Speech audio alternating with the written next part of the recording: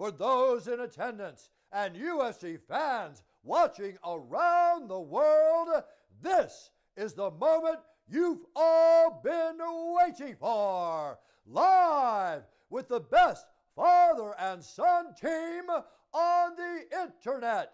It's time for Homie and the... It's time for Homie and the Dude. Martial arts, mixed martial arts, dude, is about all of it. Whoa, we're floating, guys. Oliveira clips Chandler. Oliveira dropped Chandler. Oliveira just dropped Chandler. Oh, he hurt him again. He hurt him again. He hurt him again. Oh, Chandler's out, guys. He's out. Chandler's He's out. Chandler's out. Chandler's out. Chandler's out. Oliveira's the new champion. Yo, Ricky, thank you for liking and following on Facebook.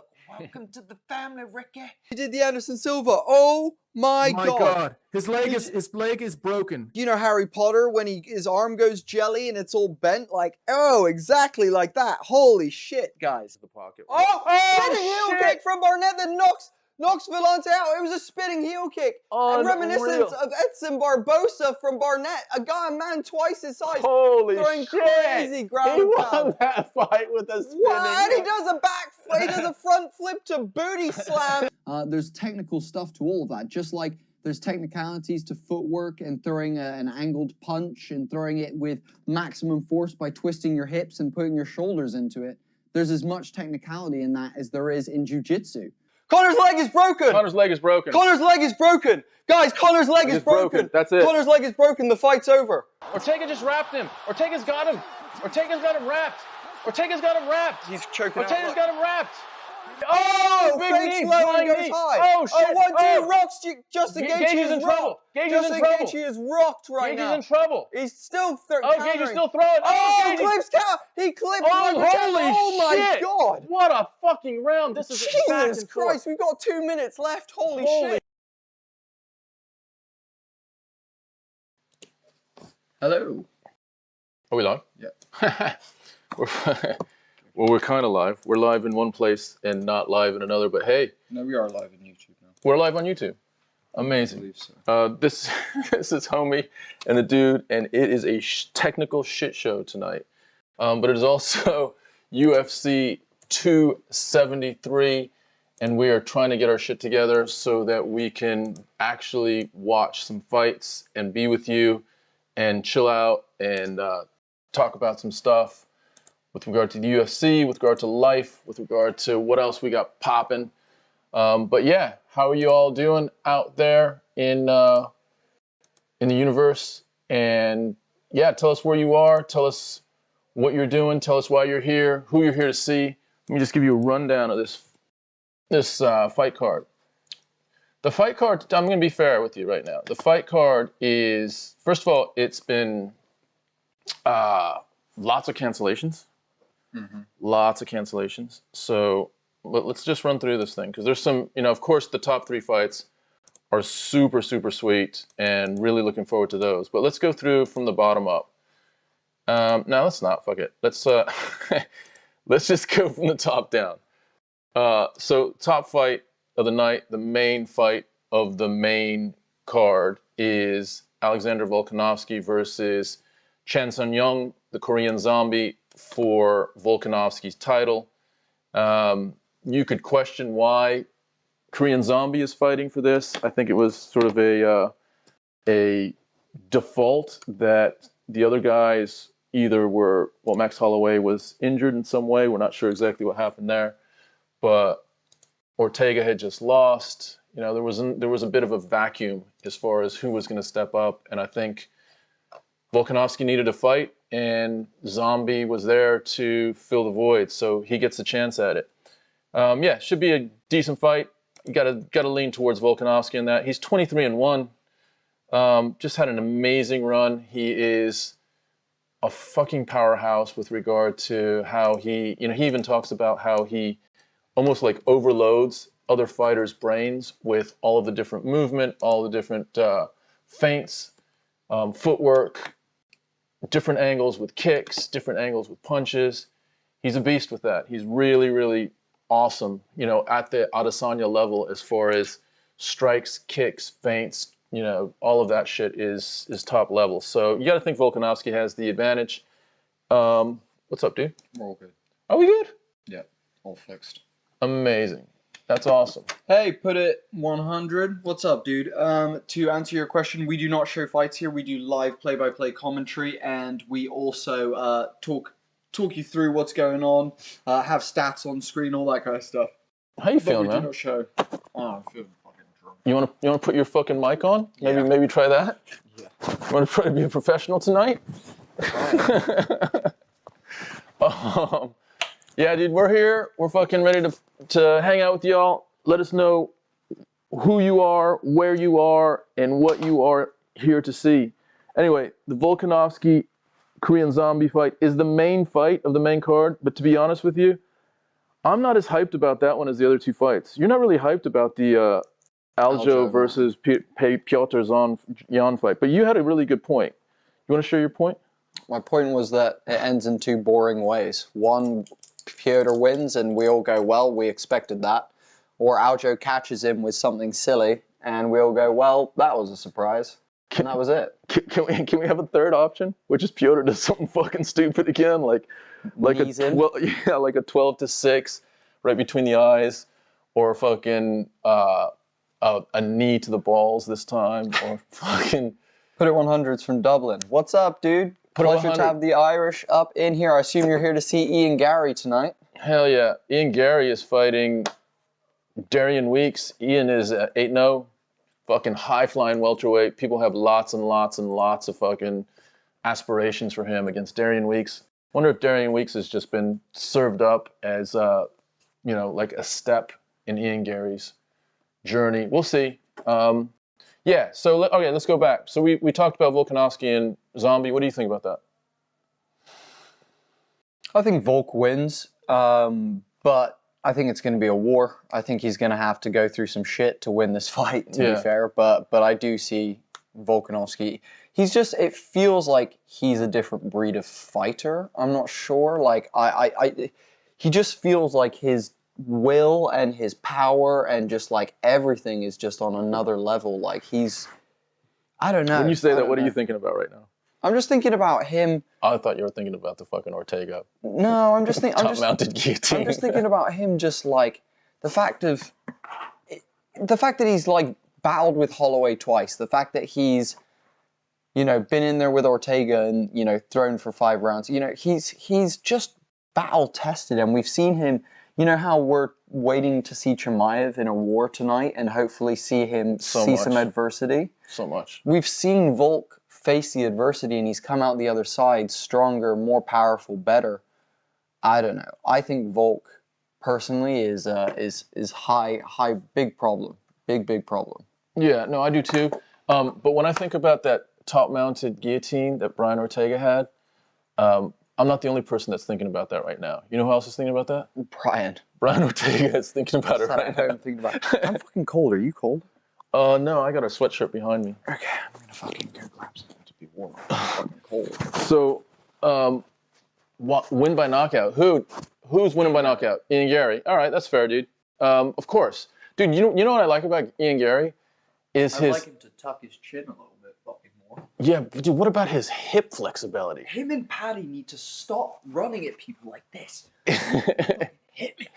Like, God damn it, guys. Come on, you're next English hopes. Like, stop fucking being Here's the thing. doofuses, man. Here's the thing about Ian Garry that I fucking love. When he has someone clinched up against the cage, and you know you're looking for maybe a knee to the top of their leg or a knee to the body, maybe. Ian Garry is somehow like dislocating his hip and bringing it up to hit someone on the side of the head. It is truly impressive how he can. The range of motion he has in his hips is crazy. So I want to see his full repertoire of stuff. Ian Garry he's good. I want to see him get tested. You know, like all these guys. You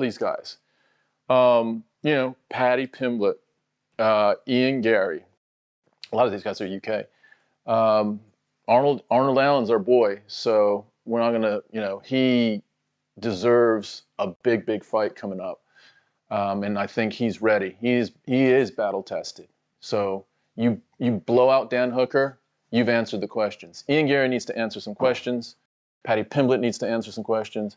Khamzat Chimaev needs to answer some fucking questions. Will he answer them tonight? I think so. The questions will be asked tonight of Khamzat. There's going to be questions asked. Whether he comes to answer them is another matter. Yeah, I mean, but like, I am so hyped to see. Dude, can you just imagine if he picks up Gilbert Burns and walks him over to Dana White and throws him out of the cage? It's just like fucking, like, if that happens, if he literally dominates Gilbert Burns. First of all, did you hear what Dana White said? Yeah, he's fighting Colby. I'm so happy that Dana White is making Colby Covington fight someone else before going back at Usman again. Well, no, just because I know Colby's going to try to duck, dive, dodge, duck, Chimaev. dive, and dodge Chimaev. I think he wants to, he'll even go up to like middleweight and see what he can do there before he has to fight Chimaev. I agree with that. So yeah, this Chimaev fight is super, super interesting for us. So much hype behind Chimaev. Like, we do a little bit of just analytics behind the fights as we're building up, and Chimaev analytics are tracking. I wouldn't say they're tracking parallel with Conor McGregor and Khabib analytics, but they're close, man. Like, they're up there. The socials are pretty strong, and dude, back in the day, like when he first fought at Fight Island, he had like 40,000 Instagram followers. I think he's got 3.4 million. I think. If someone can check that. Like, yeah, he's just fucking gone through the roof. I'll check it. Yeah. So yeah, you got Khamzat Chimaev versus Gilbert Burns. Like, to me, here's the thing, dude. I hope Burns has. You know what I love about this card? I'm jumping around. 3.5 million. Yeah. This is what I love about this card. It seems like every one of the top 6 fighters, especially Aljo, Yan, Chimaev, and Burns, are in primo shape. Like, fucking primo shape. If Aljo isn't petting, dude, I'm a fucking donkey. Dude, you gotta be fucking high to tell me that fucking...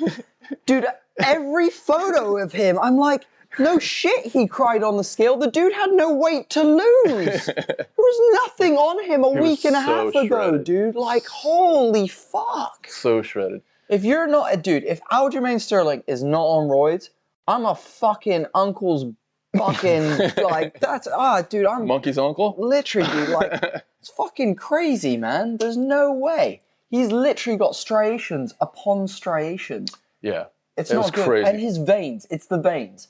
That's the thing that gets me, is like, no one is that, like, when they're flexing, that veiny. No one, like, vein pops like that unless you're fucking in, like, super Mr. Universe. Yeah. And, you know, like, they're the ones that are, like, super veiny and stuff. Like, I don't know. All I'm going to say is, if people think that Usman is using drugs, which you've got to be crazy to think Kamaru Usman is using steroids, and you don't think, and people are saying that Aljamain isn't, I'm fucking, like, I don't know. Here's the other thing.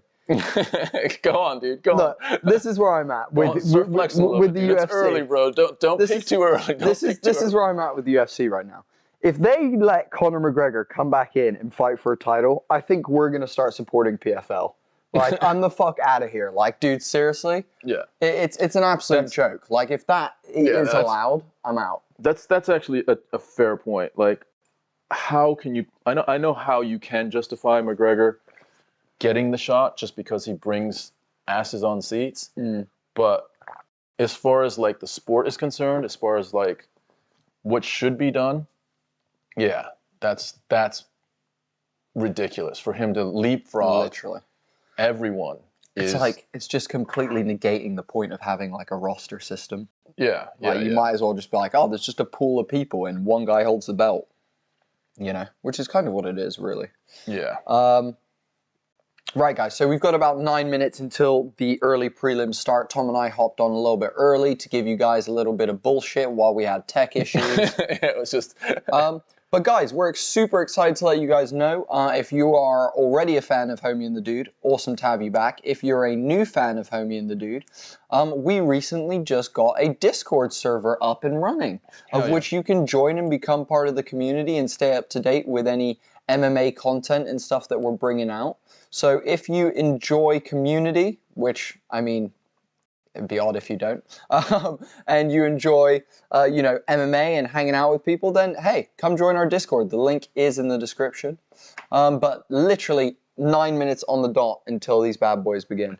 Yeah. I'm actually looking forward to the Alexei Oleinik fight. I'm looking forward to that. I'm looking forward to the Tisha Torres fight. There's another really good girl fight on this card as well. Yeah. It's Torres versus Tisha Torres versus Mackenzie Dern. Mackenzie Dern. But then Raquel Pennington versus Aspen Ladd. That's a great fight as well. Aspen Ladd missed weight. No, it was Kay Hansen. Kay Hansen missed by weight. a lot, dude. By a like lot. 3.5 pounds. And she's there like chummy with Dana. This is what pisses me off. They're at the fucking ceremonial weigh-ins. She misses weight. And Dana stood there like, hey, Kay, her, like, come and join the, like, what? Yeah. It's just like, there's no fucking, Kay Hansen's in a dangerous spot right now because she's lost 2 in a row. I think she's missed weight badly. Actually, this fight is at a catch weight. So because she missed weight, they just told her competitor, Piera Rodriguez, that we're going to just do this at 119. So you can just, I mean, the reason it's at a catch weight, Rodriguez made weight. Yeah. So I don't even know why they're calling it a catch weight. They should just call it. Because basically what it is one of two things happens. I believe if the fight gets called off, then no one gets paid. Everyone goes home, basically. Yeah. If the fight goes on, then obviously people get paid and one person gets paid 30% of the other person's salary. Yeah, I think it's 20. So I think they want it to be, I think, you know, Pennington would probably just be like, look, I'll go up in weight just so I can get my payday. And we know UFC fighters are living paycheck to paycheck, a lot of them. Yeah. So it makes sense, you know, that they're just like, fucking whatever fight I can take. It was interesting. I was watching a Demetrius Johnson interview the other day on Ariel Helwani, his MMA Hour show. And Demetrius is talking about how he's like, you know, back when I was doing it, it was just fight whoever, fight anyone. He's like, these new guys, Paddy Pimblett, you know, Sean O'Malley being like, you know, no, I'm going to fight, you know, I don't want to fight in the top 15 until my contract gets put up and stuff. He's like, you know, he was like, you know, I think it's kind of bullshit. He was like, I don't fucking like it. I personally looked at the situation and I was like, you know, I think it's those guys being smart. Do you know what I mean? They're doing to the UFC what the UFC is doing to them by refusing fights inside the top 15 until their contracts get bumped up. You know, they're fucking the UFC back, which I'm all for. But I also agree with Demetrius in that it's like you should just fight anyone who, you know, when the name gets put in front of you, you fucking just sign the deal and go. I don't think many fighters do that. No. I think most fighters are strategic. I mean, we've interviewed fighters, and you know, one of the mantras we've heard is, I either want to fight someone above me or fight a name. And I think that makes sense. But if you're fighting, like, some fighters are even balking at that. Like, they're really picking and choosing, dude. They're like cherry picking like a certain type of fighter. And if you think about it, dude, let's think about martial arts, right?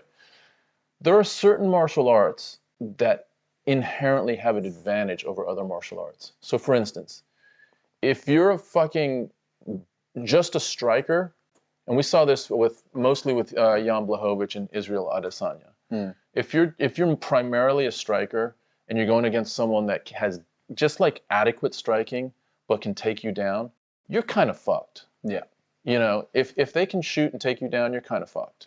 Do you see Idris Elba came out and was like, John Jones isn't the GOAT, Israel Adesanya is. You're like, Idris, one, you don't know what the fuck you're talking about.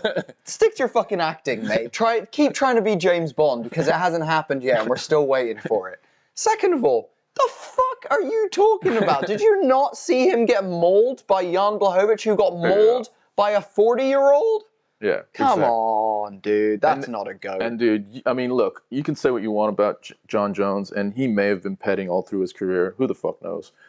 But other people may have been as well. You know, Vitor Belfort was, yeah. You know, like there was during that time. Brock Lesnar was. Yeah. So John Jones, as far as like performance, irrespective of performance-enhancing drugs, like what you did in the cage, is unparalleled, dude. Who has his pedigree? Who has his record as well? Fucking undefeated. He's lost one by fucking disqualification. Yeah, that's right. Yeah. But like Khabib, I guess, is the only other person. Like legit. Yeah. So for you to say Adesanya, like Adesanya actually needs to have He needs to have some more fights against people that can take him down.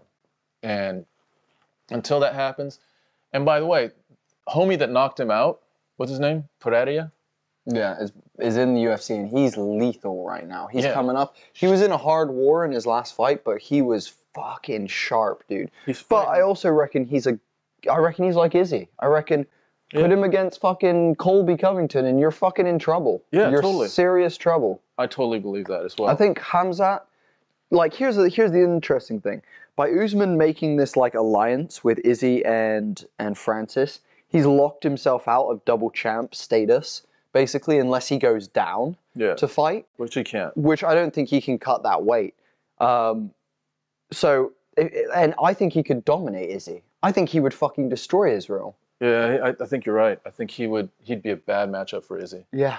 Because his strength, I think Covington actually would be a bad matchup for Izzy. I think Khamzat would. I think they all would. Dude. All of those guys are a bad matchup for Israel Adesanya. Can I just say something? Is there a chance that Khamzat might be a double champ by the end of the year? That would be incredible. Probably not by the end of the year, but by the end of next year, he could be double champ. And then we get Khamzat versus Islam for the lightweight belt. What if he's a triple? No, I'm talking. No, I think he goes triple. He can't go down, dude. He can't go down. Dude, he lightweight. can. He's fought at lightweight. No, he's fought welter and middle. I thought he fought lightweight as well. No. I reckon he goes down. I reckon he goes and fights. To fucking lightweight? Yeah, I think he goes and fights I think he's Islam. He was pretty sucked out, dude, during this fucking weigh-in. He looked real thin. Dude, Smash Bros. Do you think Till's gonna be in his corner? What's Till gonna do when fucking Khamzat's like, Smash yo, him! Smash him! No, when Chimaev says, yo brother, I am now middleweight. Smash time for you too. Like you fucking Till's gonna be like, yo, but we're friends, aren't we? To be fair, they've said would they fight each other, and Khamzat said he won't fight Darren. Really? Yeah, this is super interesting. So Darren was like, yeah, I'd love to fight him. He was like, I'd hella fight him. Khamzat was like, no, I don't fight my brothers. He was like, it's different. He's like, once you're fucking brothers, you don't fight each other, you know? That's interesting. Yeah. Because they're just newly acquainted brothers. They've only been brothers for... I think this is the thing. I think they've been like homies for a little bit of time, and then now they've been living with each other for a couple months. Are they living with each other? Yeah, living and training. Like, dude, they've been around the world together for the last... They were in England, in Vegas, in fucking Sweden, or wherever they were. Stockholm, or wherever it was. Dude, they're touring the fucking... Yeah, they're on the fucking... The cop... What are the buddy cop fucking tour. Oh, I love it.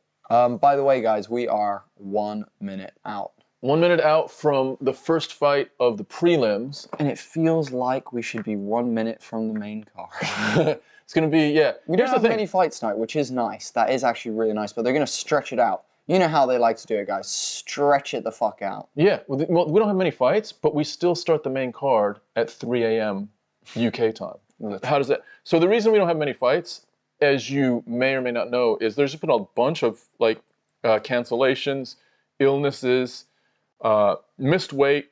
One of the missed weights is going to be fighting tonight in the second fight of the early prelims.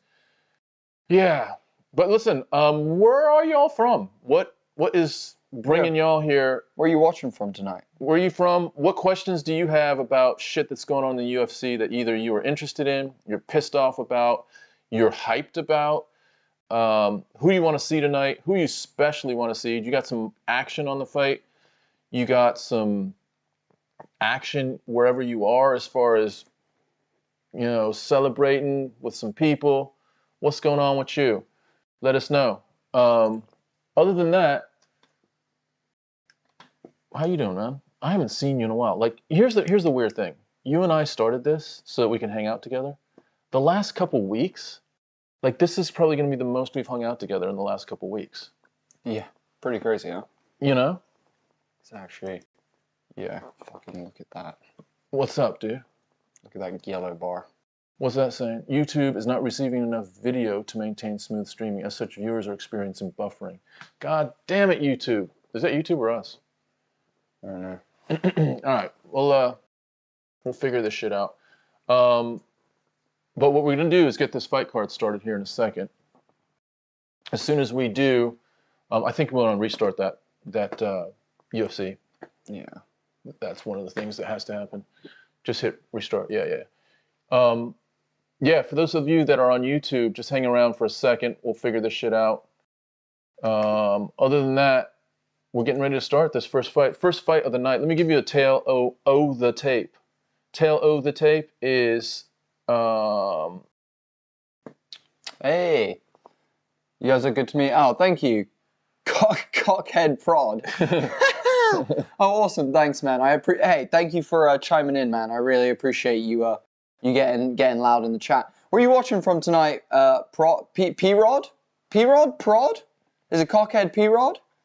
Cheers to great night of fights. I go Russians winning. Hey, you got Pyotr Yan?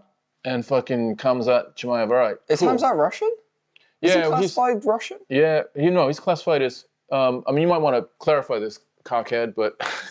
but I know he's Russian. You need a better name. It's not fair on Thomas.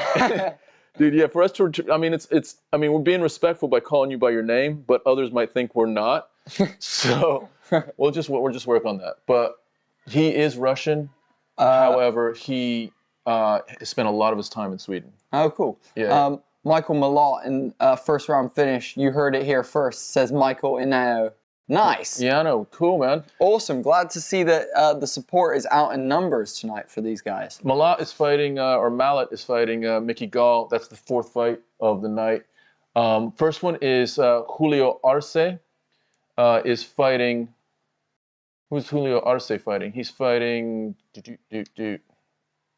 Cockhead Productions. Oh. Oh shit! Nice one. Nice. Okay. What y'all producing? Yeah. Wait. Is there a sofa involved? Yeah. Is there a fucking sofa involved? Fuck's sake, cockhead. Why are you even here, dude? You fucking. All right, so guys, as we come into this first one, I'll be happy to let all you beautiful people know that Homie and the Dude does have a Discord server now. So if you want to be part of our community, keep up to date when we do interviews with UFC fighters, keep up to date for when these live streams are happening. There's a link in the description for the Discord. Also in our link trees, there's also a link in there to the Discord. Join the Discord. We'd love to have as many of you beautiful people in there. Choose the MMA role, and you guys are in. The Ant-Man channel. What's up, the Ant-Man channel? Pleasure to fucking have you here. Thank you so much.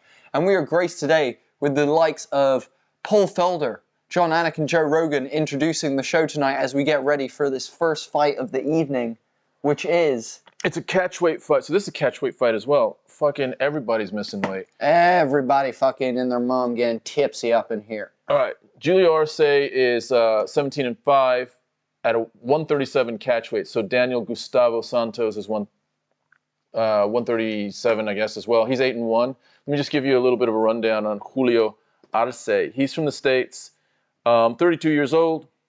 He fights with Team Tiger Schulman. He is technically a featherweight, but someone missed weight. 5'7", 17-5. Let me just see if he's fought anyone. He obviously fought Yadong Song and lost to him. Song Yadong? Well, yeah, Song Yadong. It depends. Like, you flip it around. Yeah. Adolf Ryan saying, what are these names tonight, guys? Adolf Ryan saying, I can't wait to see this new Irish kid, Ian Garry. Hope he wins. He's fighting a homie from the ghetto tonight. It'll be a tough fight for him. Here's the thing, dude. I was saying this earlier. Ian Garry's all up here, and he's all karate stance with his chin like this. And, dude, this leads to knockouts, dude. That leads to you getting knocked out, dude. And it's like, don't get me wrong, I'm not hating on his style. I love his style. Very similar to Conor McGregor. But even Conor has his chin just a little bit more tucked, you know. He's got his shoulders just a little bit higher and sits into it a little bit more, you know, where Ian Garry is very high up, very, very long with all of his parts, including his neck. But you're right, his hip flexibility is fucking sexy, dude. To the point where he need himself in the face in the last fight. And if you don't believe me, guys, go Google Ian Garry kneeing himself in the face. I promise you, there is a clip. I promise you. He's got a chin, bro, don't he? Yeah, he did get hit in that last fight, and you know what? He's still on his feet. But Adolf, the thing that scares me is everyone has a chin until they don't have a chin. Tony Ferguson had a chin until he didn't have a chin. Yeah. Do you know what I mean? Like, it's one of those ones, I agree with you. I would love to see Ian Garry continue to, but at some point it needs to be addressed because It's even just the case of like Korean Zombie versus Yair Rodriguez. Zombie is, you know, we're 50-50 the whole fight, and then Zombie puts it on him in the last round. He's whooping Yair's ass. He's gonna win the fight because he's winning the 5th round. And then boom, Yair with that random ass up elbow, doinks him, puts him out. You don't know when you're gonna get caught with something, and you can't rely on having a good chin. Don't get me wrong, those things happen irregardless of whether you have a good chin or not. But you also can't rely on the good chin. Do you know what I mean? Totally. You gotta train around the good chin. And next by the way, to the good chin. Yeah, no, exactly. Like build up your skills to. I mean, it is to really support the good chin. Yeah, it's super like special and advantageous to have a good chin, because if you do get rocked, you're not going to get slept. Hey, Russ, welcome to the Discord. Pleasure to have you joining. Hey, new member in the Homie and the Dude Discord. Yay. What's Russ got to do to like just... Just select your role, click on the emoji, select your role, click the MMA role, and you'll get the MMA channels in there. It's going to be a place where we're going to upload all of our MMA content for you guys. You're going to get early access to things. You're also going to find out any live stream information, all that good stuff. You know what we will be doing, so I'll tell you guys this. We are trying to put together, and we're down the road now, of a father and son series.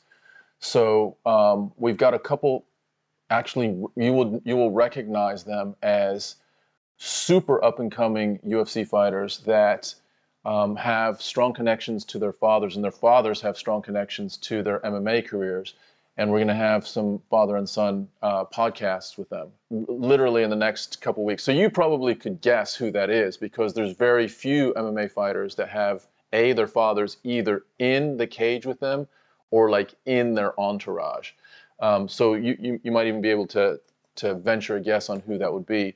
But so we're super psyched about that. Yeah, traveling around and gonna hopefully get some more fathers and sons like Tom and I. You know, it's one of those things, you know, we're passionate as family, you know, to highlight, you know, amazing UFC fighters that also have their family backing them, you know, and we think that's a really cool and important thing for us to be a part of, which is really fun. You know, we're excited to, you know, be talking to the likes of some of the top UFC fighters at the moment. You know, it's something we're excited about. And also, guys, you can catch us on the amateur circuit doing post-fight interviews.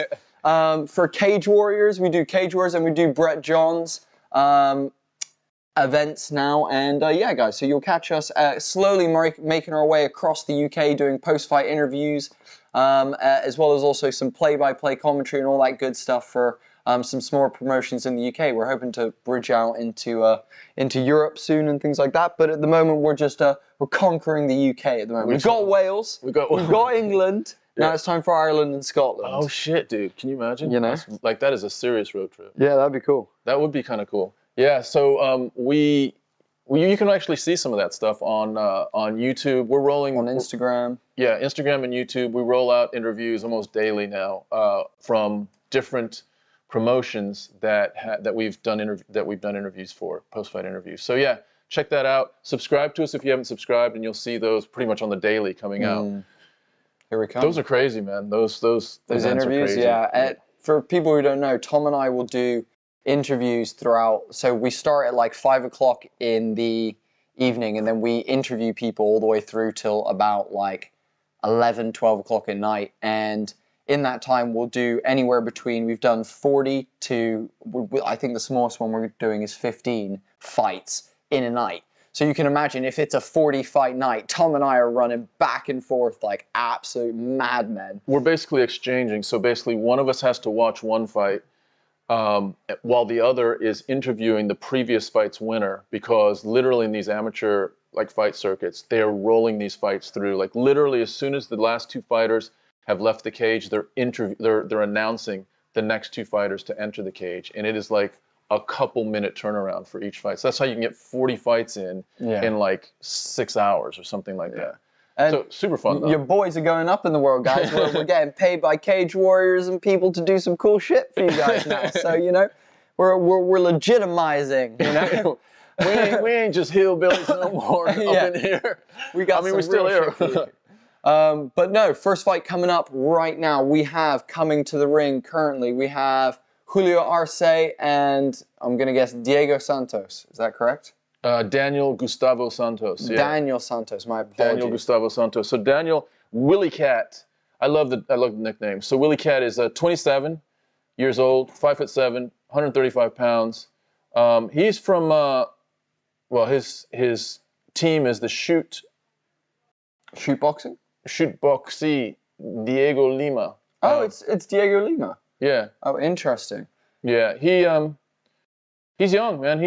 He is. I think this is his first fight in the UFC. This is his debut in the UFC. He fought for Brave, fought for some other promotions, but yeah, this is an exciting moment for him. I mean, you know, you think about the journey that some of these guys have made on first as amateurs, then as early pros, finding on local promotions. You know, it's ropey out there. You know, for some of those promotions, like the promotions that we work with are fucking top class. Like they got their shit together. They're organized. They got good tech, good sound, big screen TVs, lighting system. I mean, it's a fun fucking night. But there's some promotions out there that we've heard of that like skimp on medical. Oh yeah. You know, they skimp on, you know, security. Crazy. So like if anything kicks off in the crowd, then it's fucking, you know, it's like it's a shit show.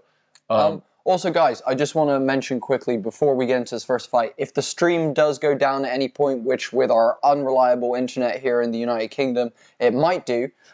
If it does, there is a link in the bio, guys, to the YouTube playlist where if we need to go live, once we restart the stream, the video will be in there. Or you can check our link tree, and the links are always in the link tree. But guys, there's about 100 of you amazing people here at the moment already for this first fight. Fucking crazy. We're glad to have all you amazing people with us tonight, though. We're Homie and the Dude, father and son MMA team. We're super stoked to have all you incredible people here. Let us know who you are here to watch tonight, who you're here supporting, and where you are watching from. We've got the Ant-Man saying he's got Julio Arce in this first fight. Cool, man. What do you know about Arce? I know that he is he's not done great recently. Let's just say what we see here. He lost to, let me just see. He lost to a couple recognizable fighters. He's 17-5. So he needs a bounce back fight here. Let me give you a little bit of his record. So yeah, he lost to Son Yadong, who's legit.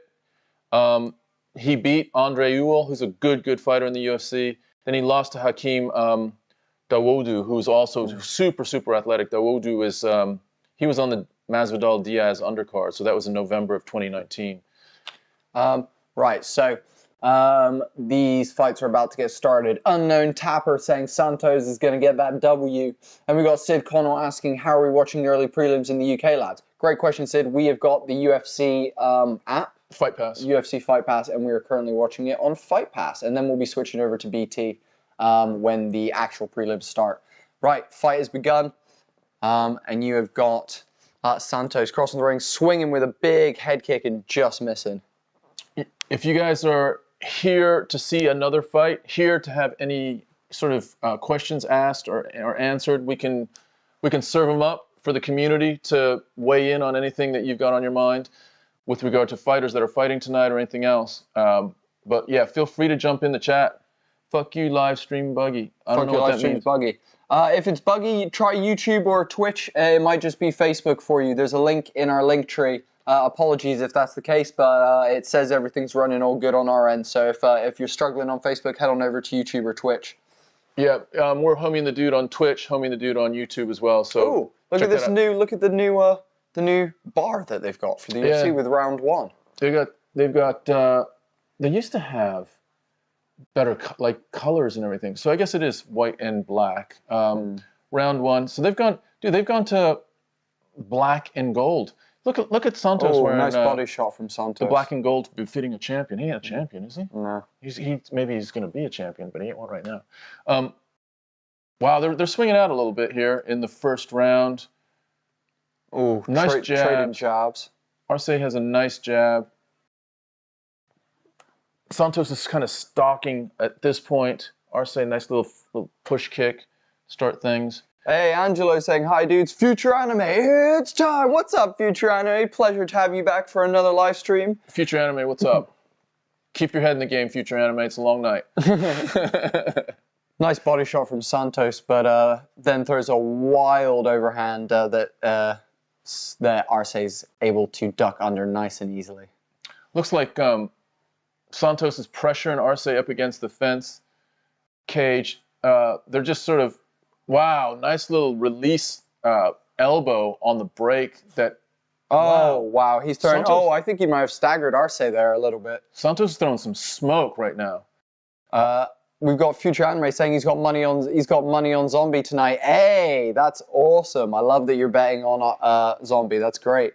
And then Travis saying, "What's up, fellas? What's up, Travis? How you doing, man? Great to see you."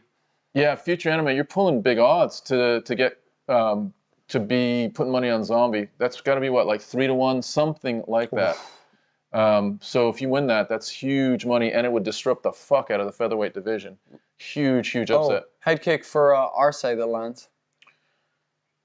But Santos just walking him down right now. Santos very, very confident in his aggression right now. Feels like he thinks he can handle Arce's power. Arce is a southpaw. Oh. Nice little exchange there. Arce lands first. Santos comes up with a little counter right inside. Oh, another Trading exchange of jabs. Real nice.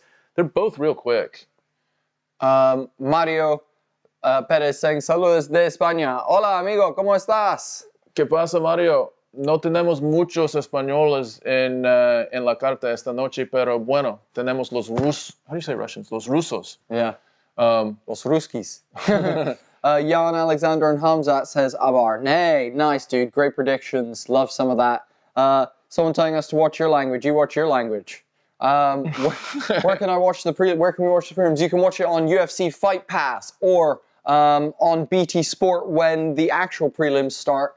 Otherwise, you're going to be searching for an illegal link, I imagine, my friend. You can find it if you need it, but there's places to pay for sure that you can find the fights legally. Yeah, interesting first round, action-packed first round. Nice way to start the card off.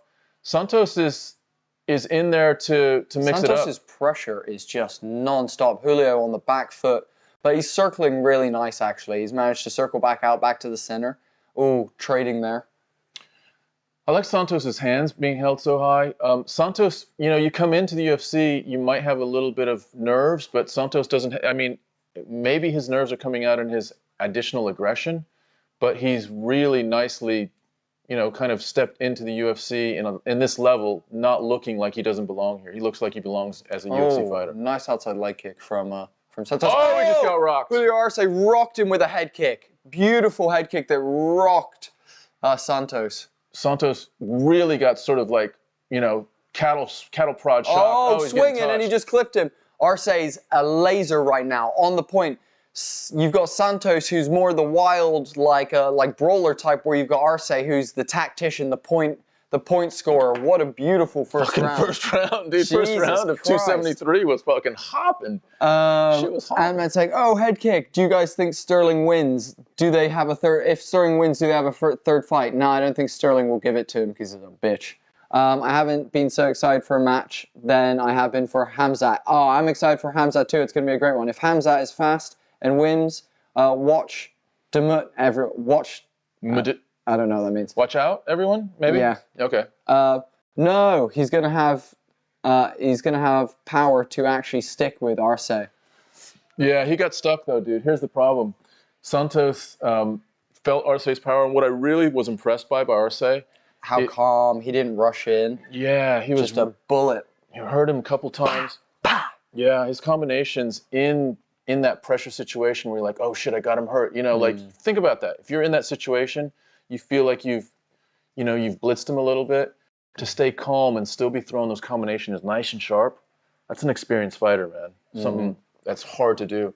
All right, so Santos is getting set back to the corner of the cage, and they touch in the middle of the cage again. Here we go, round two. Santos trying to mix up some low leg kicks and still pressuring Arce with a nice. Wow, Arce is hitting him now with a combination ending with that power left. He's done it a couple times, but I'll tell you what, Santos is now mixing it up. Santos is really active. Catches the flying knee, Arce. Arce with really nice upper body movement, keeping that head off that center line. Arce round 1, yeah, 100%. I think Arce won round 1, just because he rocked him at the end. Otherwise, I was going to give it to Santos, but Arce just put it on him at the end, and I think he would have won because of that. Santos has a lot of flash, so he's got some flashy kicks, some frosted tips. Frosted tips for sure. He's trying to do some spinning elbows. He tried to do a spinning back fist there to start. Wow, what was that? Nice shot. Nice level change as he comes in. By Arce, yeah. Arce timing it beautifully as Santos goes in for the combination, dips, goes for the shot, spins it around and ends up with Santos on the cage and back to the center. Sid O'Connell, where are you from? You sound, it's O'Connell sounds Irish. He said lads, so definitely UK, I'm guessing. Because ain't no Americans calling us lads out here. Arce really managing distance to kind of de-risk these kicks by Santos. Low blow there that gentleman just touched gloves because no much pain was done and they continue. Santos looks like he's slowing down just a little bit with his pressure. Maybe not. Maybe I misread. There he goes with another spinning back fist. He's got some flash, and I'm not sure if that flash is too much like sauce and not enough substance right now. He needs to just bite down and try to exchange and try to get the upper hand with Arce. This is a hard first fight coming in the UFC, fighting Julio Arce. This is baptism by fire right here. Yeah, he's a very, very experienced fighter, and you come in and you try to.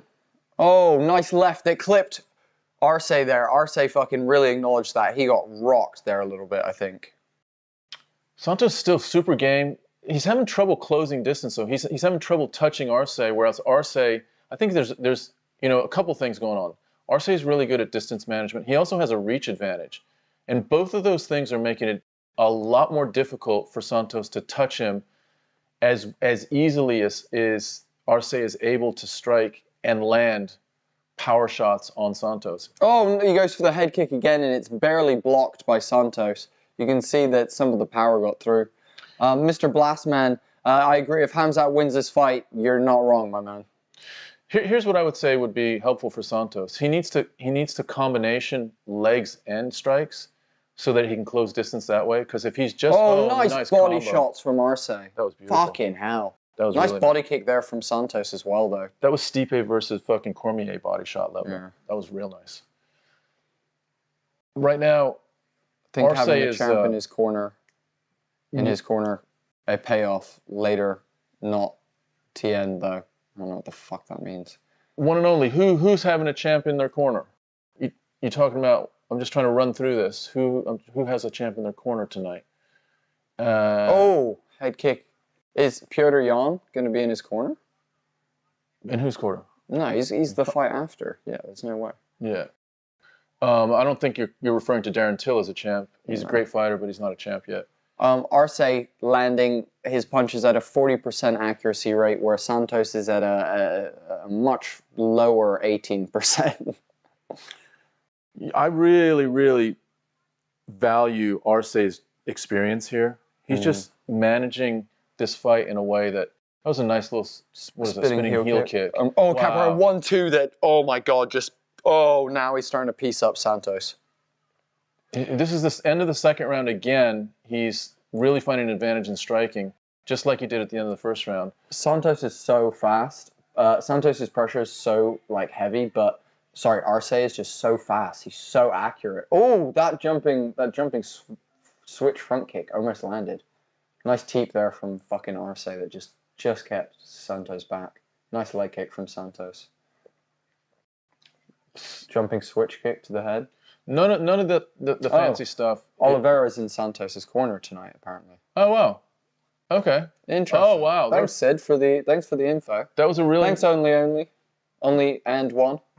No, one and only even. Fuck, guys, I'm stupid. Jesus. Nice second round. So this is still a really live fight through the second round. I don't know who wins that second round. We got to say Arce wins the first. I think Arce wins two as well. Close, yeah, a little bit closer in the second. Just landed a little bit cleaner, it felt like. Oof, look at that body shot. Jesus Christ. God, that fucking hurts. Guys, quickly, in between rounds. We love you. Oh, shit. Oh, Bandy. shit. Bo Bandy. It's not Bob Bandy. It's Bo Bandy's here. What's up, Bo? How you doing, Holmes? What's up, Pleasure Bo? to have you in the chat. Guys, if this is your first Homie and the Dude live stream, we're father and son. We make a podcast. We do MMA stuff. We do Dungeons and Dragons stuff. And we're here to have a laugh with you guys and have some fun on all of these UFC nights. So thank you, every single person who's in the chat, who's watching tonight. We freaking love doing this for you guys. Hell yeah. The champ is here, says the Ant-Man channel. The champ is here. There we go. All right, round 3 of a very, very competitive first fight of the night. This is a great first fucking fight of the night. Jesus Christ. I'll tell you what, if Oliveira is in Santos' corner, you would hope that he is giving Santos guidance on how to... At this point, I would grapple. Exactly, close distance, exactly. Like, at this point, I'm like, Santos has tried one strategy, which is move forward and strike. Couple of level changes, get Arce dropping his hands down, and you might land some of these wild attempts that you're doing. That's exactly it. Bo Bandy saying, fucking so excited for the Khamzat Burns fight. I think everyone is, let's be real. Nice teep there from Arce to get him away. Dude, that Khamzat Burns fight is just going to answer so many questions. Like, although we feel like we know Khamzat, I mean, I guess maybe that last fight against the Leech was the best indication, but he's still a super, super unknown question mark right now. And Gilbert Burns is just what we need. Yeah. Just what we need. Exactly. It was either Colby or Gilbert, I think, and that's what we needed. If it had been, you know, anyone else below that, if it had been, you know, Luque or Bilal or even Wonder Boy, it just wouldn't have been enough. We wouldn't have known. We needed a grappler. Because if he outstrikes him, okay, then that's interesting. But if he outgrapples him, that's when shit gets wild. Yeah. Like if he outstrikes him, okay, Burns doesn't have the best chin. We found that out, you know. But also, at the end of the day, if he outgrapples him, holy shit. Exactly, pace himself. Can I just say as well, currently, Santos is just, I've got to respect the kid. His output is fucking unbelievable, dude. He just non-stop, just throwing. Yeah, He just threw the Brandon Moreno spinning back kick to the calf, by the way. The thing about Santos that you have to give him credit for is the pressure, the cage management right now.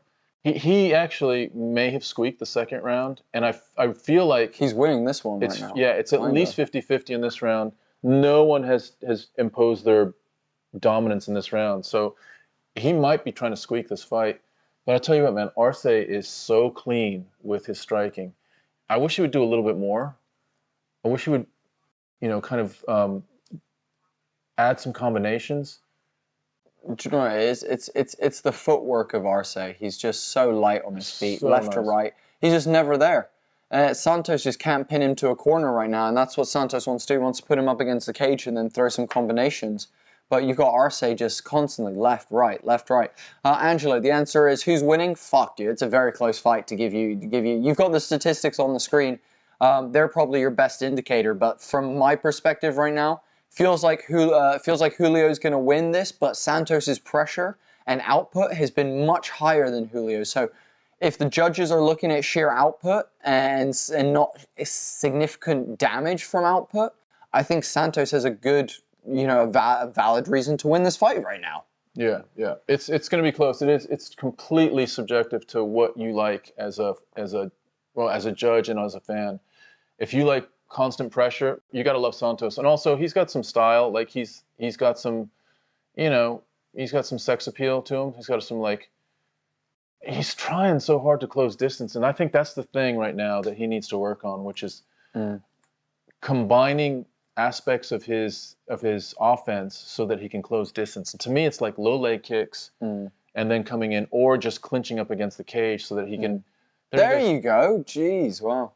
He tries to dig in for a shot there, and Arce. That was a wild spinning back fist. Defends it really nice. Also, by the way, Blastman saying he reckons Santos by split decision. Dude. It could be. It could be. It could be. I mean, I wouldn't put my money on that, but it could be. It definitely could be.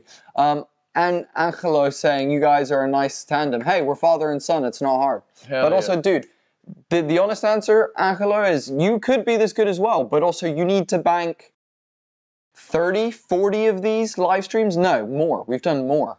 Yeah, a lot. Like, we've done 30, 40 of these live streams, like, at this point, and they're 7 hours each one. You get better and better. Oh, shit. Oh, he got clipped on the way back up. What the fuck He was went it for that a he rolling thunder is what it's called. And I'm just going to say this about Santos. I think he needs to Stick to the fundamentals. Yeah, dude. Like, you know, he hasn't landed anything that's been fancy. He hasn't landed any spinning back fists, any crazy kicks. He's thinking, the way he's reacting is that he looks like his face looks like he's gotten the worst of the fight. And he's just got that reaction where he's not happy with what he did. Whoa, man. Crunching. Kick to the head. Arce's a tough ask. Arce's a real tough ask for a first fight. Look at this body. Look at this body work. Boosh, boosh. Oh, yeah, man. you're not wrong, a one and only, saying that Santos is going to be exciting later in his career. Yeah. He might be a Michel Pereira. He might be a Michel Pereira. Yeah. He might be what's the other guy? Price? Nico Price. A Nico Price or a Michel Pereira. I think that's kind of where he's heading. I'm not sure. Do you agree with that, one and only? Do you think, like, I'm right on that? But that's my kind of thought. Yeah, yeah. Round 3 already? Yeah, round 3 done. Round 3 done. All done. I have Arce winning this fight. Yeah, I have Arce winning as well. Santos' I wouldn't say 30-27. I would say 30. I'd say 29-28. 29-28. 29-28. 30-28. 30-29. I'm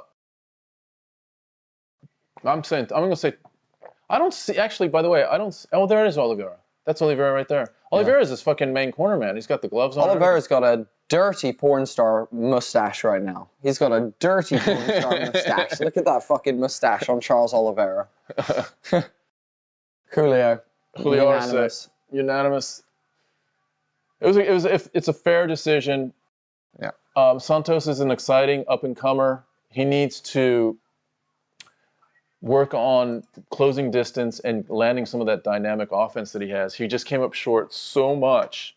And I think part of it is because he has just a little bit of a shorter reach advantage. But the other part of it is he just needs to be a little bit more dynamic in how he puts things together to close distance and open up opportunities in the strike zone, you know, in that fucking in the pocket, you know. And some of that is just like getting someone to the cage, so there is no pocket anymore. You're fucking close up and you can exchange. Also, guys, I just want to say, Tom and I do these live streams and we don't ask for any donations from anyone or anything like that. Instead, today we bring you guys with a little proposition. We created a Discord channel, a Discord server, for anyone who enjoys the content that we make, whether it be our TTRPG, our Dungeons & Dragons based stuff, or our MMA content that we make as well. So if you enjoy any of that, join the Discord server. There's a link in the description, link in our link tree. And through there, you can basically select a role, hang out with anyone else who enjoys MMA and stuff. We can discuss bets up ahead before fights. You'll see any stuff that we're going to release, interviews with UFC fighters and stuff like that early, all that kind of stuff. So it's a great way to stay in touch with what we're doing and also speak to Tom and I directly. We both check the Discord and are happy to answer questions and stuff like that. So if you do want to talk to Tom and I, you know, it's a real good way to ask us any questions about what we do or anything like that. So if you're interested, the link is in the description on YouTube, Facebook, all that kind of stuff. We really, really would love to see you people in there. You want to explain Discord to some folks that might not be familiar with it? Yeah, Discord is a place where you can, you know, interact verbally and over message or over text with large groups of people, so we can all share opinions, all share photos, memes, you know, we can all, you know, make bets, predictions, all that great stuff. Yeah, it's a really nice place where we can build the community, and we're trying to build one of the best MMA communities in the world with you guys, is kind of what we're aiming. And, you know, there's a bunch of you that come back month on month to see these streams with us, and we'd love to have more of you amazing people coming back to hang out, because, you know, to us, you know, we're not making fucking money off of these streams. We don't make any fucking money. We do this for the fucking love, and we do this to hang out with you guys. So, you know, we'd love to just have as many of you in there hanging out with us as possible. Right, let's have a look. So, yeah, defo a Nico Price. I went with Arce because of the experience, if anything. Off to a good start with predictions. And when is the Khamzat fight? Not for ages, Omar. You've got a while, mate. If you want to go get a pint or fucking go for a run or something, you got a while, dude. Don't worry about it. Omar, you can pull out that 1,000-piece jigsaw puzzle and pretty much get, I don't know if you can finish it. 700 pieces. 700 pieces. 715 pieces, I think. Before the Khamzat fight. Yeah. Did Arce win? Yeah, Arce won by unanimous decision. Here, one sec. I'll pull up the stats for you again, Angelo, so you can just see those final stats. You got unanimous decision. It's a 30-27, 30-27, or a 29-28 across the judges. Arce threw 116 total strikes versus the 46 that Santos landed. Yeah, just complete control, basically. Adam Smith, what time is the Gilbert Burns UK time? I would say that fight is probably going to be around 2 o'clock a.m. Yeah. In about 2 hours, a little bit less than 2 hours. No, sorry. That's going to be about fucking 4 o'clock a.m. Yeah, 4 o'clock a.m. Maybe 4:30, something like that. Late. Yeah, a.m. UK time. Ant-Man channel, let's go Kay Hansen. I feel you, dude. Kay Hansen's had a bit of a tough go of it making weight, and she's lost her last 2 fights. She's come out publicly about having some challenges with weight, just weight in general. You know, I think she was... Who's this now? Kay Hansen. Is this Kay Hansen fighting now? Yeah, so I actually want Kay Hansen to have a really good performance tonight, because she has dealt with a bunch of stuff, and yeah, let's have Kay Hansen show out tonight. Blastman saying, just sitting here waiting for a prelims to start watching Meatball Molly. Ha, we love Meatball Molly. Gotta love the Liverpudlians. And Angelo saying, pint, yeah, dude, you know, like the imperial measurement of liquid? That. Dead on, my dude. You nailed it. You fucking did one of these, mate. You fucking did one of these. You fucking nailed it, mate. You fucking nailed it. Right. Also, I must admit, I do not like Kay Hansen's tattoo. It's beautiful art. Like, the tattooing is very well done. But it is the most American-themed tattoo. It's like flag, Statue of Liberty. Yeah. Like, if she's not from fucking New York and you have a Statue of Liberty tattoo, I'm fucking like, you know. Yeah. What's that about? It is nice quality. Okay, so Adam Smith saying, what's your prediction for Yan, Gilbert, and the main card? Adam, first thing, all of my predictions for tonight are in our Discord channel. So if you want to find out my predictions, they are in the Discord channel. Did you put them in there? They are in the Discord channel. Sneaky bastard. However, I will say, for me, I'm going Yan. I'm going Yan. Khamzat. I am too. And I'm going Alexander Volkanovski. I am too, but I want Khamzat to get pushed a little bit. I want him to get pushed as well. I also want to see a war between Zombie and Volkanovski for sure. And I mean, the Yan Aljo fight is Yan walking Aljo down and possibly getting clipped in the first round, and if he doesn't, he's just going to be ragdolling him. I mean, I watched the... Oh, interesting. Adam says Gilbert wins via submission. You know, that would be amazing. If that happens, incredible. Dude, can you imagine? Incredible. If Gilbert wins via submission, I will fucking... Well, let's talk about the submission. I don't think he can squeeze him out with the sort of... I think he has to put him to sleep. No, I think he has to put him to sleep. What about an armbar? No, Khamzat will let his arm get broken, I reckon. Well, I reckon joint submissions aren't going to do it with Khamzat. I think you need to blood choke him out. I think he's too strong. I think he'll just break out of any kind of like... Nah. Definitely not a guillotine. No, a guillotine, no. But a darce, an anaconda, a fucking rear naked choke, a go-go plata, you know, something like that. Leg triangle. I'm not sure. A triangle maybe, like Justin Gaethje, Habib style, maybe. Yeah. But dude, I don't see Khamzat going out unless he's squeezed the fuck out. Because he'll let shit break, I reckon. Yeah. I reckon Yan wins, but Sterling will dominate that first round. Yeah, that's a good Nagor shot. saying, hi, what's up, Nagor? Nagor? Nagor Miran. I hope I pronounced that right. Hey. Welcome. Welcome, homie. I mean, hey, that was not my voice breaking. That was a mouse. Where did that mouse go? Fucking joking. There's no toxic masculinity here in this house. We don't do that here. We're a bunch of fucking feminists, mate. Let me just give you some lowdown on this fight? On this fight, yeah. So, Yeah. So Pierre Rodriguez is 7-0. I wonder if they're serving up Kay Hansen to Pierre Rodriguez, which is kind of sad because Kay Hansen was in Pierre Rodriguez's position like a year and a half ago. Rodriguez won the Dana White's Contender Series, and before that, she was not in, of course, not in the UFC. So this is her first fight in the UFC, 7-0 against Hansen, who has lost her last 2 fights, lost a really close fight to Corey McKenna. Corey's our girl, and Kay lost that fight, and then Kay lost her second fight, and now, you know, it's possibly a bad sign that she missed weight by, it wasn't even close, it was by like 3.5 pounds, and that might not sound a lot to some of you, but if you're a fighter, you're honing in on weight by the ounce, not the pound, and for her to miss 3.5 pounds is... It's an interesting point by Abar. Not a chance Gilbert couldn't even submit Wonderboy. Wonderboy keeps you at distance, though. I don't know, I hear what you're saying, but also I don't kind of hear what you're saying. Do you think Khamzat versus Usman would ever happen? Or Khamzat versus Colby? If Khamzat wins, he's going to face Colby. If he wins that, he's going to face Usman. So my answer to your question, Adam, is yes. If that helps. Yeah, for sure. Let me just give you a lowdown on Hansen. Yeah, we'll come back.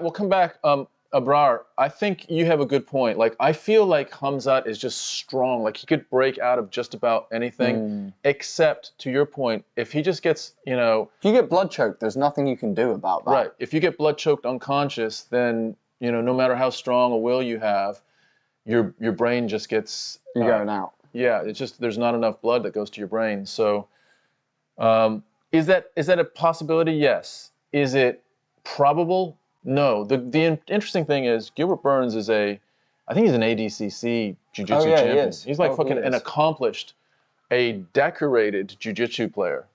We've got some hella craziness going on in the chat. Saying Zombie versus Alex. Who do you think wins? I think Alex. Who do you think he'll win against Colby or Usman? I think he has a good chance of beating both of them if he beats Burns. I have money on Burns. I think the odds were good to pass up on him. We're too good to pass up on him. People forget Burns is a black belt and he has over 40 grappling fights. Yep, Burns easily win by sub. He has heavy hands and could beat Khamzat. Only way Khamzat wins is if he keeps it standing. Khamzat and Colby next. Dana said if Khamzat wins, yeah. That's exactly right, yeah. I'd love to see Khamzat and Colby just because I think that would be a really tough night for Colby. And, I mean, I respect Colby as a fighter, but there's something about me that just wants to see him. Just wants to see him in against a banger like Khamzat and see what happens. And I think they would test each other to some degree. I think Khamzat probably blows him out on the feet. But who knows if it got to the ground. Hansen already landing majority of the strikes in the first couple of seconds of this one. Her coach is very loud. I can even hear her coaches over the crowd.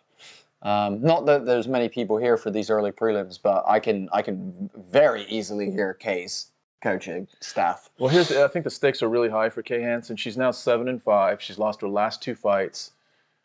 She missed weight. All of these things are you know, the UFC notices this shit. And so, you know, if she loses another fight, that's 3 in a row. She's now 7-6, almost a 50% fighter or 500 fighter. Like, the UFC, you know, does a bit of like backroom math, and they don't want to have 500 fighters on their roster. You know, they're selecting quote unquote the cream of the crop. You know, and you win one and lose one is not necessarily indicative of that. So she's got to win this fight. Nice check from Rodriguez there.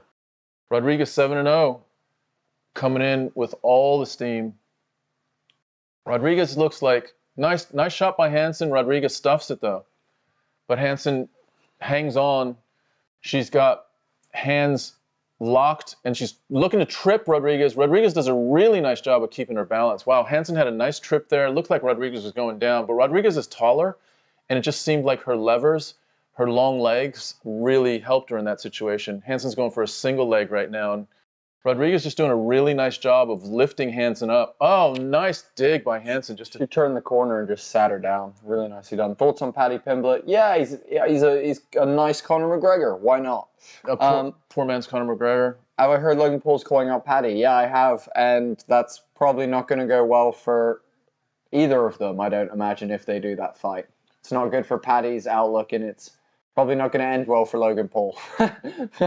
¿Dónde puedo ver la pelea en Vio? Gracias. Daniel, puedes verlo en la UFC pase de peleas, pero nosotros los vemos en BT Sport para la UK crowd, para las ingleses. Yeah, para las ingleses. Pero pues, puedes verlo gratis en algunas locaciones que son illegal. Yeah, illegal.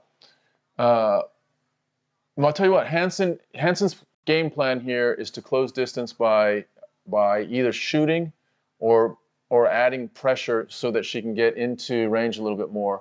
She's done a really nice job of trying to shoot, but I'm really surprised and impressed with Rodriguez's takedown defense. Really, really nice takedown defense for being such a young fighter. Oh, nice combination by Hansen. Hansen doubles, and this time Hansen, wow, beautiful double leg there. Rodriguez almost manages to flip it and reverse it. You can see Rodriguez currently got that high knee, looking for that triangle at the moment. She's doing a good job of making sure Kay's arm doesn't come up, and she can keep that knee up nice and high.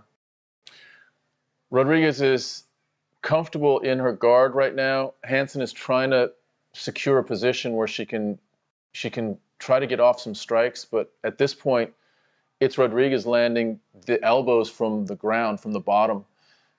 Rodriguez now has a closed guard, and now Rodriguez is lifting her legs, hunting for some sort of leg submission, but not able to get it. Wow, Hansen gets side Hansen control. manages to pass over into side control. And Hansen now has... She's going for an arm triangle. Pressing for an arm triangle. There's only 25 seconds left. Hansen needs to switch to the other side.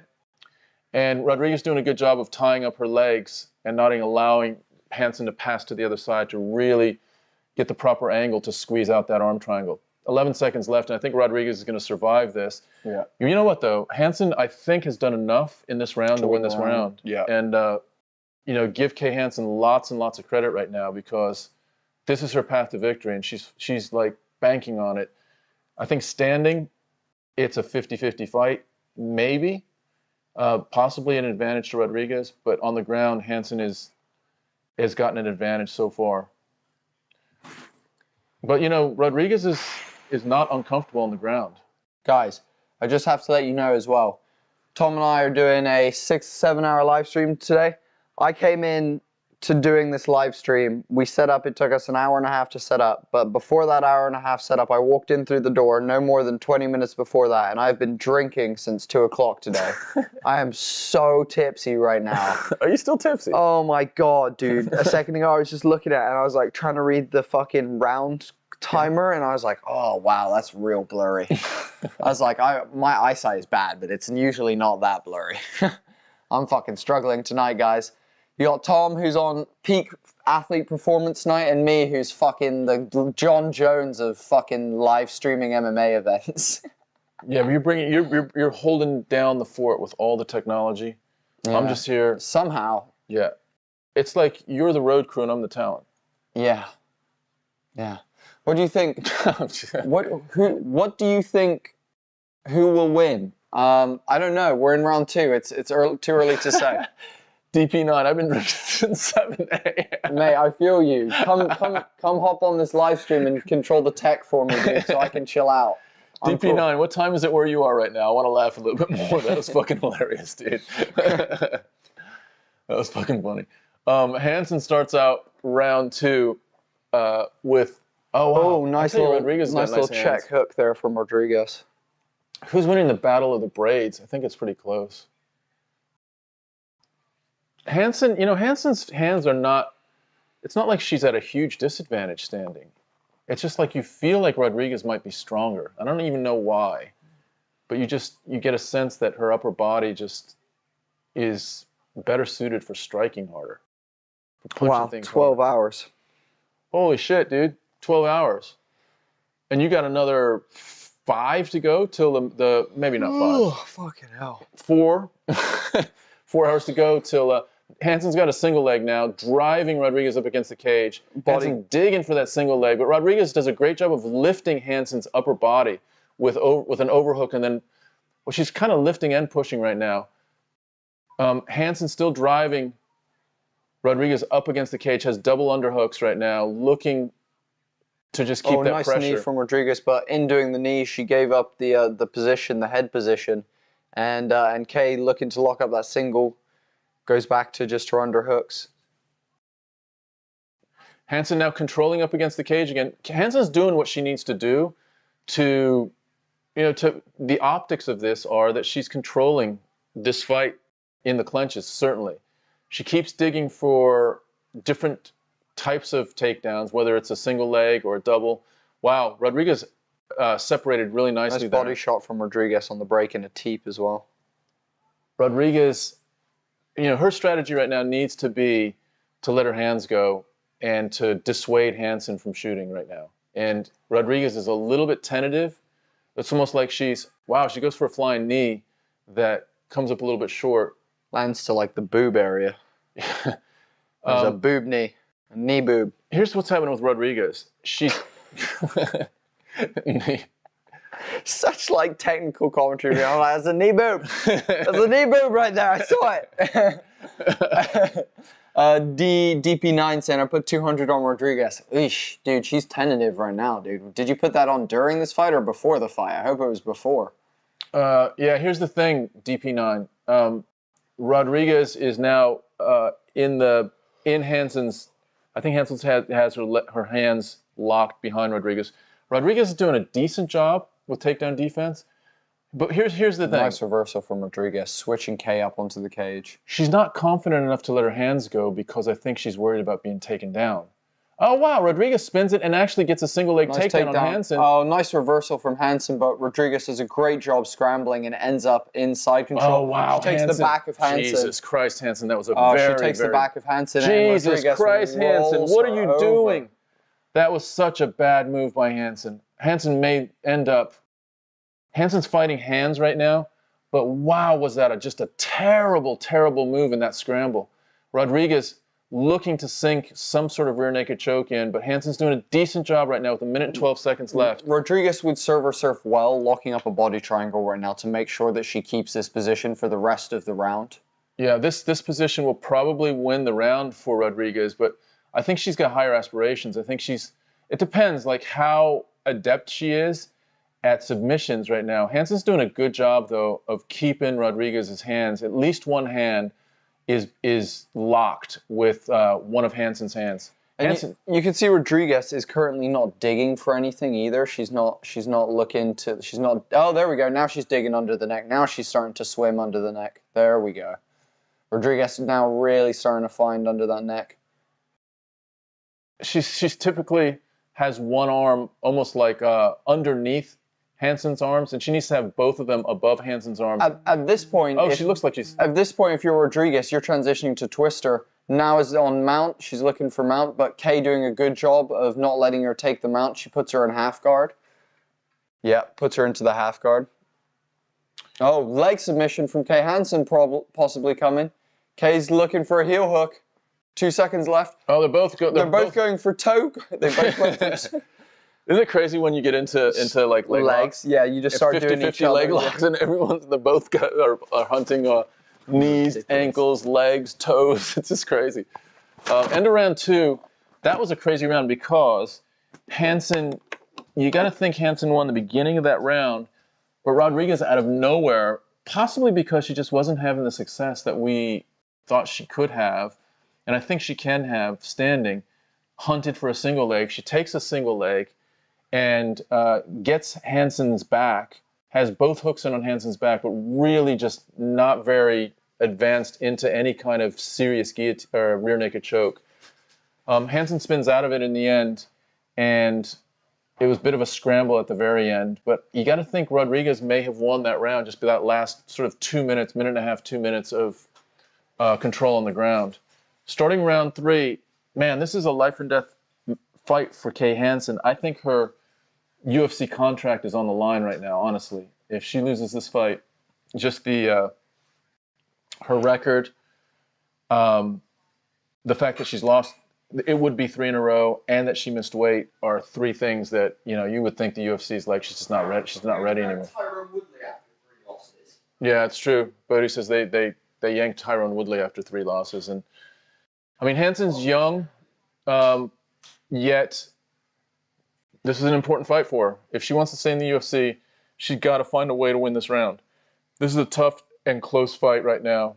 The fight is probably, I would say it's 1-1. Hansen wins the first round. Rodriguez wins the second round. Ironically, both of them won those rounds by taking the other one down. Rodriguez now gets a well-timed shot when Hansen tries to close distance on the feet. Rodriguez lands the shot and gets into Hansen's guard on the top.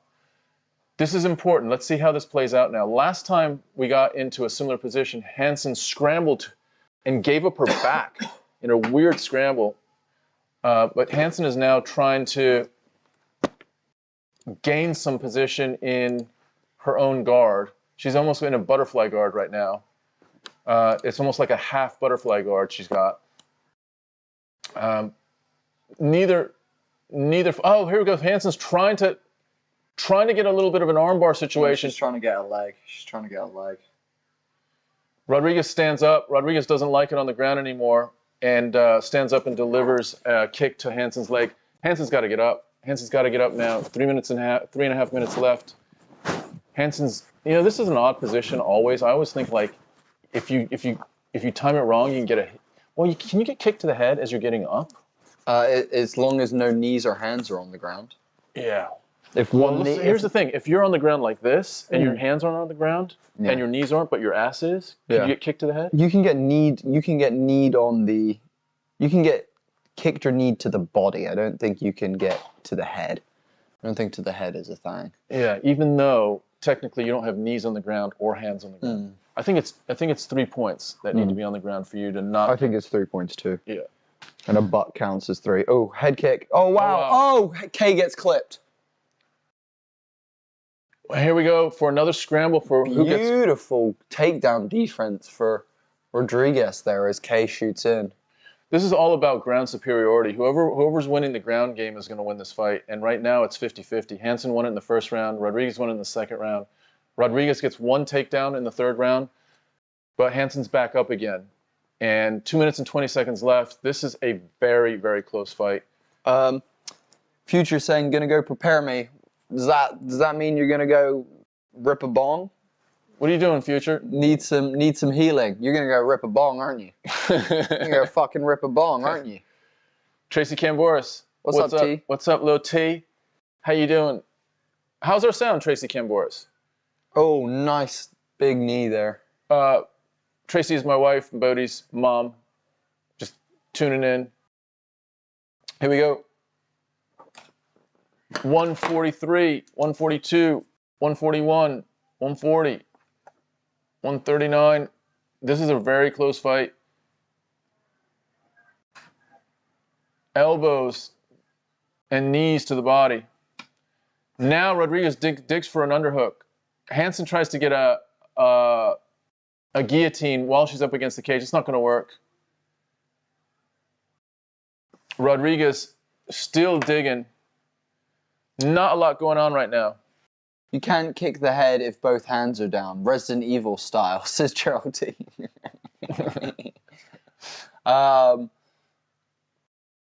K is going to lose. K is currently... Oh, man, if she gets taken down again. DP9 is going to be so stoked when he wins his fucking 200 on Rodriguez. DP9, you're sitting pretty right now. I would say you're sitting pretty, especially if Rodriguez... Oh, look who it is, ZBA. Sound is good, thank you, ZBA. ZBA or ZBA, whatever you prefer. Zebra. Is it Zebra? 38 seconds left, 37. I'll tell you, Rodriguez, it's funny, because you wouldn't have thought Rodriguez would be hunting for takedowns right now. But she certainly is. She is now realizing that the way to win this fight is through a takedown. Wow, Hansen lands a knee in sort of the scramble in the clinch that looked like it was clean. Right now, it's Rodriguez really looking for a takedown. She gets a takedown with 11 seconds left. Wow, that could have been the fucking fight. Win. Holy shit. That's it. Okay. This could be it. Oh man, she gets lit up a little bit as well. That's not a great look to end the fight. Wow. Geraldine saying over under on Aljo crying tonight. You mean like rounds or or like how many tears or like... Yeah. DP9 saying I sure hope so. Yeah, I think Rodriguez wins. I give that to Rodriguez personally. Yeah, DP9, that's I think that was a win for you, DP9. ZBA. A stream I like replaces words with Z.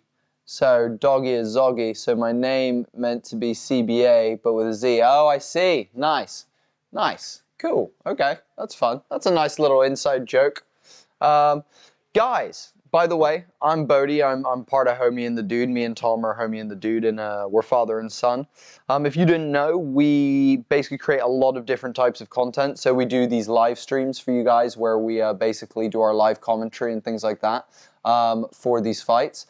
But we also do things like we interview famous people. We've interviewed people like Spider-Man's stunt double, professional skateboarders, Olympians, professional UFC fighters, all this kind of stuff. So if you need a podcast, some good interviews, we also do that. And furthermore, if you happen to be a super nerd like me, you might have noticed that I'm wearing a jumper that says Dungeons and Dragons on it. We also make Dungeons and Dragons content because we're absolute losers, but guess what? It's so sick. Rodriguez wins, by the way, guys, and that is a nice fatty chunk of money for DP9. Well done, DP. Good guess. Good bet. And yeah, guys, so if you enjoy any of that type of content I just mentioned, go check out our YouTube channel, subscribe over there. Also, there's about 100 of you watching this stream right now. If you want to be part of our community, you want to come back for the next one, say there's a fighter that you like and you want to watch them for other streams and you want to hang out with Tom and I, we do this completely for free, guys, and we want you to be part of our community. So head on over to our Discord channel and join it, select a role. When you get in, select the MMA role by clicking the emoji in the roles channel, and you will get access to all of the MMA channels and places where you guys can all hang out with each other, with us. You can contact Tom and I and ask us for predictions. We can share news, you know, when someone drops out of a fight or something crazy happens, we can all share news, all that kind of stuff. So if you're interested in being part of that community, head on over to our Discord. There's a link in the description and in our link tree, which is in our bio.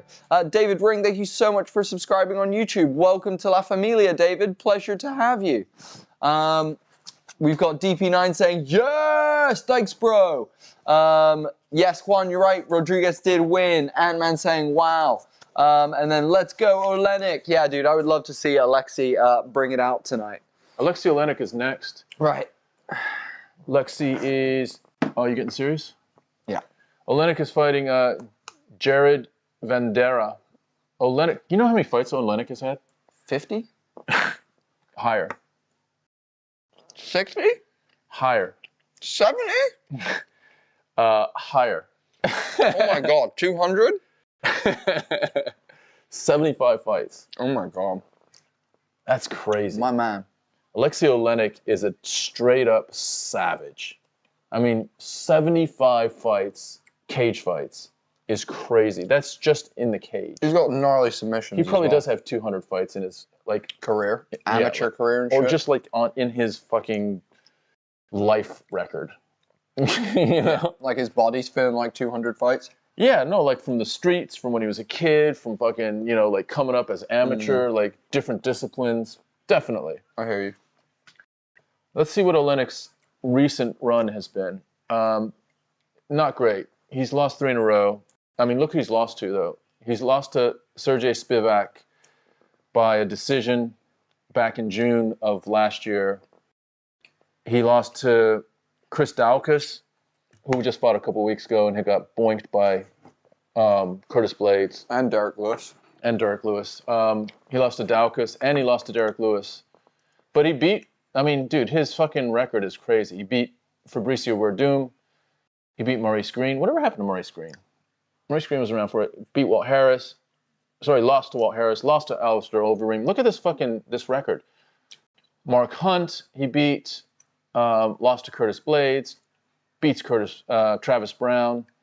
I mean, it's just on and on and on who he's fought. He is a legend. Alexei Oleinik is the boa constrictor. That's his nickname. The boa fucking constrictor. That's a cool nickname. It's a sick nickname. How'd you like him to like get into that position where he's gonna lay on that fucking boa constrictor on you? Let's talk about Jared Vanderaa, who is nicknamed the Mountain. Look at Oleinik, man. He looks lean. Doesn't he look lean? He's got a weird body shape. You'll see when he takes his stuff off. Yeah. No, I know. Jared is 12-7.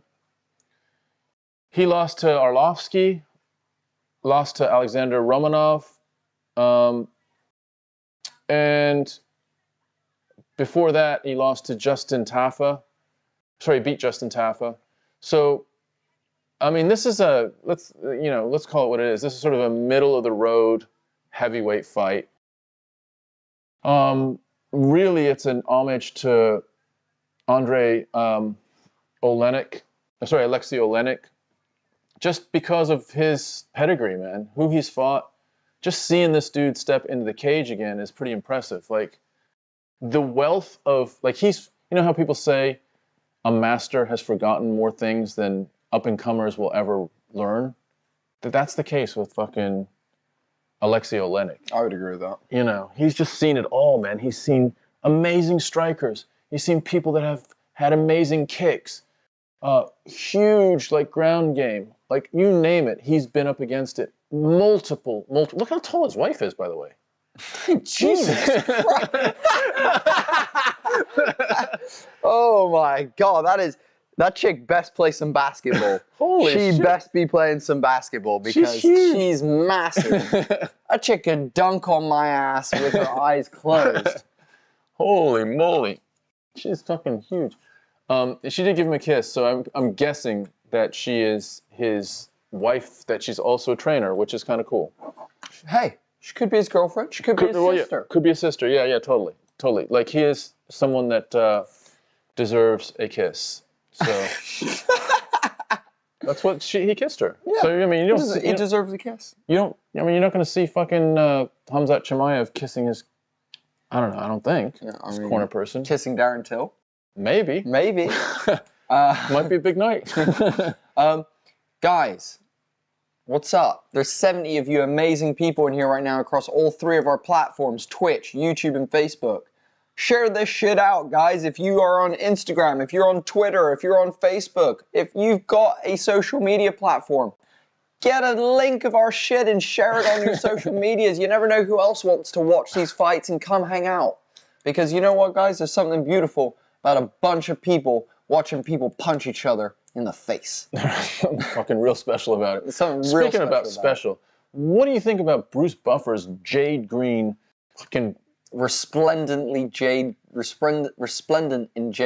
green? He's almost like it's like a dinner jacket of a lounge pianist, you know? It's real nice. A lounge pianist. Look at it, dude. Look at it. It's got like big, deep black like collar and like. He looks like the type of guy that would serve you at a posh restaurant on St. Patrick's Day. All right. There's Alexei Oleinik, who has the type of body almost similar to Andre the Giant's body in Princess Bride. What a statement. Oh, yeah, I mean, I don't disagree with that. Why is that guy wearing a Khabib hat? I don't know. And you mentioned to me that you think Mike Beltran's long beard is tucked into his shirt. I mean, there's no way he cut that shit. If you've been growing it for that long, there's no way you're cutting that shit. You're tucking it in. Jared Vanderaa is no like wafer thin like mint either. He's a fucking load as well. Like, here we go, guys. This could be a fucking bang fest. Who won the Hansen fight? Rodriguez Angelo. Rodriguez won the Hansen fight. Yeah. I'm bummed for Hansen. Wow, Oleinik goes for like the swinging like overhand right. Oleinik, part of what Oleinik's game is you know, just being a cagey veteran. He's 44 years old. Like, he's not much younger than me. Dude, he's so fucking old, dude. Could you imagine you fighting in a... Jesus. I mean, that's exactly what I'm thinking. You just threw a leg kick and it got checked and you saw him, like, be like, ow, my fucking shin. It's going to hurt for a month. What are you doing? Dude, imagine, look how... Yeah, he's it is slow. He's... Oh, man. And his reflexes. I think he's going to shoot. He's obviously going to shoot. Yeah, Oleinik is the boa constrictor, so, you know, you don't... Wow. Oh, okay. It does a little bit of the Francis Ngannou, like, you know, like... big overhand. Overhand, the windmill action. There he goes, his first shot. It is reminiscent of Damian Maia when he was shooting in his later days. Very slow, not hugely effective. And this could be a problem for Oleinik, because if he can't close distance with shots, then, you know, he's going to have to play the striking game. And I'm telling you right now, he is looking a little bit like his age, which starts to get you, you know, a little bit worried about him. But oh, he just took a stiff right to the jaw. Nice head movement there from Alexei. I'll tell you what, Vanderaa has nice jab. Quick shout out to Shane Kennedy saying, hell yeah, chilling watching UFC, but listening to Tommy and the Dude. Hell Shane, yeah. Guess what we're doing? We're watching UFC and talking about it while talking to you. Yeah. That's how that's going. Just give us another chance, man. Don't fucking... Yes, I'm sorry, yeah. Don't leave us, Shane. I'm sorry. I'm a little bit drunk tonight. I'm sorry. Alexei pulls him down. There we go. He pulls guard. He drops and pulls guard. That's a good way. That's a good... Like, if you're too slow to get a shot in, that is one of the best ways to get him down. He's going for a leg. Oh! Good takedown from Alexei Oleinik. But it looks like Vanderaa almost gets full mount. Oleinik is still grappling. Still got the leg. Alexei doing all kinds of crazy shit. Alexei is eating his leg right now. Oh, interesting. Oh, wow, no. Oh, no. Vanderaa has both Hansen and has Alexei's back. Vanderaa now looking for... He looks like he's got... I don't think he's got it right. Oh, he's flying Alexei out. Oh, this is bad for Alexei. This is bad. This is bad for Alexei Oleinik in his 76th fight. Oh, and he's cut. He's cut. Oh, and it's under the chin. 2 minutes and 15 seconds left. And, Alexei's spinning. Oleinik doing a good job. Oh, he's going for a triangle. Oh, my goodness. He almost places himself in the triangle of Vanderaa. But he manages to... Oh, he gets out. And this is a mud wrestling fight right now. It's crazy what's happening right now. Alexei takes his back. Alexei has got his back. How did this happen? We got 150 left and Alexei is on his back. Oh, he's going to do it. He's going palm to palm. Alexei is an absolute veteran in this position. Oh, Alexei transitions to mount. And now it's side control. And he's going to... Oh! He's got... Figure four. Oh, wow. Arm in, head and arm choke. Wow. He tapped on a head and arm choke. Wow. Wow. That was a neck Alexei Oleinik. I don't even know how he tapped on that. The crank just... The head crank on that head and arm choke was crazy. Wow, Holy shit, Alexei Oleinik. God damn it. That was ridiculous. The crowd is even like, they're amazed by what they just saw. Oleinik was really struggling standing. So he literally drops into guard. And it was a neck crank. It was a neck crank. It was definitely a neck crank here. It's a scarf hold. And then he goes neck crank. Wow, look at this. It doesn't even look like it's that much. It's right at the base of the neck, though. Right at the base of the neck. Now, I don't even know why he tapped on that. Oh, and you're deep in that hairy-ass armpit as well? Fuck, dude.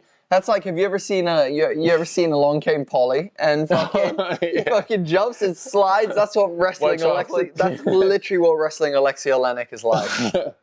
That was crazy. Fucking Alexei Oleinik with the neck crank win, guys. Was it a scarf hold? It was scarf hold to neck crank, basically. Wow, man, that was crazy. That was just crazy. That was, I mean, the scramble on the ground. That was ridiculous. Was ridiculous. And who won? Alexei won. Angelo. Alexei won via neck crank submission. That was crazy. That was crazy. So Jared Vanderaa is now 12-8. And Alexei Oleinik, I mean, why quit now? 76th fight. He's now officially... Why quit now? He's 40! I mean... Jesus. It's like Matt Brown. It's like watching Matt Brown fight. Have you watched that Matt Brown fight yet? No. You need to watch that Matt Brown fight. It is fucking incredible, Tom. That was in Cleveland. Where was that? In Cleveland, I think. Against Barberena. Against Barberena. Yeah. That was crazy. Alexei Oleinik, man. Damn. Jesus Christ. Give the man a beer. That was crazy. Alexei Oleinik, man, that was... I mean, lots and lots of experience. Like, how many times has he been in grapples like that, dude? He's been in 75 fucking fights. And the crazy thing is he transitioned from mount to the side control so he could lock that up. Yeah. That's crazy.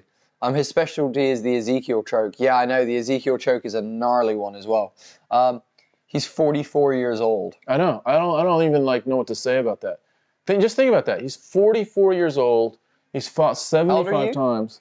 I'm 56. Wow.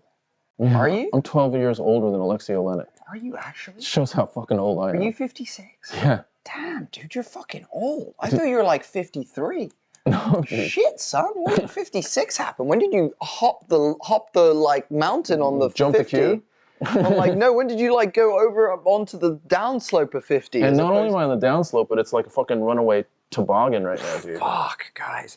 Guys, one day soon it's gonna be fucking homie and the dude, but just me. It's gonna be me positioned in the middle like, guys, I'm sorry to tell you, Tom just can't do it no more. You're gonna wheel him up a bunch of stairs. I'll tell you what, although he's 44 years old, his wife is ginormous. She is huge, and she is so proud. Look how proud I'm not sure if she's his wife, but she is so proud of him. Her mouth is massive as well. Yeah, she is. Her mouth like spans from like ear to ear. She's got a very, very wide smile. Look how tall she is. She's so tall. What the fuck? Where is she from? Alexei Oleinik is how tall, guys? Let's just, because she is at least an inch taller than him. More than an inch. She's at least a couple inches taller than Alexei. It's crazy. This chick is massive. A scarf hold that fucking does it, man. That was crazy. Scarf hold to freaking neck crankerino. Y'all ever been neck crank? How many of you guys have done any martial arts? That's something that I'm super interested in. Tom and I have done martial arts. I was champion of Spain in karate when I was younger. We've done Brazilian Jiu-Jitsu together. Tom did a bit of Wing Chun. And Tai Chi. And some Tai Chi, yeah. But I'll tell you what. Nothing like Brazilian Jiu-Jitsu. Nothing like drowning in Brazilian Jiu-Jitsu. Jiu-Jitsu is a whole other game, which leads us to the consideration that Gilberto Burns is an assassin. Like, think about him on the mat in Jiu-Jitsu. He's an ADCC fucking champion, dude. Is he no-gi or gi, though, is another question. I think it's no-gi. I think he's gi. Really? I think he's gi. I kind of picture him in a gi as well. I think he's gi. Yeah. Because he's not rolling with, like, Gordon Ryan and people like that, I don't think. Yeah. Unless they're doing gi stuff, but I don't think they are. If anyone knows Gilbert Burns' jiu-jitsu background and his championships, if you can just check if it was gi or no gi. It is important because the submissions from gi, like the Ezekiel choke, are way, way different than the submissions with no gi. And you can use someone else's gi lethally. You can use it to choke them out in ways, and also to almost like create more leverage and more power to place in a submission. What do you mean, do we count boxing as a martial art? Yes, boxing is a martial arts, 100%. Yes, if you're an active boxer, you do martial arts, ZBA, 100%, dude. Yeah, I mean, it's not a mixed martial art. It's one of the martial arts. It's a martial art. Just like fucking Kung Fu is a martial art, you know, just like, Chile. You know, Muay Thai is a martial art. If you only have one of those... Kung Fu is a stupid martial art, but it is one. Do you know that Kevin Holland calls himself a Kung Fu fighter? Son of a bitch. I like Kevin Holland as well. I like Kevin Holland too, but fuck's sake. Can we stop promoting Kung Fu in the fucking popular media? Like, I've been to China, I've seen Kung Fu, and I can tell you for a fact fucking put any Shaolin monk in a ring and he's gonna have problems. He's gonna have problems against fucking. Unless he does, dude. Unless he does the energy throw, bro. The fucking. Or the cup to the belly. The belly cup. Have you seen the belly cup thing where they fucking hold themselves from like a belly cup? Or to challenge you to fucking break your foot on their balls. Or the bendy spear against the titty. You seen the bendy spear against the titty? It's another classic. Is that Korean Zombie is training with Henry Cejudo? Everybody sort of takes a little fucking weekend with Cejudo. Sojourn with Cejudo. I think Cejudo's hiring himself out for it. You think he's paying people? He's like, yo, can I just? I think they're paying him. Like, what is he? Like what does he teach in fucking Korean Zombie? Do you think? Huh? What do you think he's teaching Zombie? Like fucking ground game? Don't know. They're showing Zombie doing some serious cross-training shit right now. I'll tell you what, man. I think this fight with Zombie is going to be a brutal fight. Like, I think it's going to be on the level of the Holloway fights, the Ortega. Like, Zombie has a big old cement head. Like, he can take some damage, you know? And he's called the fucking Korean Zombie, dude, for a reason. Like, Jesus. Like, look at him. Fucking zombieing. Like, it's in the name. He's not going to go away quickly. Zombie looks like he's in shape. Yeah, this is going to be a good fight. This is going to be a real good fight. His story is interesting as well. He went away from the UFC to serve in the South Korean army for a while to serve. Like everyone in South Korea has to do their consignment of duty. Yeah. So I think he was away for a couple years. But the other thing is he was the first fighter in the UFC to submit someone with a twister. Followed thereafter by Bryce Mitchell. Do you remember that Bryce Mitchell fight where he was trying to put a twister on that other dude like 10 times? Oh, yeah. Check it. What's up? Where are we going? Depends if you count boxing. If you could box, I'm still actively fighting. Oh shit. So you fight, ZBA. What's up? I'm 2 for 2, guys. Nice one, Angelo. Hell yeah. Wrestling, says Juan. Hey. Wrestling, that's not... We got wrestling, we got boxing. Angelo, what's your 2 for 2? Oh, you mean in parlay, sorry, in bets. My apologies. Nice one, dude. Not in fighting. Well, here's the thing, Juan, that I think is interesting. Like, you say wrestling, and I think we're going to see the collision of wrestling versus jiu-jitsu tonight. And I think jiu-jitsu oftentimes has the advantage when it's two guys that are of similar size. But if you have a wrestler that's just a little bit stronger and maybe bigger, then that nullifies some of the jiu-jitsu. And I think that's what we got tonight. Like, I think, if Gilbert Burns is fighting Colby Covington on the ground, whole different story than he's fighting Khamzat Chimaev. Do you know what I mean? Yeah, I feel you. A Kadir saying, what time is the fight UK? Which fight? And the answer is the main card starts at 3 p.m. 3 a.m. if that helps you at all. The main card being the first couple of fights on the main card, not the main event. Also, Shilu saying, please tell me the time for the Khamzat Gilbert Burns versus Gilbert Burns. I don't know, dude. It depends on how long the rest of the fight take, but I reckon around 4 a.m. UK time. 4 a.m. UK time. The time of the UK that is 4 in the a.m. We're going to start with the official start of the prelims. So we're just coming out of the early prelims, guys. Getting ready to start the first fight of Mickey Gall. Mickey Gall versus someone early in the chat said. Is it Marvin? I think it's Melvin. Malott. Malott? Malott? Malott. Malott? No, I don't think that's right. Surely not. Pull up your fucking thing. I can't. I'm loading a reel. By the way, while we're doing this, we're actively just doing other shit as well. So if we look like we're a little bit... I was going to say, we're running tonight, we're a little bit short-staffed on for tech tonight. So we're doing it great. Speaking of short-staffed, does anyone want to volunteer to be a moderator at some point in the future? 'Cause there's an open position right now that we would consider. Shailu Temsu? I don't know, dude. I don't know what you're trying to achieve here. I hope you're happy though. Muhammad Brooks saying Gilbert Burns Finn gun lose, not gonna lie. Gilbert Bun finna lose, not gonna lie. That's a poorly constructed sentence. You're missing lots of punctuation and stuff. Can I say hi, Mohammed? Hello, Mohammed. Yes, done. There you go. What's up, Mohammed? What's poppin'? So, all right, Mohammed. So you're squarely in the Khamzat camp. To be fair, like, thanks, Akadir. Akadir, thank you so much. We appreciate you. We're enjoying your interaction as well. Yeah, I mean, like, by all evidence that we've seen, Khamzat is a fucking load. The question is the evidence a little bit unbalanced? Have we seen him? Look, let's call this what it is. He's just a dude. He's lost before. You know, like, he's lost before. So not in the UFC and not in MMA, but the dude has lost before. So he can be beaten. It's just, can he be beaten by anyone at this point in time in his life? Like, he might just be peaking, so he's just fucking, Apex peaking. Apex fucking wolf, you know? Thank you. Angelo, you're cool. You're cool.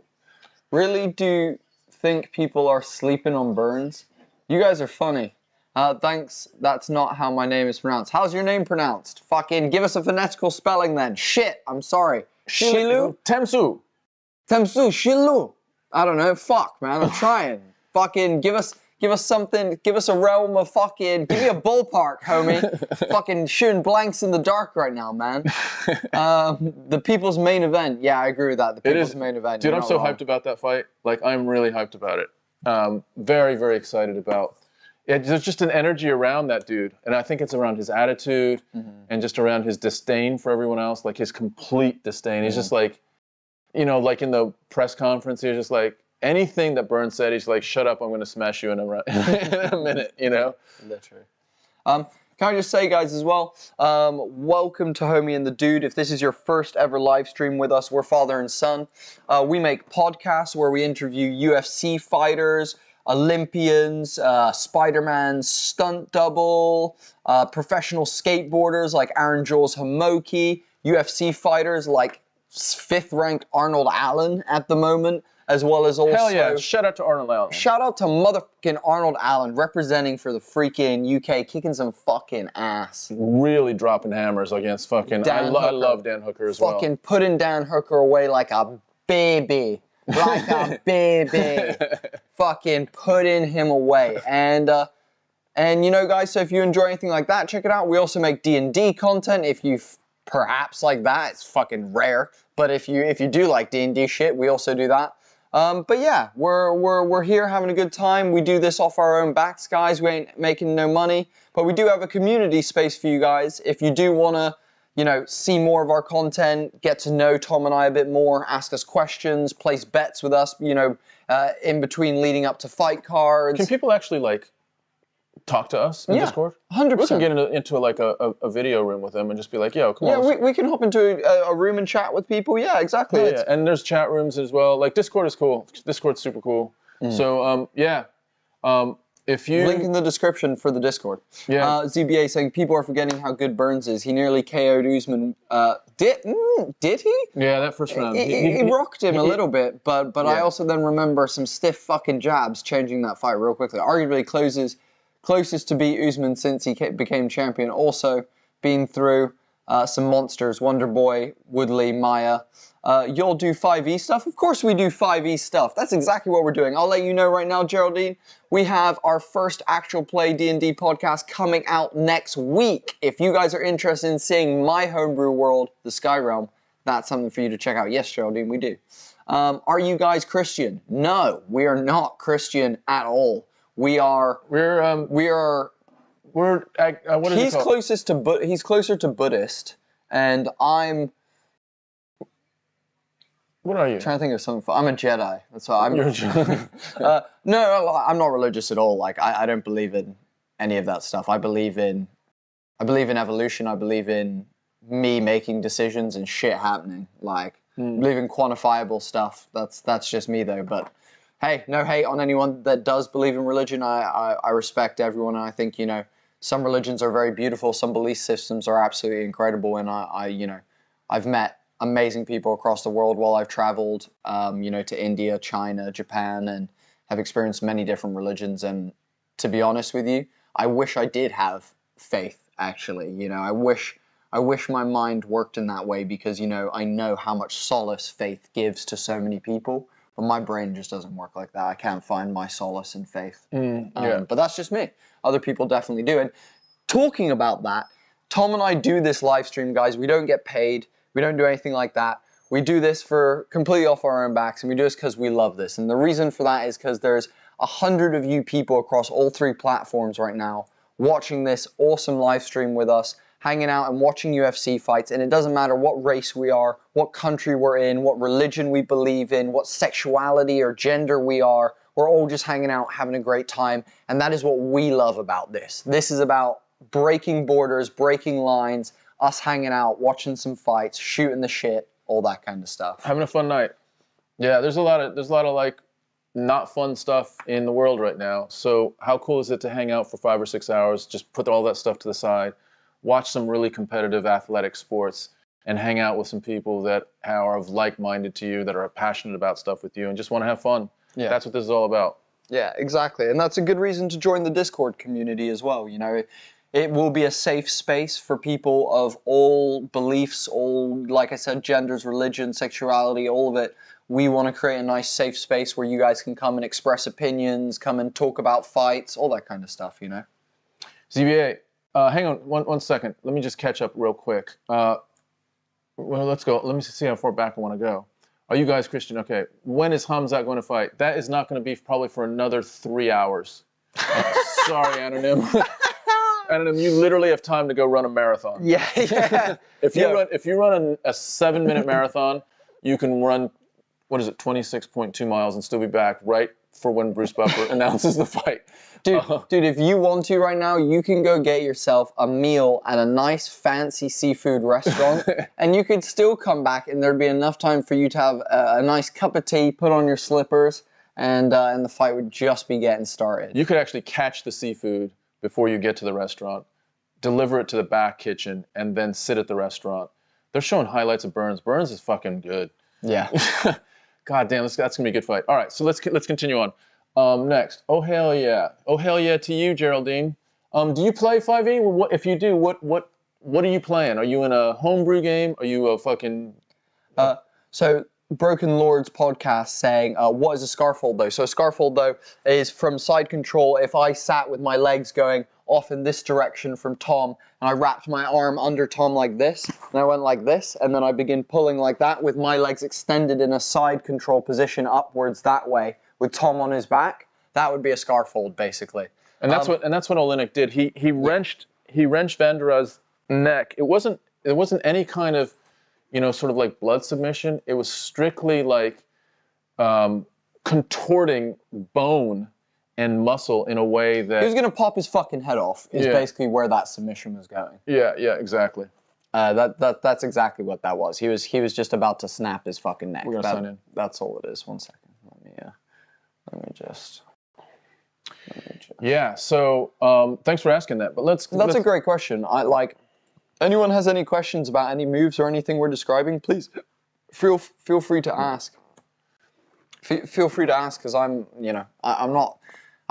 as proficient as I can be. No, I mean it was a scarfold. Yeah, I know it was a scarfold. Yeah, it was a scarfold to neck crank. Fucking absolutely beautiful, absolutely beautiful. What a scarfold! I agree with you. Yeah. 3 hours later, 3 hours wait for 1 minute fight.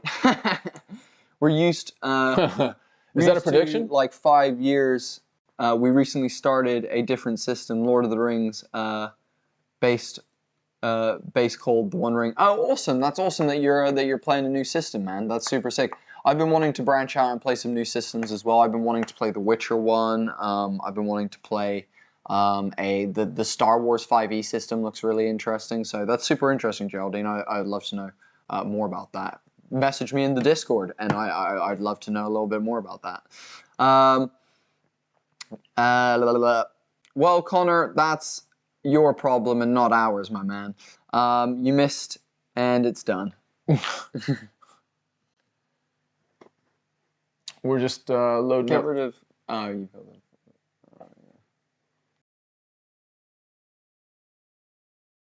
We're just loading up the fights, guys, on our end, and getting BT, which we're in the UK, so we're getting BT, which is our. Just go to TV Guide in the middle. Here? No, go to Sport. TV Guide in the middle. Third column. Yeah, there we go. Got it. There we go. Just getting our shit together right now with the live stream.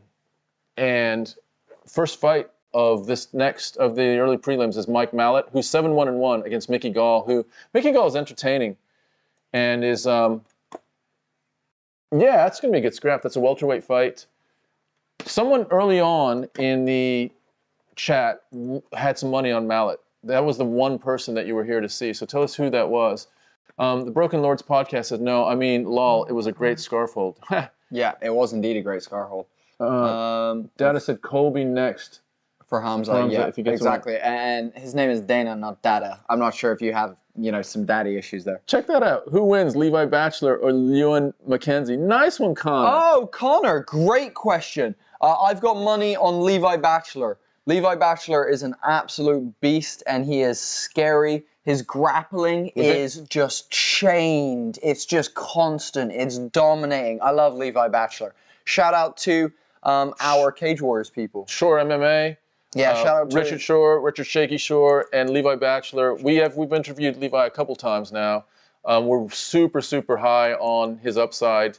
He has as much tenacity to take someone down as I've seen just about on any level. So he's really exciting for a young, up-and-coming amateur MMA fighter. Nice shout out, Connor. And for those of you that don't know, Shore MMA out of Wales, Wales, UK, is one of the most dangerous gyms out there.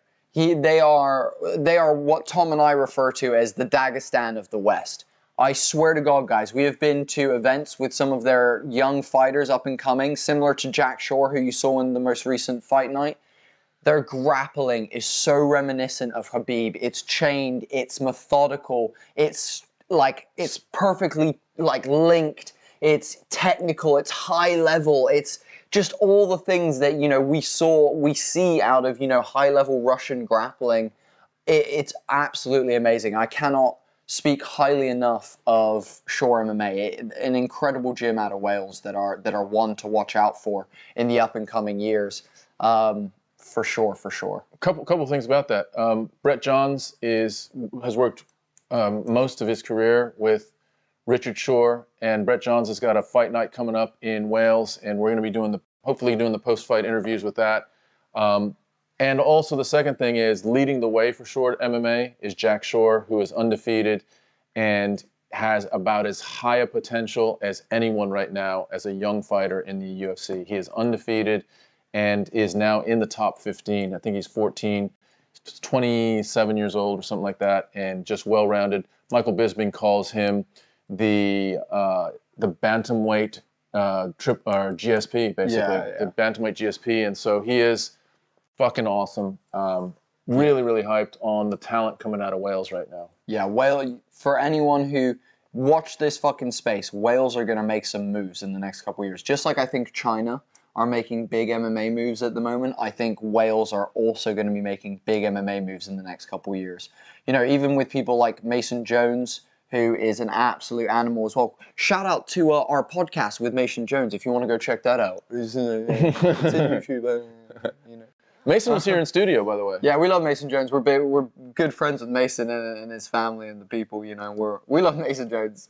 Shout out to Mason, just one of our OG guests, one of the ones who we have had a long time relationship with, and really appreciate him and his fighting. Yeah. Dude is a savage. Dude literally said to us, he was like, "I do not give a fuck about belts. I don't give a fuck about money. I just like smashing people." Yeah. That is awesome. That's what he gets off on. That's where his happy place is. Yeah. Let's have a look. Dad was like, "No accent. You're not from the UK originally." That's true, Geraldine. So neither of us are technically from the UK. It's just that I've spent my whole life in the US, except for the last... Dude, you know how long we've been in 15 Europe? years. 15 years. We've been in Europe for 20 years. Oh, yeah, including Spain. Spain. We lived in Spain for 6 years, and Bodie grew up. I grew up in Spain and England. In England, so yeah, I've got. But I was born in America.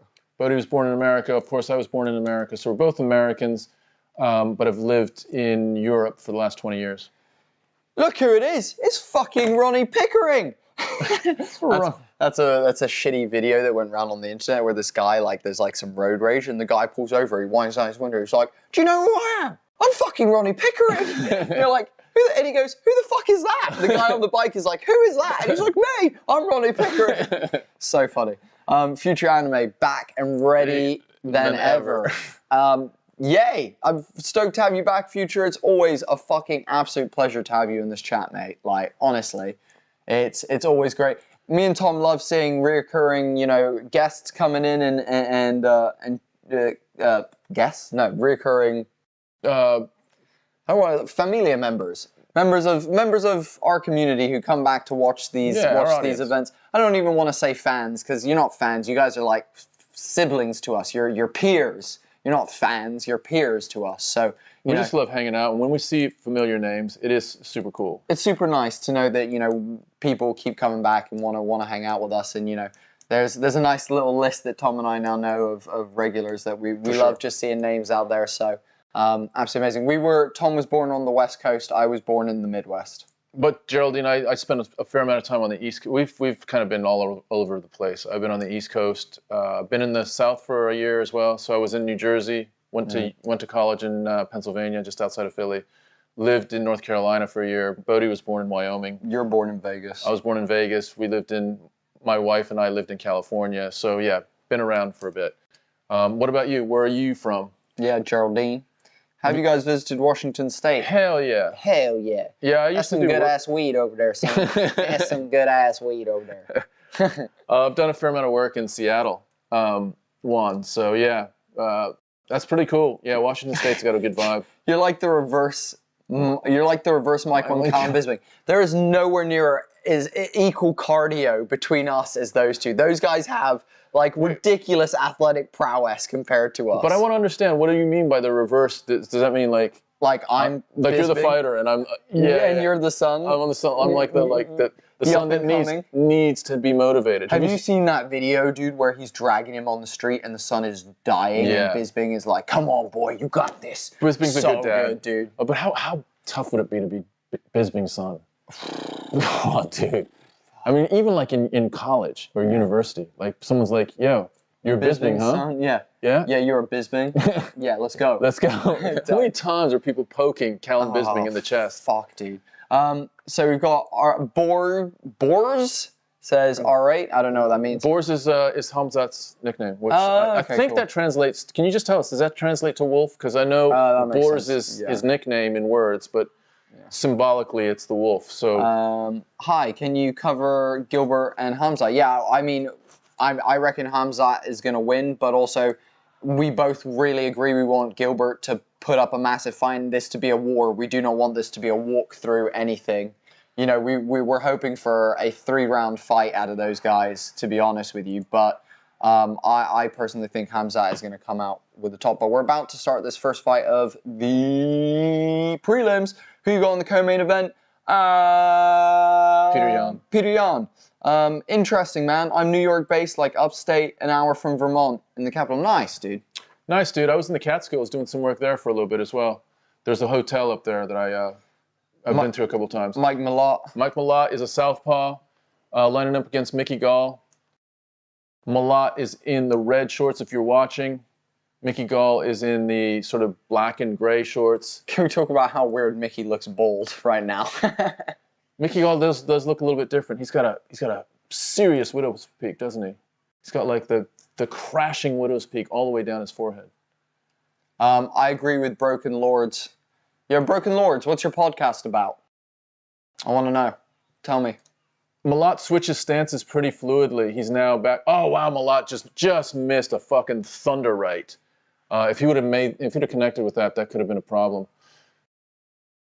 But Gall is he's experienced.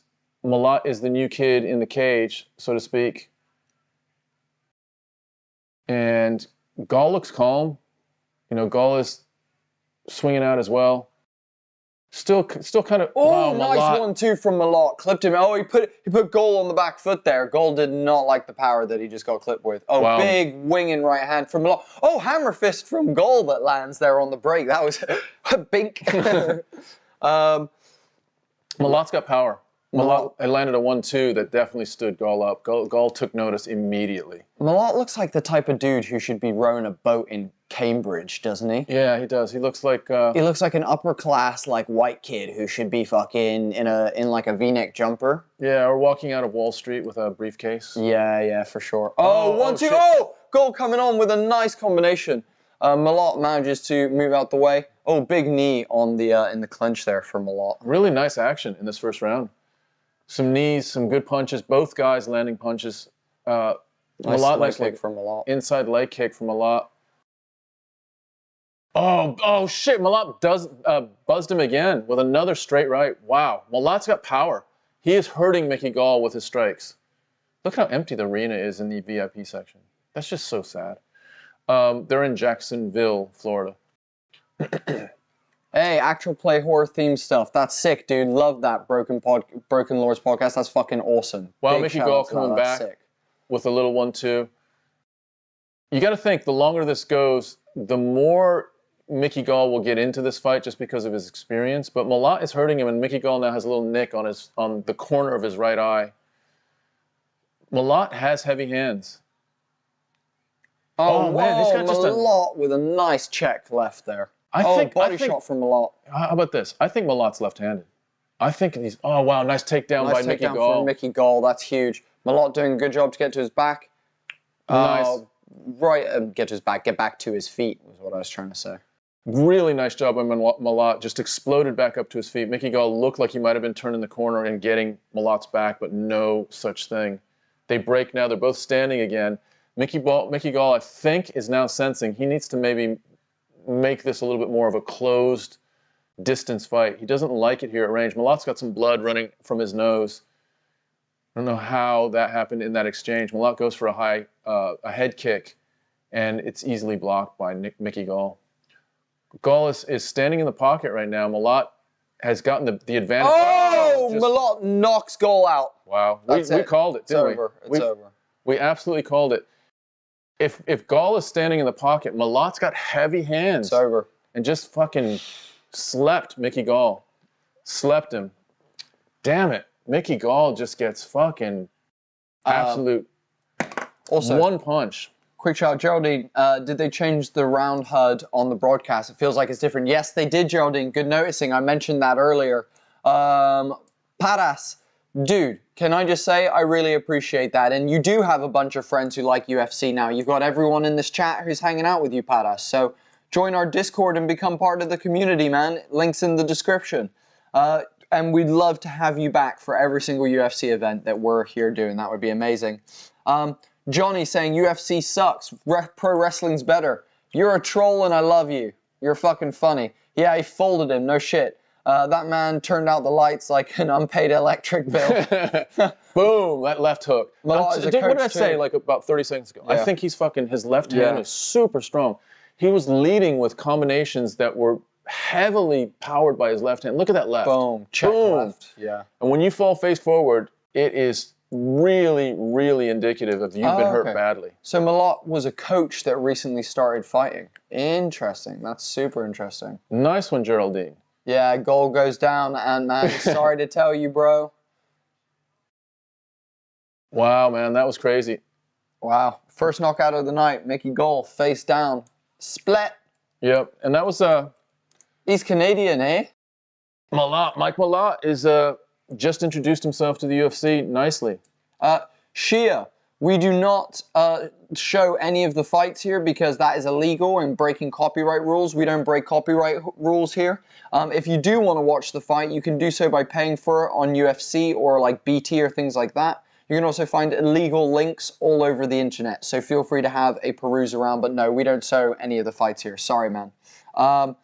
Almost an uppercut. Yeah, it was like a 45 check, basically, is what it was. Have you ever watched a live event, like been to a venue?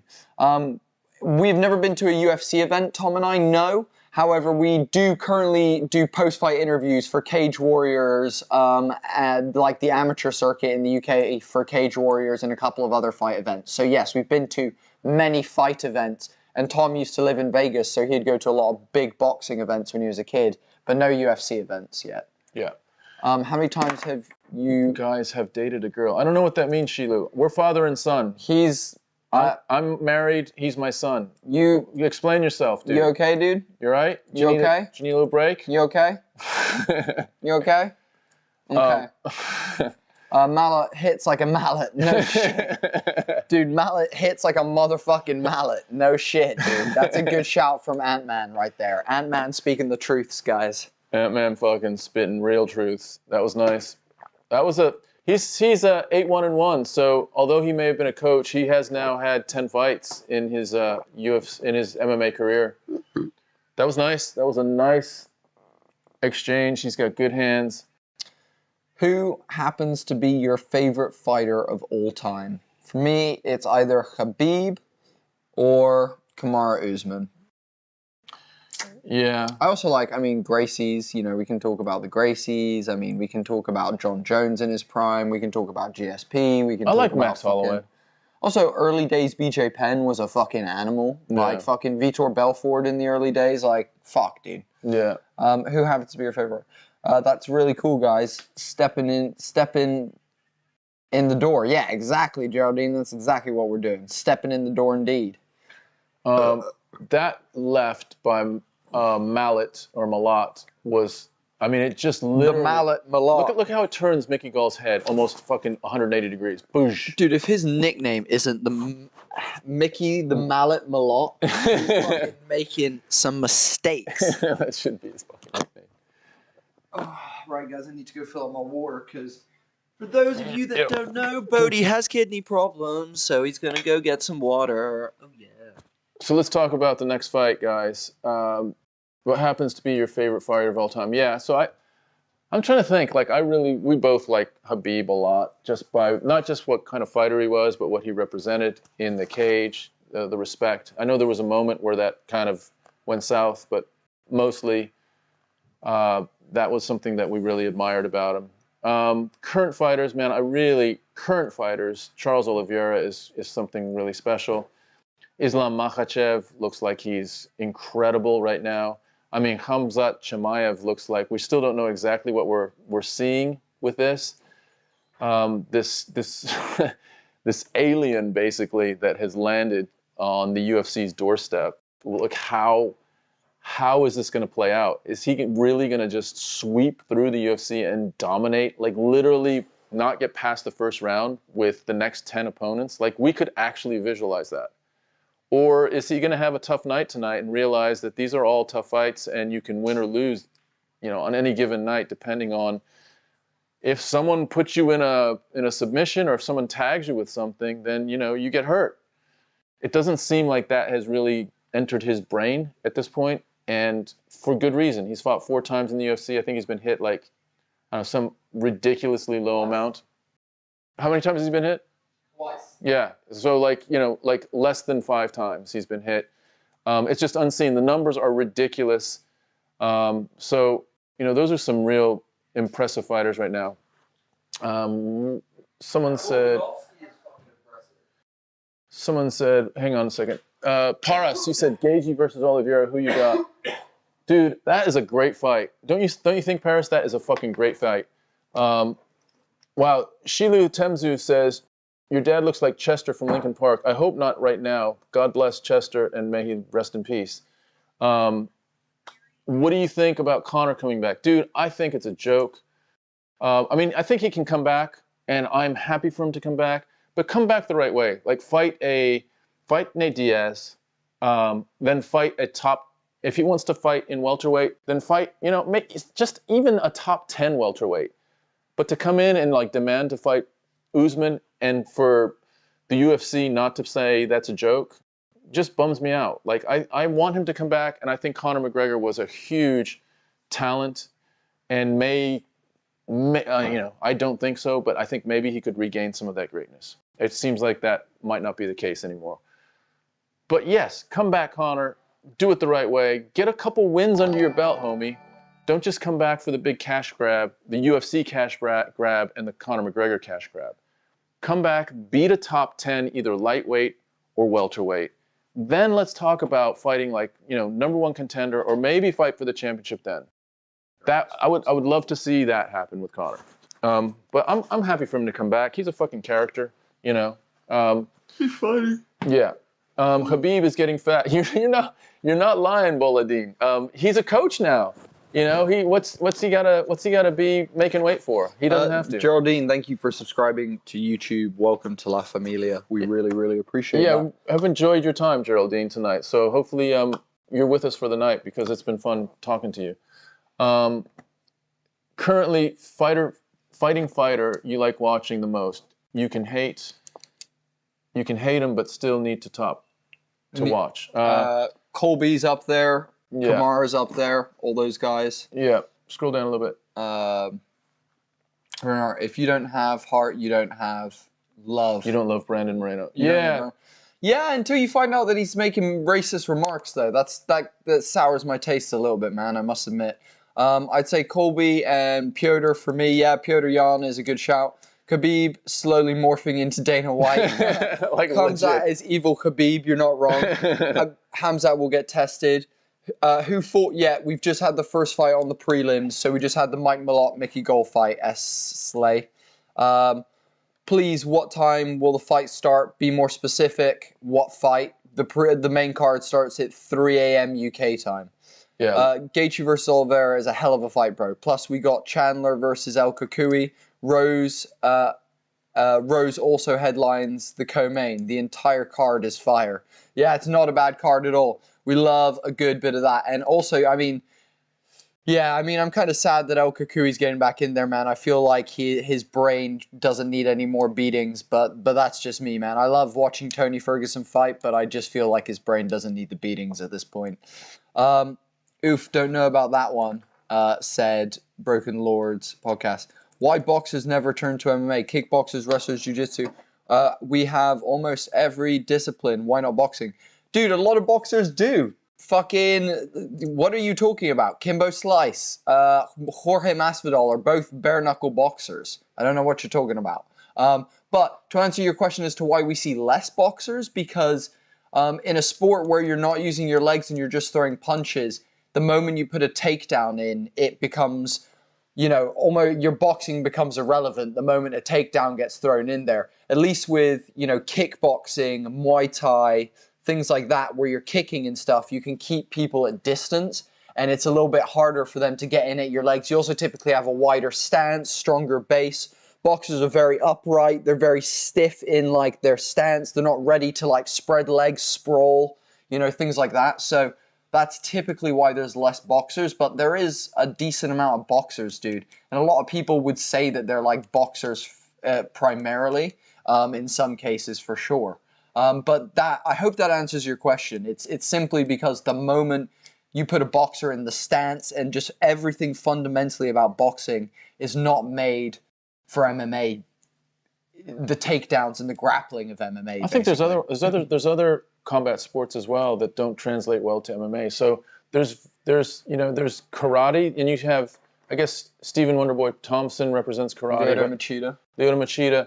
But if you're just a pure karate player, and you're into point karate and that kind of competition, Holly Holm is a great example, by the way, as well. Can I say something? Sure.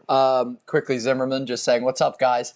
Been playing Elden Ring all night." You got roped in, Zimmerman. They got you. The Elden Ring got you. No, I mean, dude, I've heard amazing things. I hope you're enjoying the game. That's fucking sick, dude. I'm glad you're having fun. But also, Zimmerman, it's always a fucking pleasure to have you here. Thank you, dude. Wasn't Holly Holmes originally a boxer? She was a kickboxer originally. And then she was a boxer. She's won boxing championships as well. She was boxing and then kickboxing? Yeah. When is the Gilbert fight, Samir? Samir, you got fucking ages to the Gilbert fight, mate. Don't fucking worry. Just chill out with us and we'll let you know when it's coming up. You got 2 hours, brother. Peter Ian on the list today. I don't know who Peter Ian is. There's a guy called Ian Garry and there's a guy called Piotr Jan. I'm not sure which one you're talking about because Peter Ian is not a fighter. You guys watch Bare Knuckle Championship at all? I don't watch the events, but the clips are always fun. Yeah, I watch the clips as well, never the events. Man, can you count the boogie? You can never count the boogeyman out. The boogeyman versus Chandler. Who you got, dude? Here's the thing, dude. I don't want to say I count Tony out, but at this point, dude, Chandler is a machine, dude. His body is made for high velocity combat. And if you look at Tony Ferguson across since the Justin Gaethje fight, and I'll throw this out there to you, Padas, because I think this is an interesting point.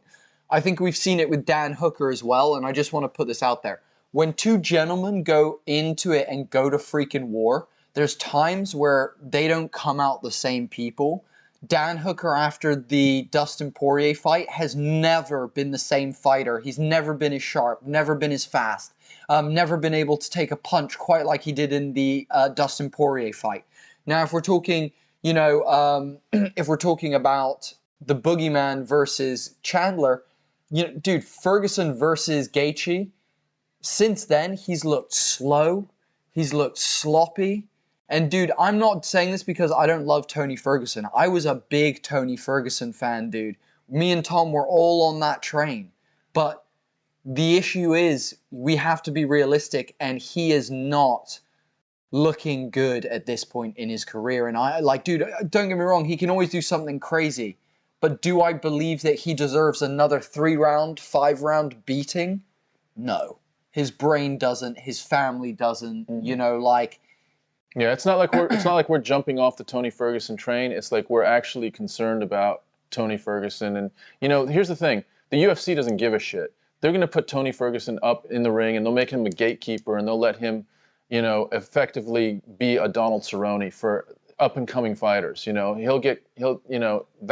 the path that the UFC, they'll chew him up and like take advantage of his gate appeal, and not care about the fact that at 50, he's got to live with, and his family's got to live with the consequences.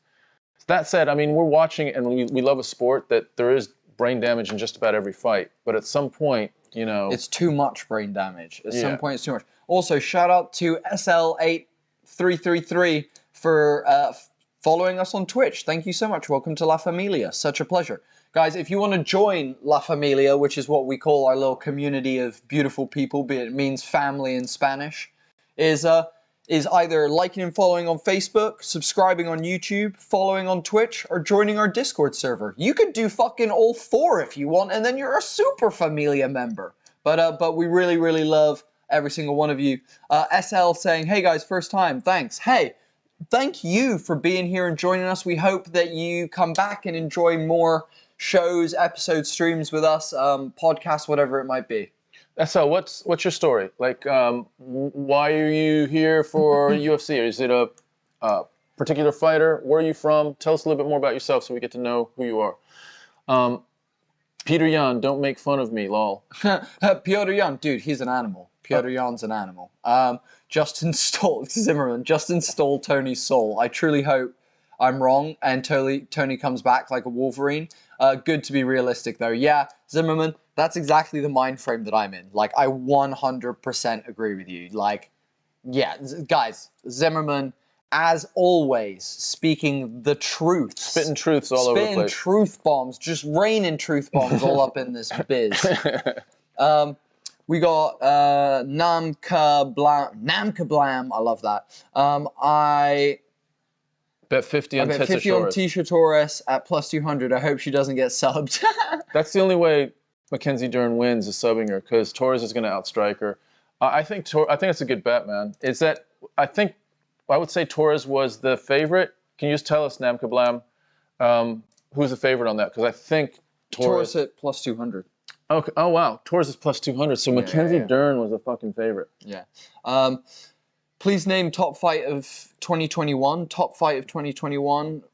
How about I'm not sure if it was in 2021, but Joanna versus Zhang Weili was fucking smoking. Fucking Gaethje versus Chandler. Fucking dude. No, Gaethje versus Ferguson. No, Gaethje versus Chandler. Coming up in 2021.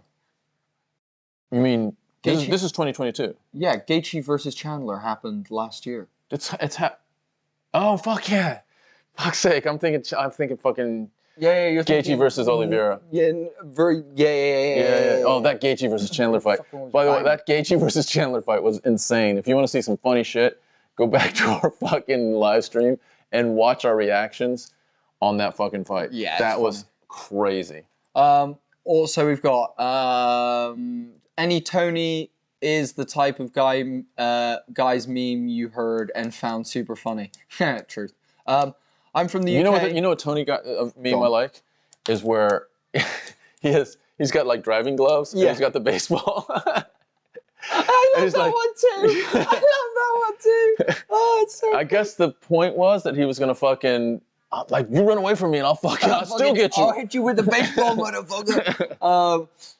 SL saying I'm from the UK. Hey, we're in the UK too. Not many friends who watch UFC, so this is great and certainly entertaining. Hey, dude, we appreciate that. You're awesome. And hey, you now have 88 friends who are your UFC friends now every time you come back. So isn't that awesome, dude? You've now got many, many friends at the UFC because you're part of the homie and the dude familia now, brother. What time does it start? Tom, be more specific. What are you talking about? Dude, you could be asking me at what time I start work tomorrow, dude. What are you talking about right now? I can't wait for Zombie, says Edward. Yo, I fucking can't wait for the Zombie match as well. It's going to be great. Volkswagen versus Ortega. Zimmerman, you're not wrong. That's a great shout for 2021. That was a great fight. Yeah, I agree with. I actually agree with Zimmerman. Yeah, you're not wrong. Speaking of damage that fighters have taken, like I also worry about Ortega. Like he's so young right now. And Max Holloway, dude. Max Holloway's given the most damage and taken the most damage. Max Holloway could have like his next fight could be similar to what like Ferguson's fight against against Gaethje was. Like he could go get old in one night. You know what I mean? I see what you're saying. Yeah.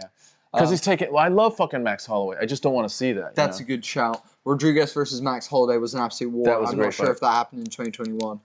Yeah, Gaethje and Chandler was 2021. Loads of good. Yeah, it's great shouts, guys. Guys, you. This is why we love you guys. All of you coming in with all the shit that we forget about and fucking smashing it out. I love that we have an informed fucking group of people that are here. You know I agree. It's not it's nice. It's nice not to have a bunch of casuals sat around being like. It's all right if you are casual. That's fine, and you're just kind of coming in and trying to see what it's all about. Not even casuals. It's more like when you're new to it and you have like, for example, if you watch with like when we watch with Tracy or with Nikki, my significant other, we have to explain things, or if we're watching with the boys, we have to explain things. And it's like, it's nice to just have a bunch of people that also, get it and know what's up. Holloway is my guy, but defo think the same about him. The damage he takes is bad. Yeah, dude, you're not fucking wrong, dude. It's incredible. Like, he has had an incredible career. Like, the two fights with Volkanovski, the fight with Ortega, the fight with fucking Rodriguez. Like, he's had a lot of just face-smashing fights. Let's play a game. Fucking name a featherweight champion other than Aldo, Holloway, McGregor, and Volk. Go. Me neither. I got nothing. I don't know. I mean, now we're going all the way back. Yeah. Help us out, guys. Give us a few names. Prohaska versus Dominic Reyes. I think that was in 2019, though. Prohaska versus Reyes was crazy. That was an elbow. That fucking bomb. That elbow. The elbow. Oh, dude, I like Reyes as well, but the damage he took that night, man. Oh, dude, but his no-look boxing against Calvin Kattar was God status. Yeah, I agree with that. Oh, dude, that was good. Aspen Ladd versus Raquel Pennington. Oh, Paddy versus Bryce. That sounds like a firefight. That's a great grappling fight, actually. Who do you have with Paddy versus Bryce? Bryce, dude. Bryce is a fucking animal, dude. I want to see him get really tested. Like his last fight, he was dude, he fought Edson Barbosa, and what do you mean get tested? Yeah, you're right. You're fair. What the fuck are you talking about, You're right. Dude? You're right. He did get tested against Barbosa. I was gonna say. I'm gonna take that back. Can I scratch that? Here's the thing. I don't like Bryce Mitchell outside of the UFC at all. The moment he opens his mouth, my ears start hurting. And it's not because his voice is annoying. It's because he says dumb shit. But I do really love him in the ring. He's a fucking amazing fighter. He's an absolute badass. Here's the thing. Bryce has a really nice heart, but I feel like he's just on a weird side at the moment. He's so hillbilly. He's out there growing his own stuff. He's like, Oh, dude, it's just some of the stuff he says. You're just like, dude, are you sure? Yeah, you know he's packing for like prepping for like apocalypse and stuff like that. He's got the bunker. Exactly. but 100% Bryce is a killer. I think he's the next like American Khabib, basically. Yeah, if we're talking about like a Dagestan and anywhere, he's an American Dagestani. Yeah. Look at that smile, Islam versus Dariush. I know, right? I think I had Islam in that, but God, it was going to be a close fight for Dan. Sure. All right, here we go. This is going to be a fun fight. Pennington versus Ladd. Aspen Ladd coming out in the southpaw stance, doing a little bit of like McGregor hands. McGregor open hands, kind of shaking her hands around to cause distraction. Pennington, I'll tell you what, they both look a little soft. I was going to say Pennington's looking a little bit. I swear she was definitely a lot thicker. Aldo was WC champ when it was created, and Merger was created. Yeah. Okay, so there hasn't been any more. Exactly. There you go. We named them all. There you go. There you go. Oh wait, no. Namkablam. What was Chad Mendes ever? No. No. What's his name? There might have been an interim one, but who was the Alvarez was lightweight. Yeah. Oh shit. Superman punched by Pennington. We've got Broken Lord saying Bryce is 100% a doomsday prepper. yeah, totally. I'm always like Aspen, but I don't know tonight. Yeah, it's a hard fight, dude. Pennington's a fucking beast. Why is Aspen smiling so much? I don't know. It makes me uncomfortable how much she smiles during her fights. Is anyone else uncomfortable by that? Oh, she just ate a fucking right for her troubles there. Just want to see what's up with Aspen. She's 9-2.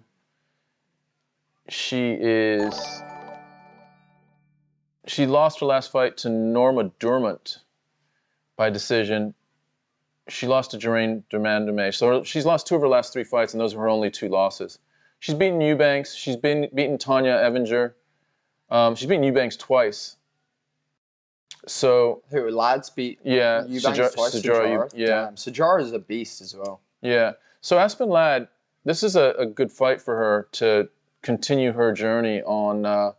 Have you seen this new move that people are doing where when someone goes, have you seen this shit, dude? Look at this. Have you seen this? So when someone goes for an underhook, you fucking crank their arm that, dude. Oh my God, dude. Like, I don't know why more people don't use that. Like, I've seen like 3 or 4 videos where people are like, oh, you fucking almost broke my arm. It's the Mike Tyson did it against, in boxing, against a few people. Andrew Golota against Evander Holyfield. I mean, it is basically that. It's the elbow snapper. Yong, thank you so much for subscribing to YouTube. Welcome to La Familia. Such a pleasure to have you joining us. You beautiful person, you. Let's look at Raquel Pennington. 13-8. That record's starting to get a bit worrisome, but she is on a 3-fight winning streak. She's lost to Holly Holm. She lost to Durandame as well. Lost to Nunez. Pennington, big combination there, and clips Ladd with the right. Ladd did land a left in the exchange, but Pennington landing just a couple more there. Wow, Pennington's got heat.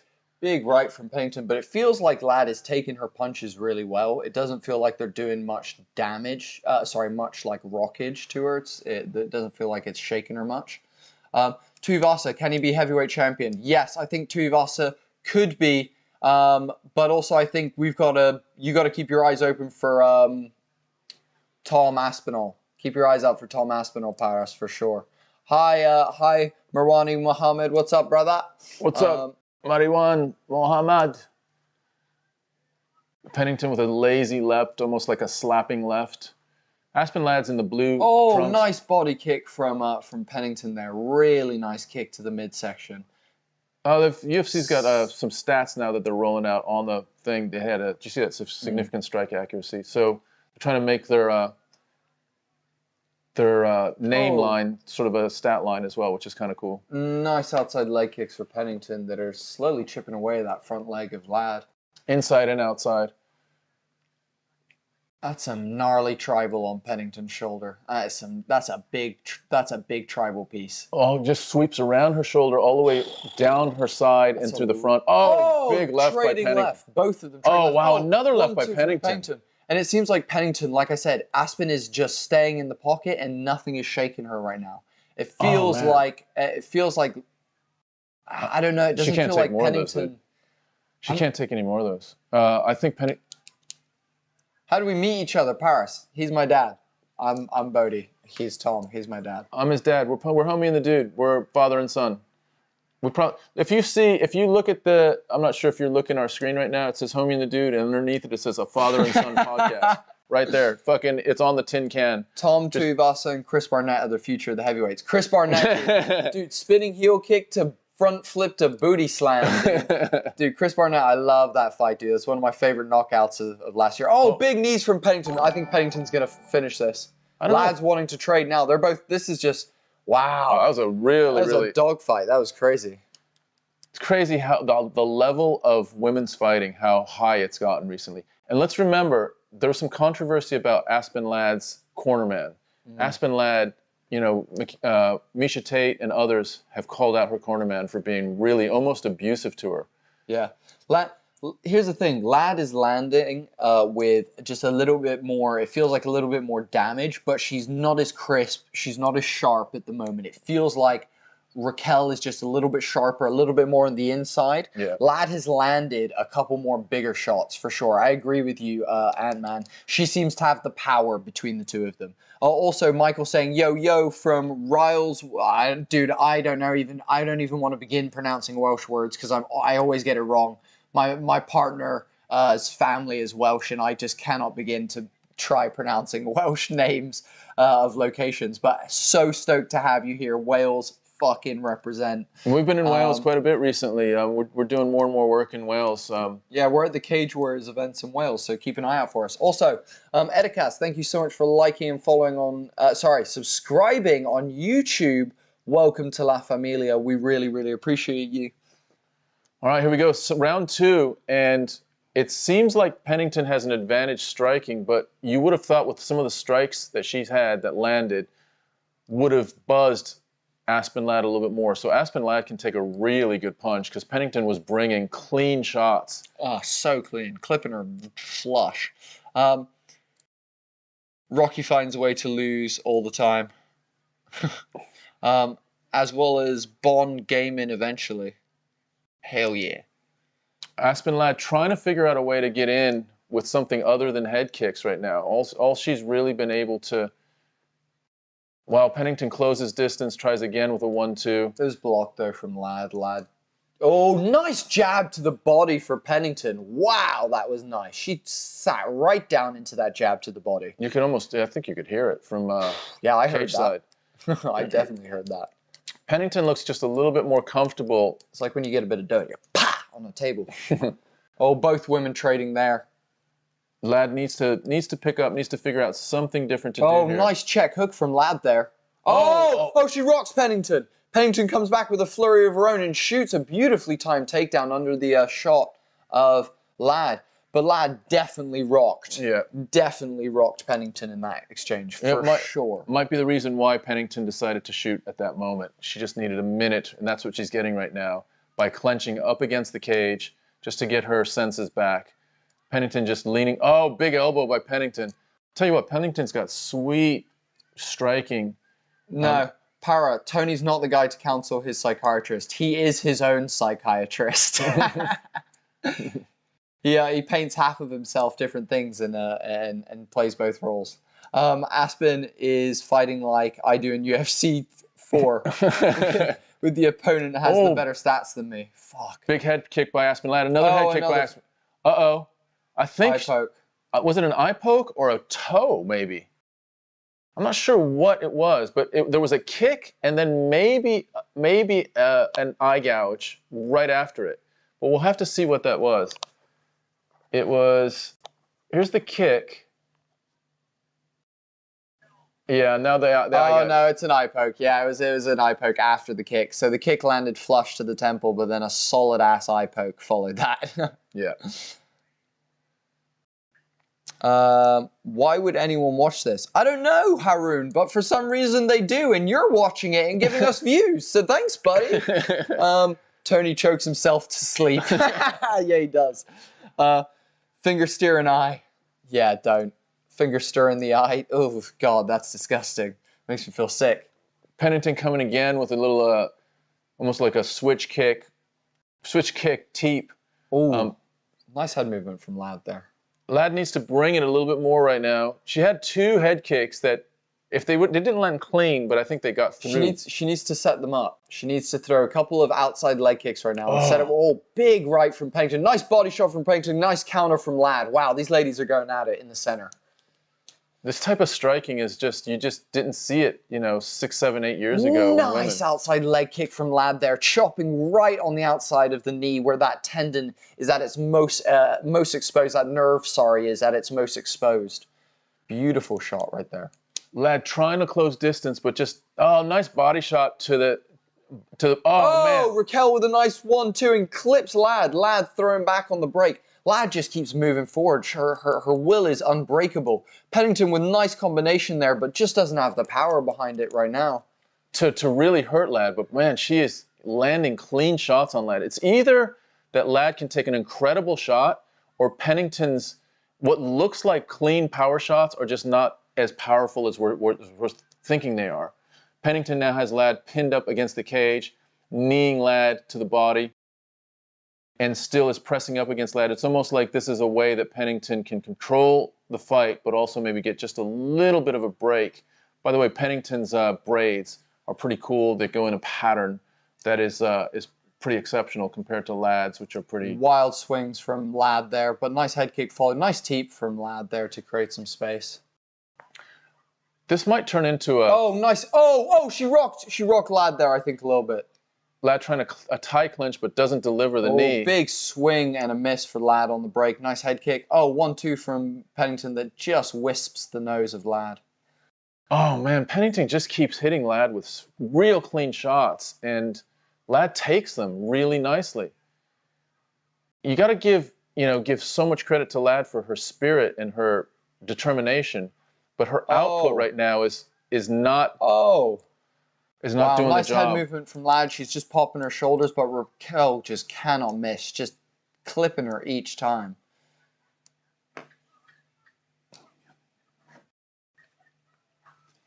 Wow. Raquel just unloading at the end of this second round. Holy shit. The output from Raquel Pennington is ridiculous, and Ladd landing a nice couple at the end there. Jesus Christ. Crazy round. That was wild. Raquel Pennington has really good striking.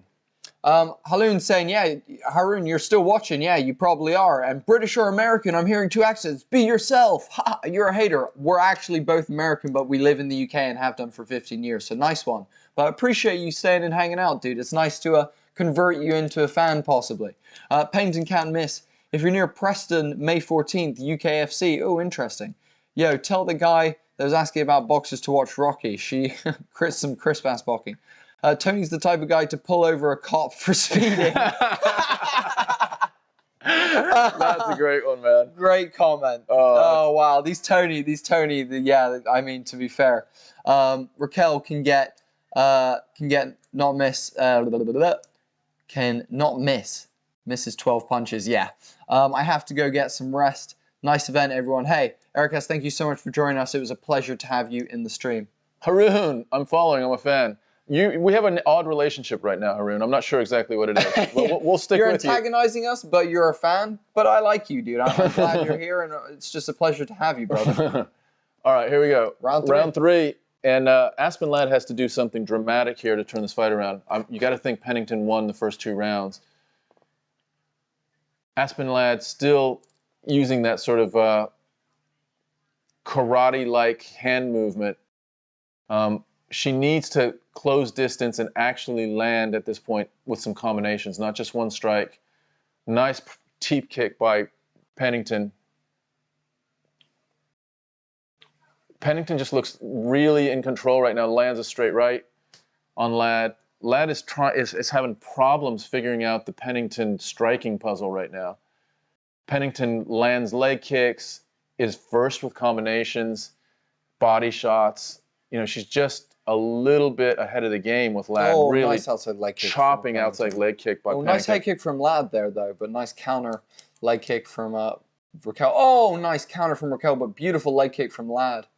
Ladd is so durable. I mean, she's just taken a tremendous amount of damage. Another Superman punch by Pennington. Ladd just isn't able to really close distance and do anything with it when she's there. Pennington now up against the cage, or pinning Ladd up against the cage. Ladd has that Muay Thai clinch, but at this point is delivering knees to the body, which is good.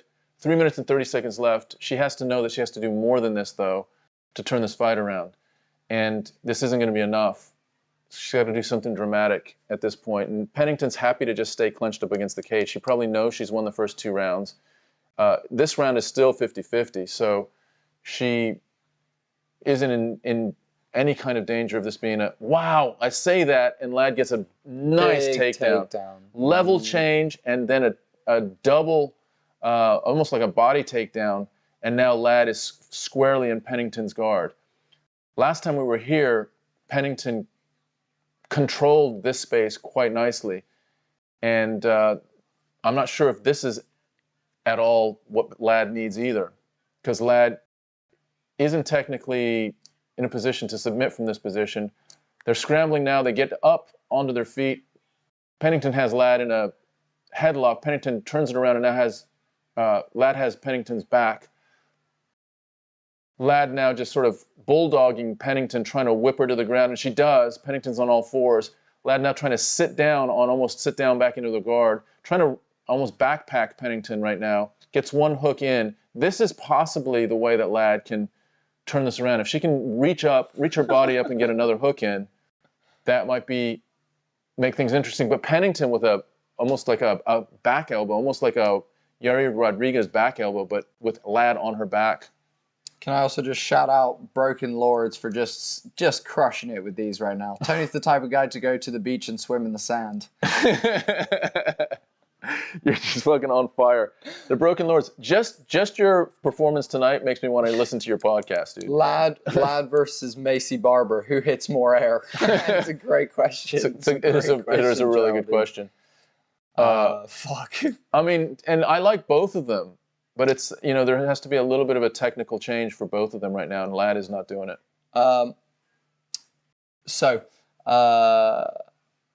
One second. So we've got, just want to see.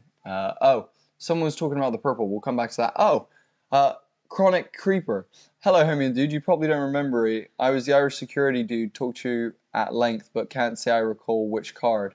I'm glad to see you're both still going strong. Hey, thank you. It was a pleasure to probably chat to you as well. Was it Southeast or Wales that you were working?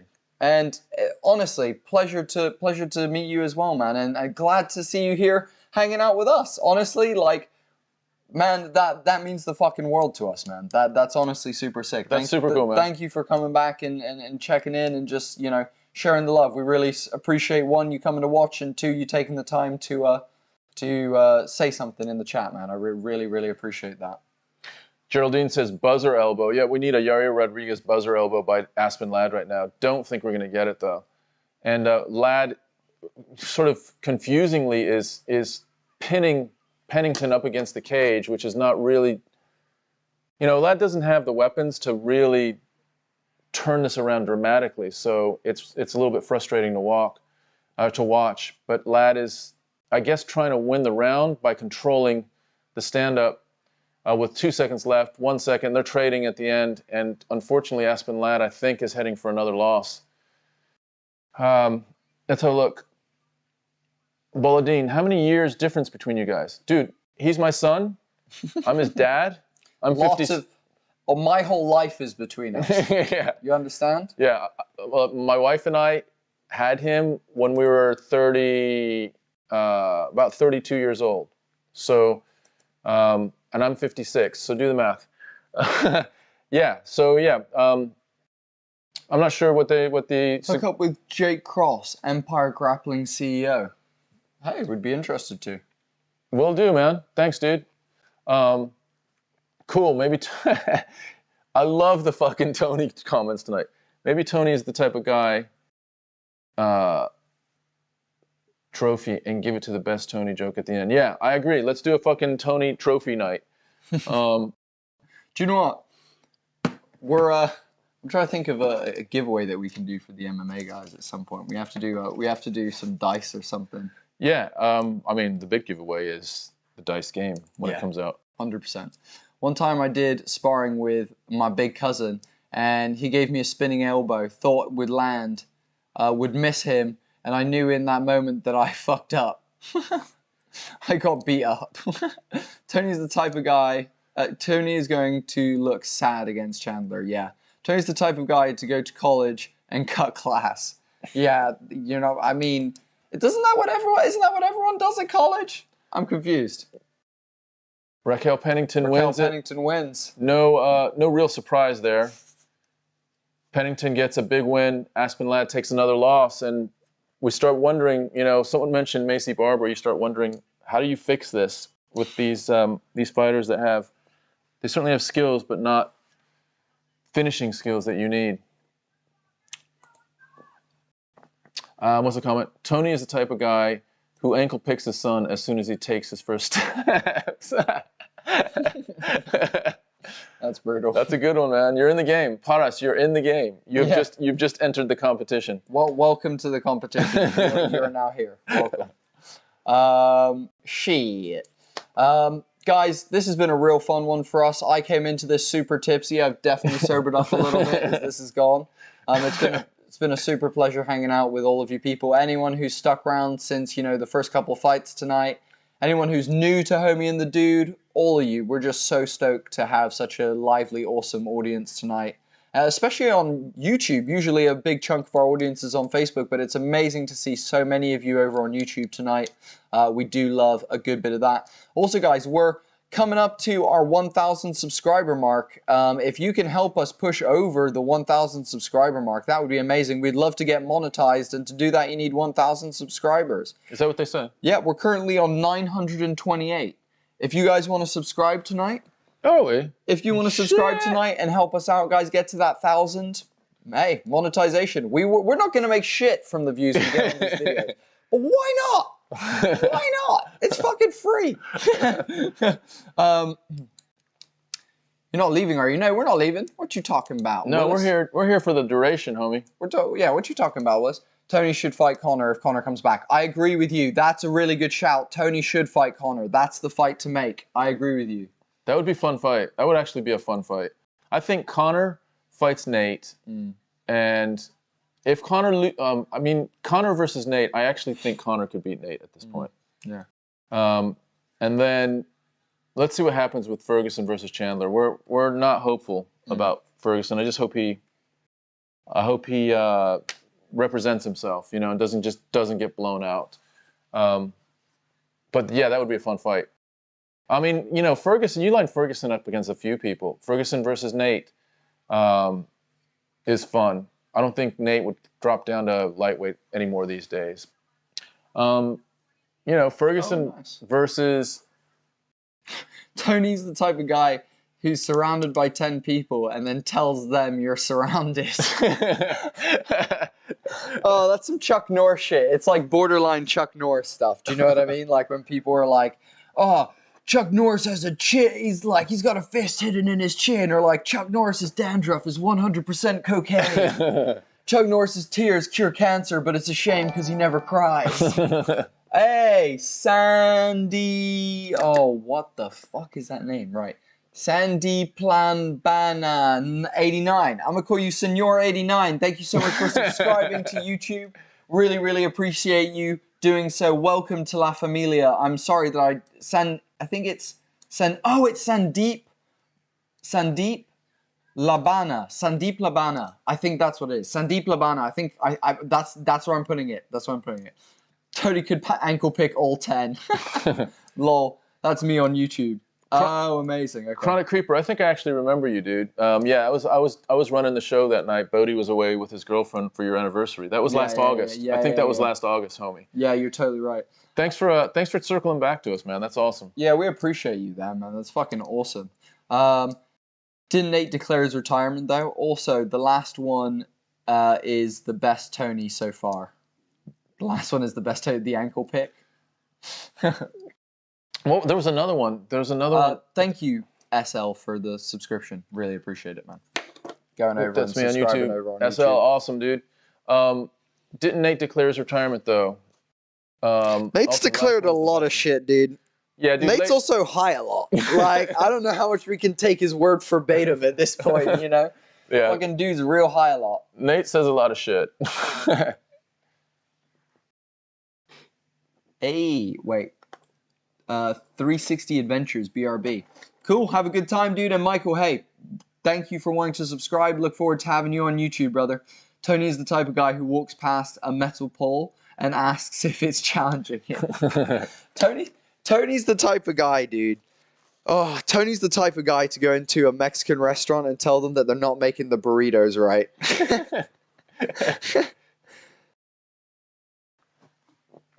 Nate is on another one who worries me with damage. I agree, dude. More than Nate, Nick, dude. Nick Diaz versus Robbie Lawler was one of the saddest fights in all of UFC history. That shit made me want to cry. Nick looked amazing, sorry, in it. Like he was we were expecting so much worse. Yeah. But God, we did not need that fight. Our expectations were so low that he looked like, for the first round, I'd say, yeah, we were like, oh shit, we got Nick Diaz back. Yeah. But like, you know, you're seeing him. It was fucking hard to watch. It was, yeah, it was a little bit like Alexei Oleinik tonight, in that once you get older, man, you're just your reflexes, everything is just a little bit, you know, old. Wow, look at fucking Aljo Sterling right now, dude. Tony's the type of guy to say, no, you stop, to a stop sign. Tony's champ shit only. Struggles to get a word out these days. Holla, says 360 Adventures. That's what's his name? Michael on, he's just switched over. Oh, nice one. I guess I still won the Tony quiz with the angle pick one. You're right in the game, Paris. I have to say, the Broken Lords had a couple early on. I was gonna say fucking great as well. I was gonna say the swimming in the sand one's a good one. Tony's the type of guy to go to a cocktail bar and ask the bartender what you want to drink. Tony's the type of guy to go to a club, saddle up next to the DJ and go, cool, yeah, move over, man. Let me take over, brother. You know Tony DJs. You know he's got a mixing desk somewhere in his house and he DJs. Yeah. Have you seen him dancing? His dancing is the most incredibly awkward white man stuff I've ever seen in my life. Aljo getting bashed KO in round 4 or 5. Wow, if it goes, yeah, I mean, it's not a bad shout. It's not a bad shout, dude. If this goes past the first round, you know, I don't know if you've seen the highlights 360, but I didn't realize how many times Peter Yan tripped through, fucking hip tossed, fucking slammed. Ooh, 2 fights until we get to the main card, guys. Do you know how happy that makes me? I'm so fucking tired, guys. Jesus Christ. So, any of you who are recurring Homie and the Dude fans know that there's a point about now, halfway through the card, where I start going, why the fuck is there so many fights in these things? And this has very little fights in it. Oh, Jesus Christ, man. So many freaking adverts in between and stupid, like, promo clips and shit. They did a golf thing a minute ago. What the fuck was that? They were doing like statistics but with a golf thing. What the fuck? I hate Aljo, but he got surgery to fix a problem he had 10 years and he says he's the best he's ever been. Do you think the fight is closer than... I don't know, dude. Here's what's up, dude. Aljamain Sterling is so on steroids right now, and if anyone who fucking wants to say differently, you're fucking crazy. The photos of him on Instagram in the last couple of weeks have been insane, dude. No one has that many veins popping when they just flex and go, rah! Like, no one's veins. It's not even the striations. Like, striations are one thing when you start cutting weight, but it's the veins. The only people that are that veiny, and you can check me on this, are fucking, like, world, what's it called? Like, the competition that Arnold Schwarzenegger used to do, like the Mr. Olympia competitions. Dude, I swear to God, it's crazy. Literally, the final fight starting at midnight here sucks. Gonna be so late there. Yeah, it's gonna be, the final fight I reckon will probably be somewhere around 5, 6 in the morning for us here in the UK, which is brutal. Watch it on UFC channel, no adverts, lol. Oh, and dude, it's not the adverts. I don't care about, it's not the adverts. It's actually the fact that there's just so much promo bullshit in between that we could just go fight to fight to fight and we'd be done in like an hour. Do you know what I mean? If they just rolled this shit out one after another instead of all the bullshit. Tony's the type of guy who dresses up as a bear in Dagestan so that he can fight Khabib for once. Oh, Paris, that's a good one. That's a good one. Okay, let's see Usman, Bilal. All Ali's fighters do Physicality. Dude, honestly, you've got to be 100% honest. Usman, even when Usman is flexing, he's not veining like Aljo. Yes, he's got the striations, and yes, he's ripped, but he's not veining like Aljo. All of those people that you just mentioned are not freaking veining like Aljo. Bilal Muhammad is never fucking veining as much as fucking Aljo is. Aljo got ragdolled by, but I think mainly because he was gassed out. He'll become slower and young. Yeah, good shout. Tony's the type of... Oh, dude, this is a great one. Wait, you missed a really good one. Tony's the type of guy who dresses up as a bear in Dagestan so that he can fight Khabib for once. Oh, shit, who was that? One. That's Paris. Oh, Paris, dude, that's fucking strong. Broken Lords, you got fucking serious competition right now. Tony's the type of guy to bite a snake and try and poison it. These are amazing. This is the best part. This is so good. We've got John Robert coming in. Tony's the type of guy to front roll out of room after signing a fight contract. Oh, fuck, guys. You're killing it. You're killing it. This is amazing. The only thing Aljo is missing is baby oil. Dude, literally, if you put him in some Speedos and got him some baby oil, he's competing in Mr. Olympia or fucking Ultimate Man or whatever it's called. Mr. Universe. Yeah, he was so striated. Dude, no, it's not even that. It's the veins. Striations are one thing, but no one is that veiny. Yeah. You don't have that many veins. So do you think it was just the cut, or do you think he's fucking... Look, here's the thing.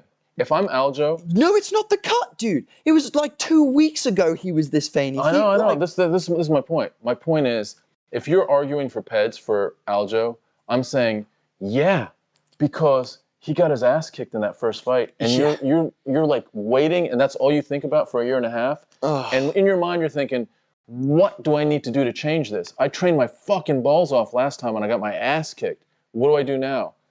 Hello fucking EPO, dude. Hello EPO. That's a good one. That's a good one. Let's have a look. Read that one out. Go for it. Tony is the type of guy who hurts his shadow during shadow box. I love that fucking Nam Kablam, you're in it as well. Everyone's getting in on the Tony Ferguson roast tonight. He's the type of guy to bring a baseball to a press conference. Legitimately. That's the best one. That's the best one because it's real. That is the best one because it's actually fucking real. That is incredible. Nice one, Nam Kablam. You're fucking coming in late but hard, dude. Oh, these are great. Aljo has been veiny since like UFC 250, so... Not new. It's not new, dude. This is the thing. It might not be new, but it's fucking like, dude, if he's not being, I don't know, dude. I just don't know. I've never seen anyone like that. It must be an inhuman amount of veins in his body that are near the surface of his muscles. It was irregularly fucking shredded. You boys gonna stream the fight? Stu, I'm so sorry, mate. We actually don't stream any fights here because it's fucking illegal. However, what you can do is go onto any of the websites where you can buy it, or you can go find an illegal link. And dude, we'd be happy to have you come back and hang out with us, man. Tony's the type of guy to tackle someone in football while playing quarterback. I've been told Lesnar actually got his roid cycle from Aljo. It's just a fucking stand-up routine tonight, guys. I love it. It's just a roast fest out here. By the way, a fight has just started. Yeah. We got Hernandez versus Fremd. Hernandez shoots for a double leg. Nice takedown defense. Big over arm elbow from Hernandez. Big outside leg kick from Fremd. Femd. Saber, thank you so much for liking and following on Facebook. Welcome to La Familia. Hernandez. Wow, Fremd has like some deceptive power and like skill. You look at Fremd and you're thinking he works at the hardware store, doesn't he?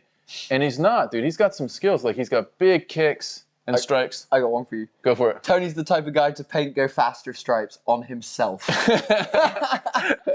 Tony's the type of guy who needs fighting glasses. These are amazing. Balladine, you're in as well, man. Awesome. Everyone's throwing their shot. Everyone's throwing their shot. Oh my god. Yeah, if you guys... Hernandez drop it down for a double leg, switch to a single leg. Pulls from pulls, starts looking to cut angles and start wrapping legs, picks up Fremd, but Fremd managed to regain his feet, slaps him to the ground, and Hernandez takes his back. Hernandez now has, almost has like a side position on his back, and they're fighting hands right now. Hernandez has a dominant position on his back, but he doesn't seem to want to get fully on his back. Muhammad Mokaev, UFC champion within 2 years, watch. Dude, that's not a bad shout. He was really, really impressive, and he's so young. He is one that is definitely one to look at. Oh, Hernandez, double leg, shoots it again and pulls him down. Fremd is doing a good job to fight up slowly, inching his way back up, but Hernandez is just out-grappling him right now, just muscling him. It's just fucking grizzly bear in him right now. He's just mauling him to this top position is a combination of real top control pressure and ground and pound. Really nice job by Hernandez. I guess for those of you that don't know why all this Tony talk is going on, we're giving away a free car tonight. It's tight. This could. That is a anaconda. And it's a guillotine. It's either a guillotine or an anaconda. It's an Armin guillotine or an anaconda, depending on how they. It's more a guillotine at this point. It looks like Fremd is fighting out of it. And yeah, it's the type of thing that Hernandez, if he would have slapped it on too long, he would have burned out his arms. So he releases it. But he has literally just had Fremd on his knees, just trying to survive this pressure ground and pound that's been hugely effective. Yeah, his position control right now is very nice. I can't even read the chat. You can distract me from the fight. I can't read the chat right now. You guys are too funny. Stop. I'll read the chat when this round ends. You guys are funny. Hernandez is just relentless. This chain fucking wrestling is brutal right now. Reminiscent of fucking Habib right now. Just grapple, grapple, grapple, grapple. Yeah, here we go. A standing arm triangle. Interesting. Nearly a standing arm triangle, and Fremd manages to get out. Hernandez goes straight back to the single leg. It's like Fremd is trying to. Big elbow in the clinch from Hernandez. Hernandez with a nice combination and shoots again. Jesus, this has been a massacre in the first round. Not like in terms of like debilitating blows, but just control. Just wearing on someone. Wow, big shot by Hernandez. Man, Fremd is... Fremd now comes back with a big right. You got to give Fremd credit with his heart right now. His heart is incredible. Now, another right by Hernandez. Hernandez is getting more bold with his striking. Takes another takedown attempt. Gets Fremd to the ground on his knees. Hernandez now takes his back. Trying to lock in. He's got one hook in. He's trying to roll Fremd over so he can get Fremd away from the cage and maybe get another hook in. But Fremd is doing a good job using the cage to almost, as almost like a wall so that Hernandez can't get around that side. But Hernandez is just wailing on Fremd. Big elbow from Hernandez. Wow, Hernandez is just controlling the shit out of Fremd. He goes for a couple shots and then shoots straight back in for the single leg and puts Fremd back onto one knee. Hernandez you got to wonder whether he can keep up this level of output. His fucking cardio is going to be tested. Got to wonder, because he has just gone ham this first round. And this is middleweight guys, so this is not little guys that are just, bebopping around with, Energizer Bunny energy. Wow, Fremd was real tired getting up. He looked like me getting up. All right, go. So let's go through some of these. So Tony, wait. Let's have a look. Okay. So Tony's the type of guy to hold himself in contempt while on trial. Tony's the type of guy who buries himself to improve his ground game. Tony slices pizza with his elbows. Fremd's corner are actually really helpful. What's more tiring, wrestling or defending wrestling? I think it really depends on how strong the guy performing, like how battle-tested the guy doing the wrestling is. Because if he's battle-tested, then it's going to be tired for fucking the other dude. If he's not, then it's going to be tired for the dude trying to wrestle. Yeah, watching McGregor wrestle, he's going to tire himself out wrestling. Yeah, if your wrestling is advancing to either ground and pound or some sort of submission game, then your wrestling should be the dominant part of that interaction. Yeah. If your wrestling is just to take them down, that can be tiring as well, especially if they have decent takedown defense. Mm-hmm. And you're both just springing back up. That can wear you out more than the guy being taken down. All right, here we go, round 2. That was a crazy round by Hernandez. Fremd is still there, and I'll tell you what, Fremd hit Hernandez with a straight right. That was pretty heavy. And Fremd had some nice leg kicks to start the round. Oh, nice spinning heel kick that just clipped his nose. Oh, wow. Fremd with nice takedown defense. Fremd doing all that he can to stop this takedown, but Hernandez just muscles him to the cage. Overwhelming. Hernandez has just been overwhelming as far as his sort of clench game. Wow, just Hernandez is relentless, man. Fremd is just flinching at everything as well because he's been clipped and he's being grappled. He just doesn't know where it's coming at this point.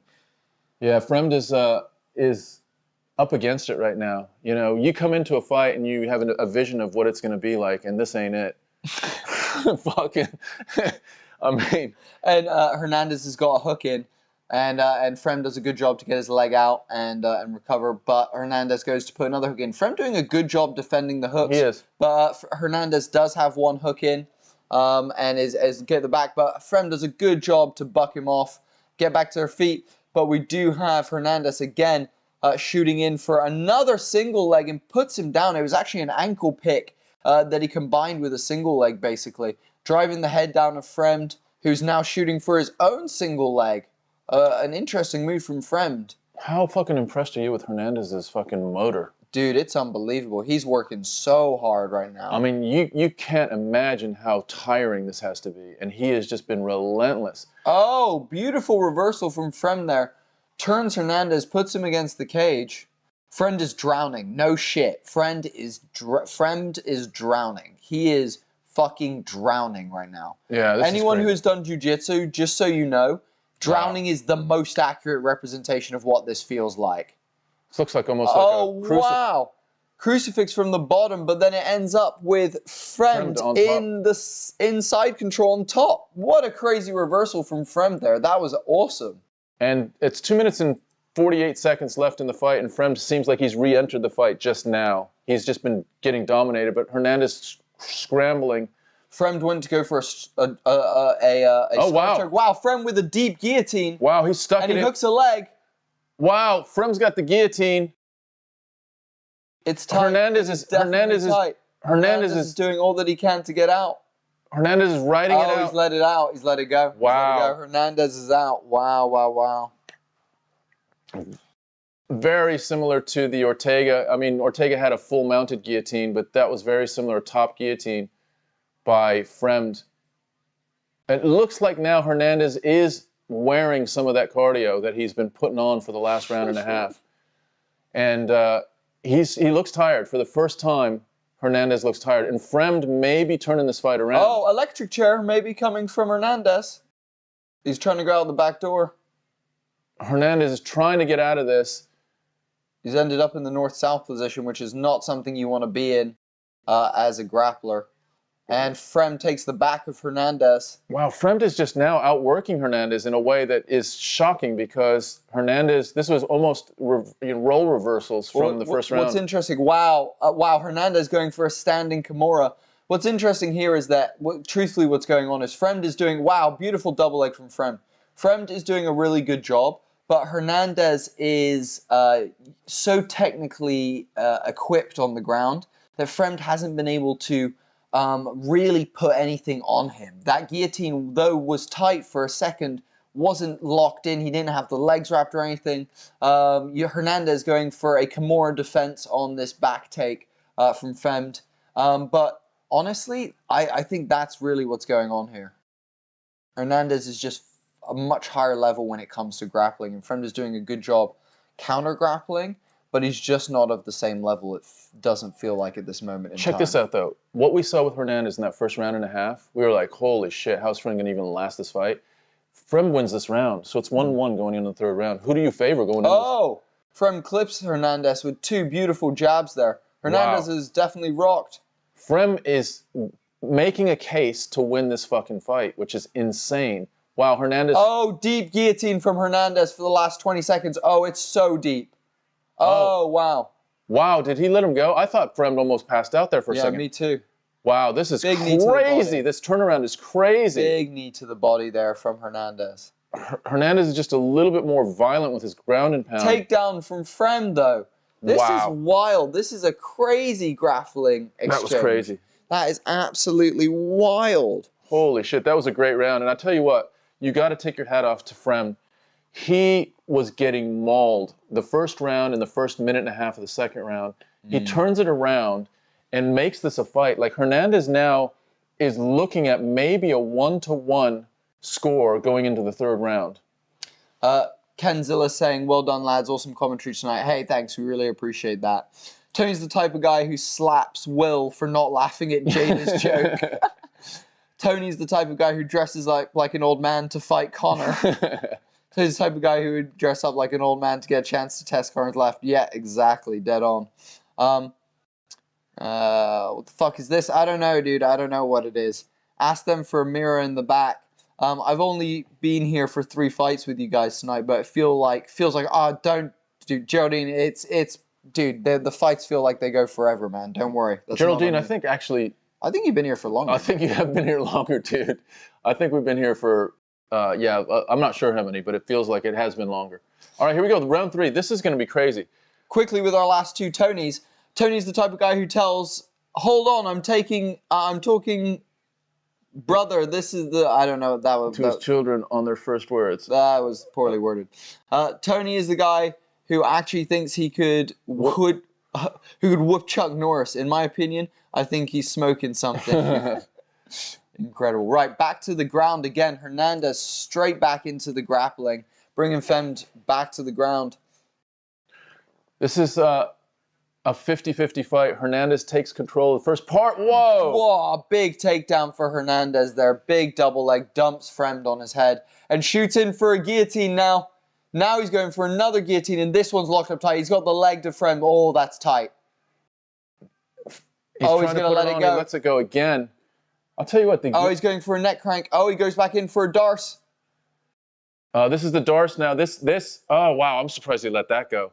He's had 3 really good attempts at submissions here, and Fremd has either survived them or Hernandez is just being very careful with blowing out his arms with another almost 4 minutes to go. But Hernandez is clearly controlling this first part of the third round. Fremd shoots for a single leg.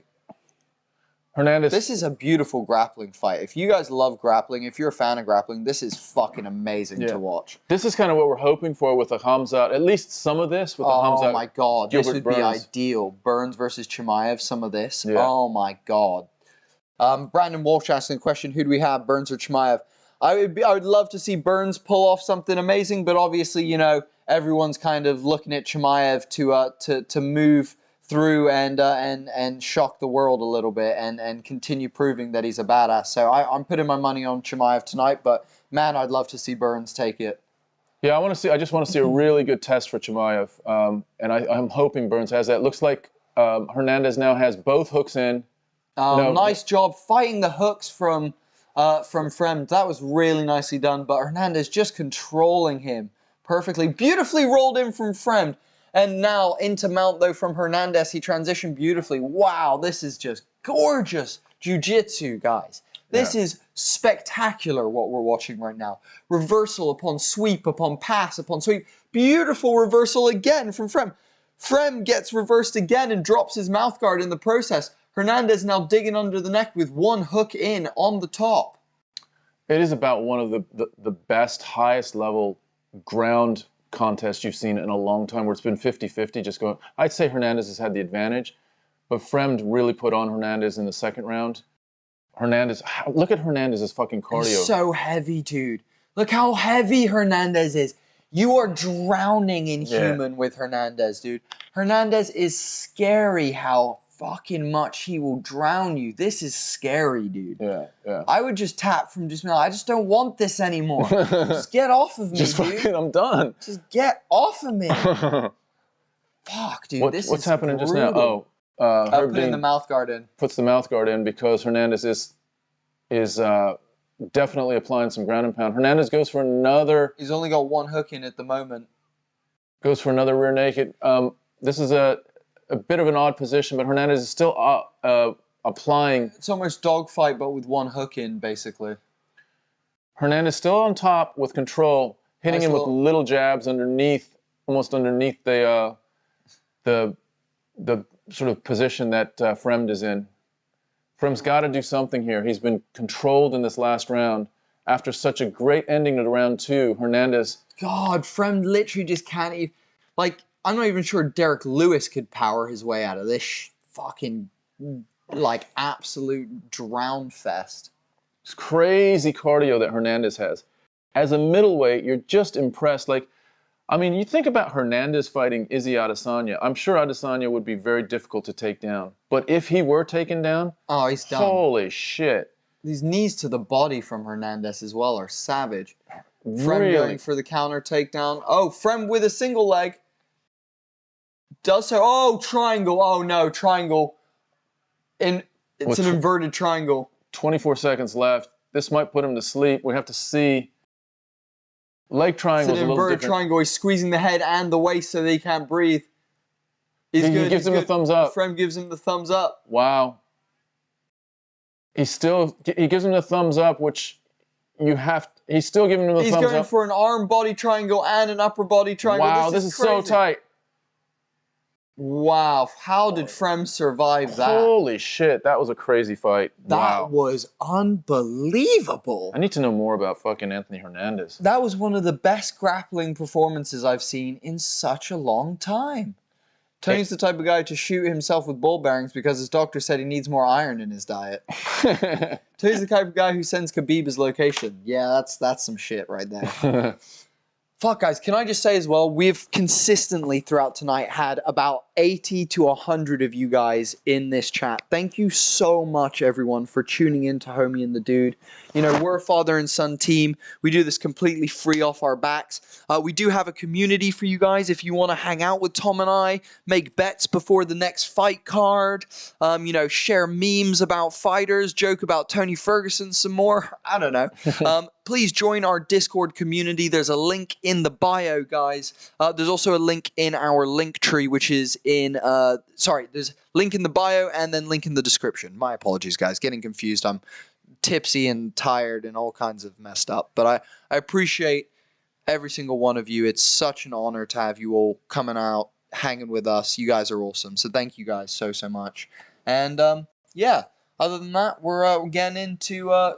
We got one more fight. We got Ian Garry left on the prelims, and then we're into the main event. Main card, not main event. Main card. Really excited about the Ian Garry fight, but you got to think Hernandez wins this. Yeah, unanimous decision. Wow. Tom, a great guy? The fuck am I, DP9? Jeez. Tom, a great guy. DP9. Thanks, dude. Let's have a look through. I'm watching live, but somehow I'm 30 seconds behind this stream. That is crazy. Hernandez wins, by the way, guys, via unanimous decision, just so you guys know. Chronic, you might want to I don't know if you can refresh your browser or wherever you're watching. If it's your TV, maybe just kick your TV, the side of the TV. That might do something. Hey, Cody Spears saying, I've been looking forward to Homie and the Dude all week. What's up, Cody? Yeah, man. Dude, we've been looking forward to you. Hey, we've been looking forward to having you, Cody. What's poppin'? You're here for all the fights. Yeah, of course we are, dude. We're not dipping. We're not leaving early. Paris, we're here from beginning to end, homie. The only thing that might happen, I will say this. We've got, like, loads of you in here. If for some reason the stream cuts out, just click the link in the description of the video. There's a link, basically, that takes you to the YouTube. But, however, the stream will be back up in a second if we do lose it for any reason. But we will not be losing the stream unless the Wi-Fi cuts out. Otherwise, we should be all good tonight, guys. Chronic says, I ankle picked the TV, managed to save about 10 seconds. We'll update on the next one. Nice one. Chronic coming in with the wit as well. It's a witty group tonight. I watch along, totally legal, and I'm 10 seconds ahead of y'all. Awesome. Hey, thanks for not spoilers, Geraldine. Thank you for no spoilers. I appreciate you. You're seconds behind. It's finished already. Yeah, we know. We said it. It finished ages ago, Holmes. Tony is the type of guy to front roll out of a hospital after a good scrap. You're not wrong. I've been here since the beginning, too. I'm loving it. Paris, dude, we love you. Thank you. You're like anyone who has been active in the chat tonight, you guys make this fucking worth it for me and Tom. Like, yeah, legitimately, that's why we come back and do this shit. Super fun. Guys, I was literally pissed up today, like drunk earlier today. I could have bailed on this. We could have been like, we don't fucking. But we do it for you. When I showed up at what is it, about 9:30? Yeah, it was looking touch and go. It was looking touch and go for me, but we love it because you guys come and interact in the chat and get vocal and come hang out with us. You know, it makes it all worth it, guys. So thank you for that. It's a fucking pleasure.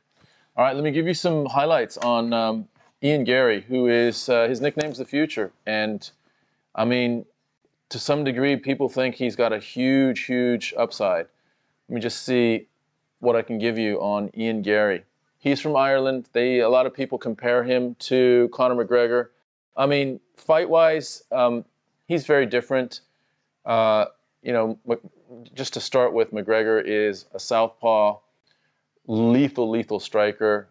Garry, first of all, Garry trains at Sanford MMA, so he's getting completely different training than McGregor is when he was, I don't know, I guess he's still training in Ireland. But Garry's bigger. He's a welterweight. He's taller. He's 6'3". He's only 24 years old, and he's 8-0. Lots of hype behind him. As far as competition, he's only had one fight in the UFC against Jordan Williams. It was a KO in the first round. You'll remember that fight. He got clipped a little bit in that first round. It was a pretty scrappy round. So let's see how Garry does. He's coming out of the Cage Warriors, let's call it the farm system in the UK, that produces a lot of high-level fighters, including Conor McGregor. So the real connection between Garry and McGregor is they're both Irish, but the comparisons kind of end there. Let's talk about Garry's competition tonight. He is fighting Darian Weeks, and Darian Weeks is a lot shorter. He's 5'10". Remember, Garry's 6'3". Darian Weeks is 5 wins and 1 loss as well. So he did lose to Brian Barberena, in December of in December of 2021. And he had a 4-fight winning streak before that, or sorry, a 5-fight winning streak before that. So he's coming off a loss, which to me is a good sign that he's going to be super hyped to get back on the win side of things. So this can be a good test for Ian Garry. And let's see how the UK contingent continues to rise up, you know, in a kind of a surprising way, up the UFC ranks. You've got Arnold Allen, who's number 5 in the featherweight division. You've got the likes of Jack Shore, who's undefeated in the bantamweight division. You've got Mason Jones, who's representing in the lightweight division. You've got, of course, Darren Till. Leon Edwards is going to be fighting for a championship here probably in the summer against Kamaru Usman. It isn't logical that the UK is going to represent itself so well over the coming couple years, but somehow it's happening. And if you live in the UK like we do, you can see that MMA is really on the uprise. It might be everywhere else as well, but there are so many promotions around the country, local promotions. Some of them are higher level than others. There's a great sort of development system in the UK with a lot of amateur promotions as well. Cage Warriors seems to be, if not the best, then one of the best feeder systems to the UK. It consistently is you know, you got the likes of Paddy, McGregor, Pimblett is in there. So Arnold Allen, Mason Jones, Jack Shore, on and on. And you know, then you look at the women's side of things. You got Corey McKenna, who's come out of Cage Warriors, Molly McCann. You know, it's a deep inventory of. Stuck Up, thank you so much for subscribing to the YouTube channel. Welcome to La Familia. What's up, Stuck Up? Let's look at some of this shit. I've been neglecting it. Let's see. Tony's the type of guy to eat McDonald's. Let me go back as far as I need. I know who's won. Does anyone want to spoil it? 360. I don't know. Whatever. I don't care. I think we're a little bit behind you. He has to win to make history. Who are we talking about, Boladin? Because we might have the next Conor McGregor. We're talking about, okay, you're talking about Khamzat. Let's see. I've been here since the beginning. Khamzat cannot lose. If he does, it's going to be quite some time before we can see the belt change hands. I'm not sure about that. I think Kamaru Usman might only have a couple fights left. I think he's literally lapped the top guys in that welterweight division. So he's fighting Leon Edwards again twice. He's fought Colby Covington twice. You know, you got Luque, you got Bilal Muhammad. He's knocked out Gilbert Burns. Anyone that he fights that's not Khamzat Chimaev is a big underdog at this point. So even if Chimaev loses, he's still so young that, you know, you got to think he's going to be a force. Unless it really messes with his head. He's so wrapped up into his confidence and to his almost feeling invincible that if he did lose, you might remember Chimaev was really vulnerable during COVID when he had COVID. And he got sick and was actually like bleeding out of his mouth. I think he was coughing blood and things like that. And for a minute, he was considering retiring. And he was very, very vulnerable. So it makes you think, like, how does Chimaev deal with adversity? I mean, that was adversity, and he was at the point where he was going to just chuck it all in and say, I'm done with everything. So, I mean, on the surface, he looks like an absolute champion, maybe a double champion. But let's put him up against someone that's going to test his heart, not just when things are going well, but when things are not going well. And that's when you can really tell if someone's got it within them. And we haven't seen that yet with Chimaev. So let's just hold out and see how he does. The Ant-Man channel, you're saying the next Conor McGregor, as far as Ian Garry? Yeah, I guess maybe. I mean, he's probably not as clever as Conor McGregor, but he's definitely the next guy from Ireland to represent in the UFC. So I'm hyped to see him. I think Ian Garry is only good for the UFC. He's 24 years old. He's got a 2.5-inch reach advantage, weighs 170 pounds, 6'3". He's really tall for a welterweight. So I'm excited about this fight. He is almost a 4-1 favorite, which feels unfair. Let's see how that plays out. Let's see what else. The way this chat is, I'd have no chance of spoiling you. Tony's the type of guy to eat a McDonald's meal and demand a refund. I told you making the Tony trophy would make it somewhat interactive. You're so right, Paris. Not only is there a trophy, but we're actually giving away a free car tonight. So whoever comes up with a big zinger gets to collect that once we decide who you are. 360, you're welcome, lol. Garry is a good talker on the mic, and he's Irish. So that's like the comparison. Yeah, I guess so. I guess so. Is he as good a talker as McGregor? We'll have to see. I mean, you got to look at maybe a more accurate comparison to McGregor as far as talking is Paddy Pimblett. He seems like that. Now, he is probably not at the talent level as McGregor, but he's a great talker as well. Yeah, Ian Garry, I hear you, Ant-Man. Geraldine, D Weeks came in on short notice versus Barberena, which should be noted. Okay, that's really good information, Geraldine. I can't see Conor beating any top 5 or 6 155er. I don't think he ever fights at 155 again. I think he's going to fight at welterweight. You see how big he is. I mean, he might fight at 155, but you're so right. I totally agree with you that he's not gonna beat a top 5er. All right, here we go. First round starts. You can see how tall Garry is. He's really good at moving. He's got great legs and decent jab. Again, he's trained at Sanford MMA, which is known for their striking. And so Garry also has the legs. So he is developing his striking to complement naturally gifted legs. Moves super well. Weeks has a fucking wide back. Look how wide Weeks' back is. He's just solid. Almost died from COVID moron. Please forgive me if it's saying loud, but people trying to give subscriptions. Yeah, no, please. You can, as long as you don't post a illegal link, we're good for you to help people out. Chronic, no problem. Dig your setup and positive vibes you two cats bring. Hey, thank you, San Diego. We dig what you bring, which is nice chat vibes. Yeah, Geraldine, I'm not sure what that means. Wow, outside leg kick, low leg kick by Ian Garry actually trips Weeks. So first leg kick, and it's actually, you can see Weeks' leg is already feeling that. Yeah, but Garry has exceptional legs. Let's see how his chin holds up, though. He did get tested last time, and it only lasted 1 round. So I'd like to see Garry get into the 2nd or 3rd round. Let's see what he's got with really nice feints, though, by Garry. And when he delivers that kind of low leg kick, it starts making you think about things. Nice little check left by Garry. Hey, Gringo, what's up, brother? What's up, Gringo? Good to see you.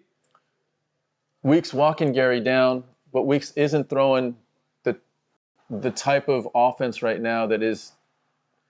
Although he seems to be the aggressor, Garry seems to be controlling things. But Weeks gets a clench up against the cage. First time Garry's been up against the cage. You might want to see Garry's knees. His knees are exceptional, even when he's in the clinch. His legs are super, super flexible. So let's see what Garry's trying to do here as Weeks has 2 underhooks and has a lock. He's trying to take Garry down. This would be big for Weeks. Takes the back of Garry while standing. Weeks still has the back. Garry's trying to fight hands and try to break that sort of hand lock that Weeks has. Weeks goes for a nice knee to Garry's thigh. Weeks just pressing up against Garry, and this is not where Garry wants to be. Garry likes to be moving around. Oh. Garry likes to have his legs open and available. You know, Garry's 6'3", which in one way is great, but when you're fighting someone that's short and powerful and can press you up against the cage. Double underhooks for Garry. Garry now has reversed it. Not double, just nice reversal for me. Garry breaks away, so that's a nice breakaway and escape for Garry. Garry very quick with a little kick and a jab. Little faint right hand there for Ian Garry. Garry right in the pocket. They're both right in the pocket right now. Garry has real strong outside leg kicks. Lots of feints for me and Garry. Lots of fucking feints. They're both just standing in the pocket. It seems like Weeks is having trouble pulling the trigger with his striking. He's just not throwing punches, and that might be because he thinks he's going to get countered, but he's just not throwing a lot of punches. Yeah, Weeks needs to open up. Garry throws a lead right. Garry does a really good job of combining legs and arms in his striking with kicks and strikes. Oh, front kick. Oh, wow, that hurt Garry, it seemed like. Did you see Garry grimace a little bit? Nice jab there from Garry. So it was Weeks just delivering a teep or a push kick and got Garry off balance. It looked like Garry grimaced. Both guys are throwing so many feints. It's literally a feint off. It's a game of striking chess right now. Wow, Garry swings out and Weeks misses goes with a in for a quick explosive 1-2 and then grapples Garry up against the fence again. This could end up being a problem for Garry if he can't manage Weeks up against the cage. Because Weeks can just possibly, kind of do some dirty wrestling at this point while they're standing and mash Garry up against the cage, neutralizing some of Garry's real weapons. 19 seconds left, and Weeks continue. There's the knee to the head. The knee to the head by Garry. We called it, and we're looking for it. Oh, nice check there by Weeks. Fucking hell. Wow, Garry's got some really sharp kicks, especially right up the middle. 2 seconds left. Weeks with an oblique kick to the knee. Nice workout the first round. Wow. Very 50-50. You got to think that since Garry's a company man, I wouldn't be surprised if Garry wins that by just because of his popularity. It's not something that people usually say, but that's kind of where I'm thinking right now. I think the Khamzat's character is being scripted by Dana UFC for pay-per-view star. Possibly. Tony's the type of guy who introduces Bruce Buffer. It's a good one. Tony's the type of guy who slaps his own ass while making out. That's a fucking great one. 360 watched Mohamed Mokaev at UKFC. So was he, or he will be in the stands? I'm sure he won't be fighting. Yeah, I mean, I think Khamzat is... No, he's saying he maybe watched him in the past. Oh, okay. At UK... Okay, maybe, yeah. Tony's the type of guy who slaps his... Okay, gotcha. All right, here we go. Round 2. Very interesting. There's so much hype behind Ian Garry that it makes you interested to see how he deals with this. Hey, just getting him into the second round is going to show us a little bit more than the last one did. And so far, Garry does a lot of the Israel Adesanya's almost like hip feints as well, feinting that almost that kick up the middle or the low leg kick. Lots of feints with both hips, his hands, his Weeks head. keeps throwing that knee stomp. Nice jab there from Garry. And I'll tell you what, Weeks is not doing himself any favors by not throwing hands right now, unless he feels like he just needs to get close enough to try to take Garry down and doesn't want to exchange with Garry. Because he's just not exchanging. He's not leading, he's not countering. He's just following Garry until he can get close enough to wrap him. Garry now right in the middle of the cage where he can be most lethal with his kicks. See how he sets stuff up here. Garry really moving, almost like cruising all the way around the cage. Nice counter by Garry there. That's how he knocked in his previous fight. He knocked his previous opponent out with a really slick counter right. And that could be why Weeks isn't too excited about throwing. He just might not want to get countered. But this isn't how you're going to win, Weeks. You can't just stand there and feint. You got to do something, mate.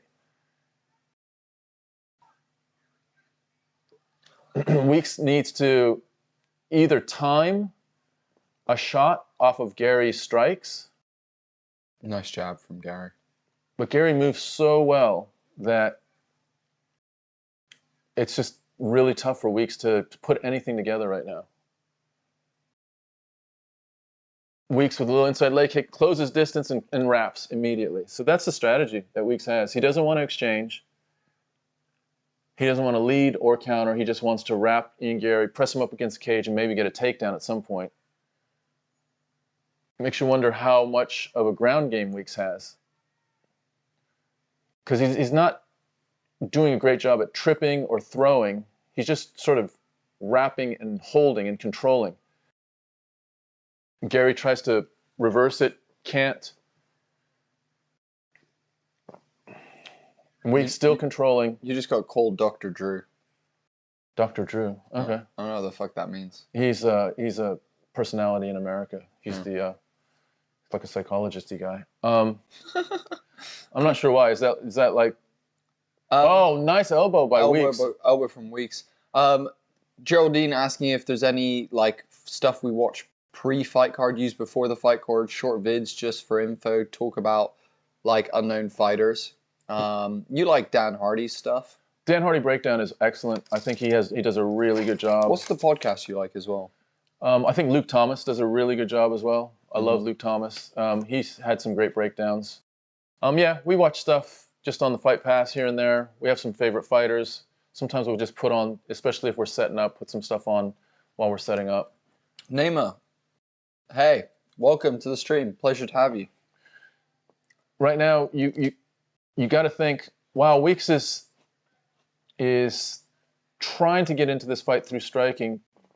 The thing with Garry is he can turn a fight around like he did last time with one punch. One counter punch, just like that, can do a lot of damage. Right now, though, it's about a 50-50 fight. Garry winning a little bit with the striking, but Weeks controlling up against the cage once they clench. I would probably say Gary's probably winning the fight. Do you watch The Weasel? I've watched a couple of The Weasel's videos. He does fight analysis. No, I don't know. I think I've heard of him actually. Yeah. Do you like him? Yeah, we're doing good. Neymar, thank you so much for asking. Yeah, doing good. You know The Weasel? He's good. There you go. 2 people on saying The Weasel. Okay. Weeks now has Garry wrapped again. Tries a front leg trip.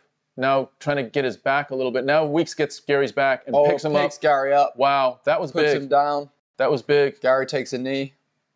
So Gary's in a little bit of new terrain here, where he's getting really controlled. Good takedown defense from Garry. Oh, nice check left there from Weeks on the break. Weeks missed an opportunity for a clear takedown. He got 2 sort of half takedown attempts. I think Gary's takedown defense, he's slippery and like just a little bit all over the place. Yeah, and Garry is, again, still, tries a flying knee just at the end of the first round, or the end of the second round. You got to think Gary's probably won both of those rounds by striking, but it hasn't been like he's overwhelmed Weeks. As he gets further and further up into the talent ranks of the UFC, he's well, let's see how dominant he can be. Neymar, if you want to find a link, you got to go find an illegal one yourself, dude. Or if you want to go pay for it, you can pay for the card, but we have no way of sorting you out with that here. But yeah, I believe Chronic actually posted a method at which you can pay, you know, X amount of money for some channels or something. But yeah, man, that's not something we can do. Sorry, man. I'm sorry to hear that you have no bank account, but we have no other option to help you out, man. We don't show the fights here, so see if you can find a link somewhere and come on back to hang out with us, Neymar. All right, here we go. Round Ian 3. Garry gonna lose this fight. Told you Weeks was better than his last fight. I'd have to disagree slightly. I mean, Garry might lose, but right now I think Garry is probably slightly winning. It depends how you're judging this. If you like control on the inside and clinching, then you're going to be saying that Weeks has won the last 2 rounds. If you like striking, Garry has definitely outstruck Weeks. So I think Gary's actually winning this fight, but I wouldn't be surprised. I guess I'd be a little bit surprised if they gave it to Weeks right now. But let's see what happens in this 3rd round. San Diego, neither of us currently train martial arts. However, I used to do karate when I was younger, and Tom and I have both done Brazilian Jiu-Jitsu, and Tom did some Tai Chi and Wing Chun when he was younger. So we have done martial arts, we just don't currently at the moment. Weeks still trying to walk down Garry. Garry still all full of feints, but his output has slowed down a little bit. I'm not sure if he's also a bit concerned about getting wrapped up and driven up against the cage, because he's not showing a sense of urgency himself either. Opened up a little bit there. Weeks goes for a real solid single leg, but misses it. Gary's got good takedown defense. Garry with the jab to the body. Nice one too by Garry. I'd put Garry ahead as well, just because he's landed more. Yeah, he's thrown more. He's landed more. I mean, I maybe give Weeks 2 because of the takedowns, but I mean, I would say Garry 1, Garry 3. Here's the thing with what you got to remember with takedowns. If it's just a takedown and the other fighter gets up, it's not counted as a sort of a point scoring position. Whoa, big head kick by Garry that landed on Weeks. Garry looks like he's locking in a little bit more. Weeks is looking a little bit tired. His closing distance is a little bit slower than it has been in the first 2 rounds. I guess it's kind of to be expected, but you're noticing it now, where Garry looks very fresh. Weeks trying to cut off the cage, doing a decent job with it. Weeks just needs to wrap him or throw a punch. He literally hasn't thrown more than a handful of punches standing. He just threw 2 there and missed. But his best advantage right now is to try to... Nice counter left there for Weeks, actually. Nice little outside low leg kick. Weeks with a nice attempt at a lead right. Garry with jabs. Looks like Gary's nose is either bloody or real red. Weeks with a nice teep. You know, if you like sort of ring generalmanship, walking down the other fighter, then you like Weeks. If you're the judge. If you like controlling distance, getting in and out, getting hit without, or hitting without getting hit. Oh, Garry clips Weeks there. Garry clips Weeks with a nice right hand. And Weeks staggers. He clips him with a jab. Gary's hands are special. You know, he did this in the last fight. We're in round 3, though, for this one. Round 3 for this one. But he's real quick, and he seems to... It's almost like it's not power, it's surprise. It's feint. He's got great counters as well.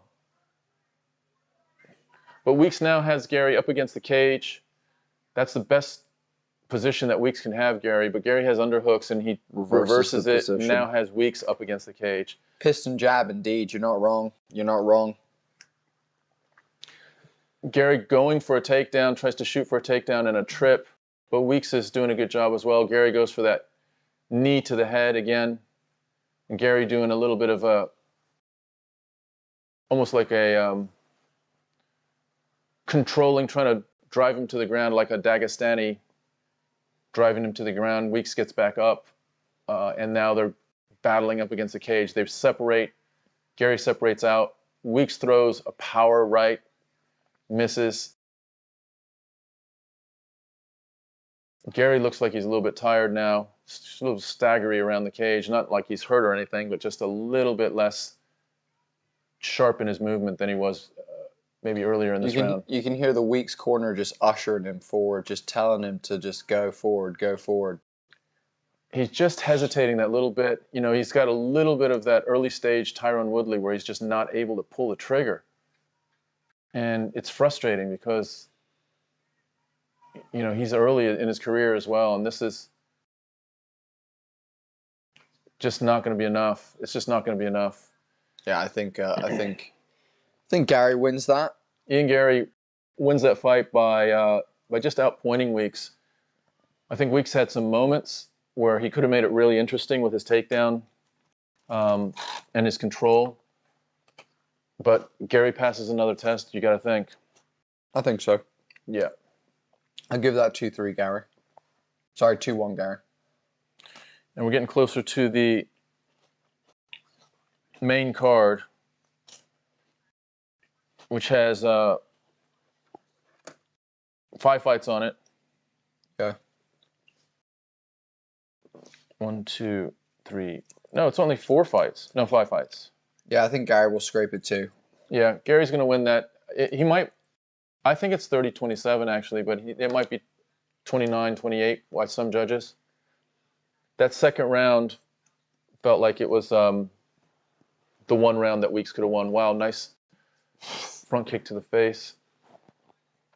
Boom, that right that just landed right behind the head of Weeks. Right behind the ear, of Weeks. Garry is really nice at his counters.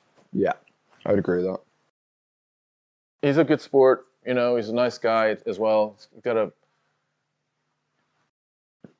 sort of a refreshing take on things, but he's... Unanimous decision, Garry. Yeah.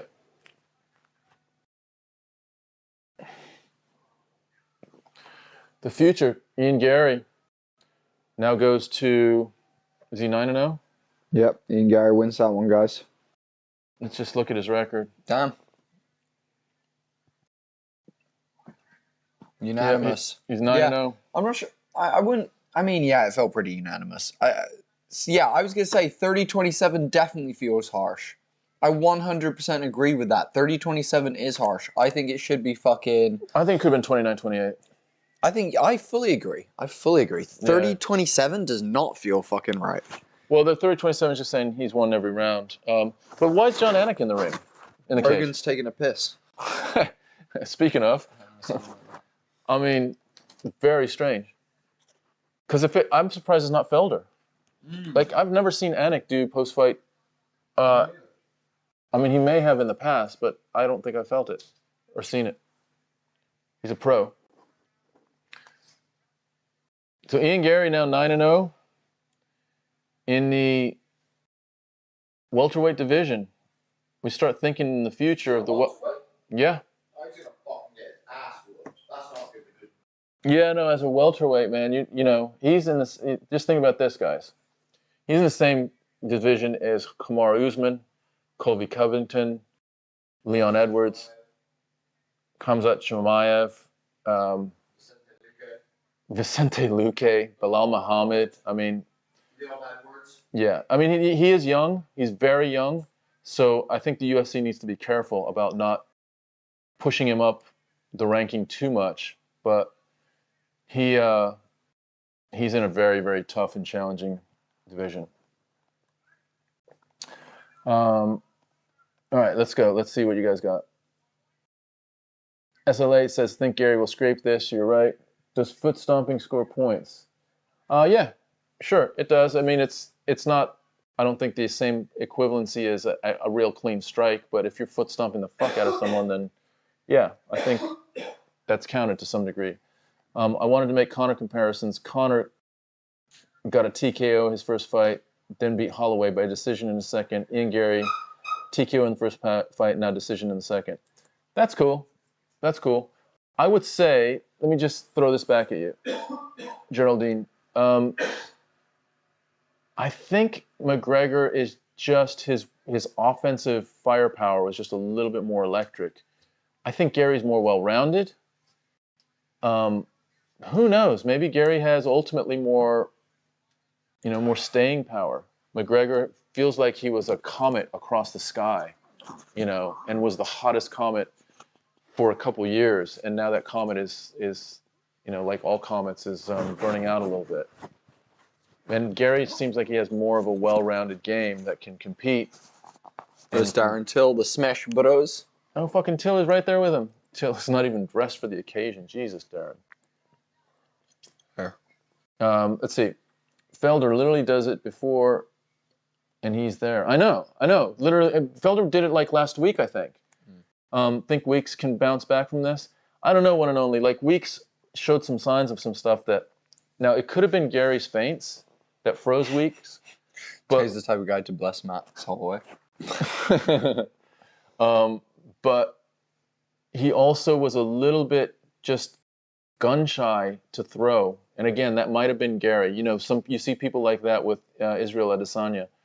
And Garry has a lot of feints and looks, in a lot of ways, similar to Adesanya with his feints. Oh, Nathaniel! What's poppin', Nathaniel? Nathaniel Simmons, yo! What's up? What's up? Totally agree, mate. I was just spitting info, as you could say. MMA, like two tiers of competition level better than it was back then. Yeah, you're not wrong. Also, let's talk about this. What do you think? I think there's 3 divisions at the moment that are the worst divisions in the UFC. I was thinking about this a second ago. I would say welterweight fucking sucks.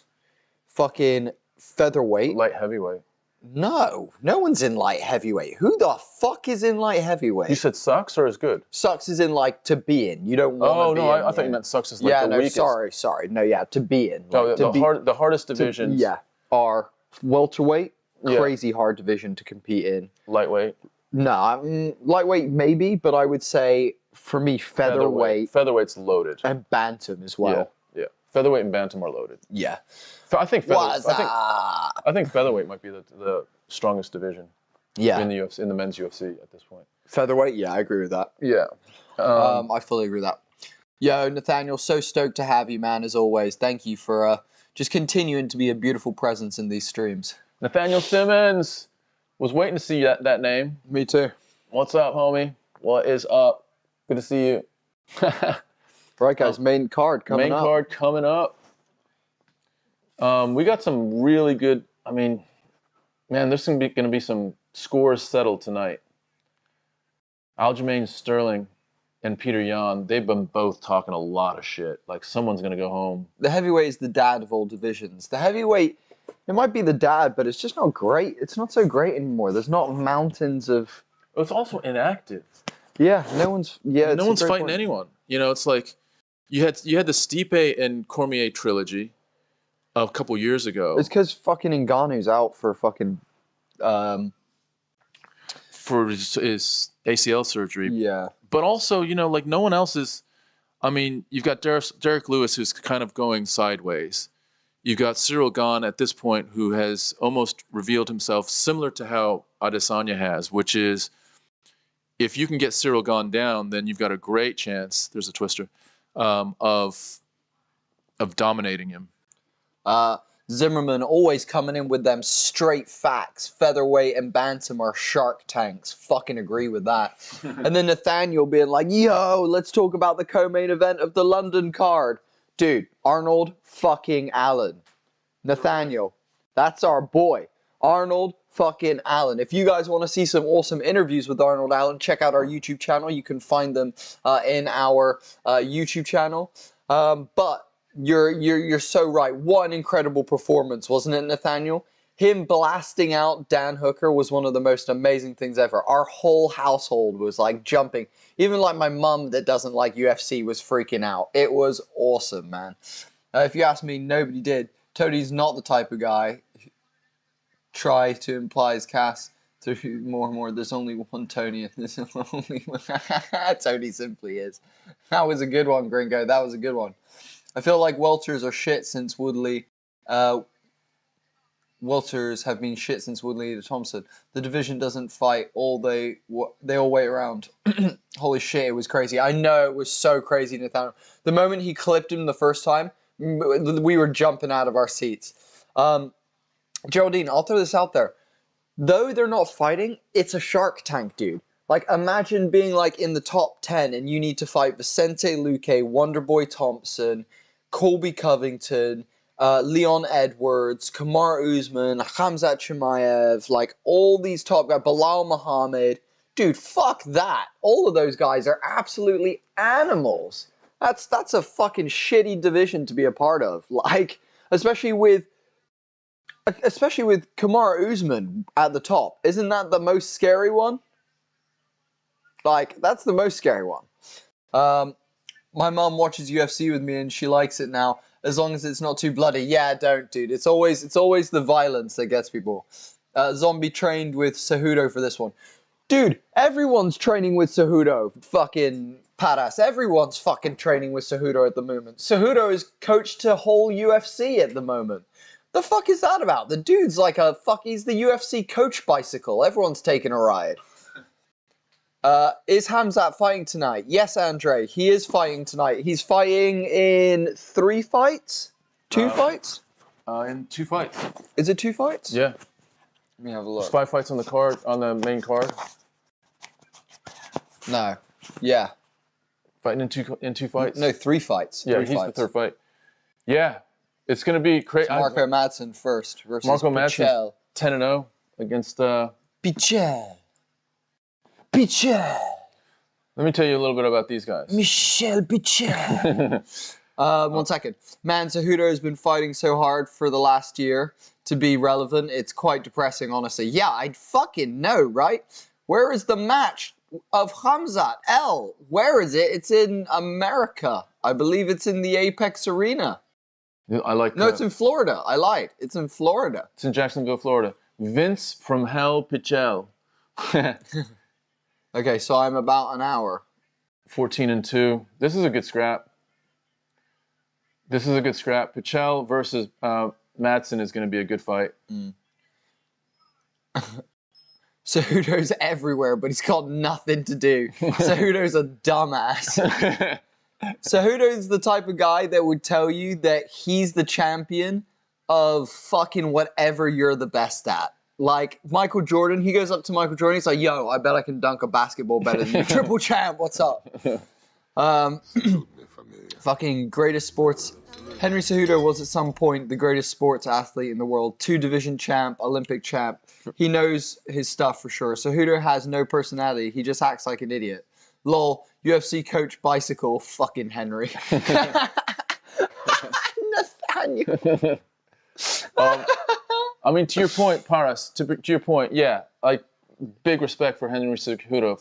To win the Olympics, that's big style. And to win 2 championships in the UFC, like, lots and lots of props to him. But the fact that he walked away and now is trying to figure his way back in has been a bit awkward to watch. That's all we're saying. It's just fucking not also, great. Omar, thank you so much for liking and following on Facebook. Welcome to La Familia. The horror guy. Whoa, Zombie and Alexander now? No. That's not. No. Not yet. I love you, horror guy, but just not yet. That was a jump scare. Oh, he tried to jump scare us. That's what it was. The horror guy was trying to jump scare us. Fucking crazy bastard. He names himself Triple C. He's not. It's not a nickname if you give it to yourself. Fair point. Great fight. Great fighter, but not funny. Not a good public personality. Yep. So who's the type of... So who's the type of guy to train Joshua Fabio? Oh my God, shit. Chronic, that was a fucking great one. Guys, best Henry Cejudo one. Cejudo trophy up now. Cejudo trophy, here we go. Cejudo trophy, let's go. Cejudo might try ping pong. Dude, Cejudo would be good at ping pong. He's small, compact, and explosive. Yeah, he would be. Yeah. You know? I mean, there's part of me. Wow. there's part of me that. Can you flick the heater on? It's fucking Are you cold? Cold up in this bitch. There we go. Piotr Jan is in the building. Ladies and gentlemen. Piotr. Piotr. It's Tell funny. me time remains. Dude, there's an infinite time remaining. Whether humans exist for that infinite amount of time is another question, Khalid. Completely, brother. I hope that answers your question. Thanks for chiming in, man. Alexander, a few fights ago, did a few dirty shit things. All in all, lost a little respect. Horror, what dirty things did Alexander do? I'm interested to hear your opinion. Triple C, more of a triple D if you don't, if you know what I mean. Can we see the Khamzat fight here? You will not be able to see it. We don't show the fight, L. We simply do commentary over it. So if you can go find a link somewhere else, please feel free to do so and come back and hang out, man. Can't wait to see Sterling get waxed. Yeah. Cejudo is mini version of Randy Mockman. Hey guys, can you turn the computer screen so we can see the pay-per-view? Andre, that would be. That's a really good idea, Andre. And people maybe getting started in this may have tried that in the past. Yeah, dude. How stupid are they? Those people who back in the day put an iPad in the front there so that you could see. It's not like we ever did that or anything. We would never do that. We would never do that because we follow the legal rules. Yeah. Yeah. Khamzat rule for years when he gets the first belt. Yeah, I agree with that. Let's see. If he can fight how he can. If Zombie gets going on him, Dirty Alexander is ready. What is this dirty bit? What's this dirty bit? Horror guy, explain what he did dirty, dude. Like, give us your evidence here, homie. That's what I'm asking for. I understand that you think he's a dirty fighter, but I want to know what you think he did that is dirty. To be fair, Cejudo would do well in WWE. I agree. Yeah. This man's mustache, Don Ferrier. Yeah. Oh, it is. Yes, Don Ferrier. I know exactly what you're saying. Yes, you're 100% right. I've watched since UFC 1. Hey, let's go, adventures. Will you show the fight of Khamzat? No, we don't show any fights here. It's illegal. My name is Kanif. Can you tell my name? Yes. Kafi. Kafi!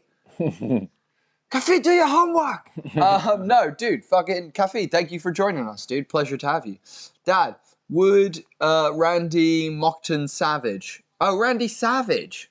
Oh, shit, okay. Yeah. If Khamzat loses, I will cry. Incredible. Alexander used to play rugby and weigh 400 pounds. No, okay. So he didn't weigh 400 pounds. That's not even close to how much he weighed. He weighed 200 pounds, so... and now he's a flyweight. And you think that's dirty? Dude, horror guy, your argument is loose and fucking weak right now, homie. Now he's a flyweight, yeah. Cejudo's the type of guy to train WWE guys to be relevant. Yep, agree with that. Where can I watch the fight then? I don't know, dude. Fucking some illegal places on UFC?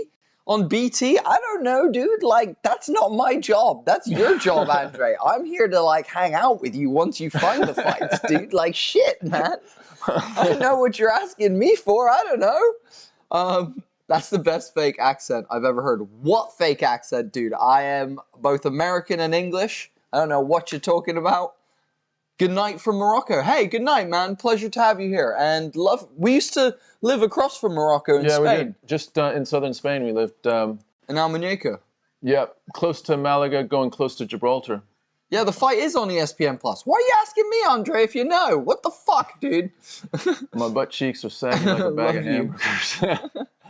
Club ENT. Yeah, what's the fucking fake accent? I don't understand. Yeah. Henry smokes so much shit and pervs at Helen. Yee. I don't know what that is. The best transformation was Cormier. The guy was a heavyweight cut to being a middleweight. Yeah, you're not wrong.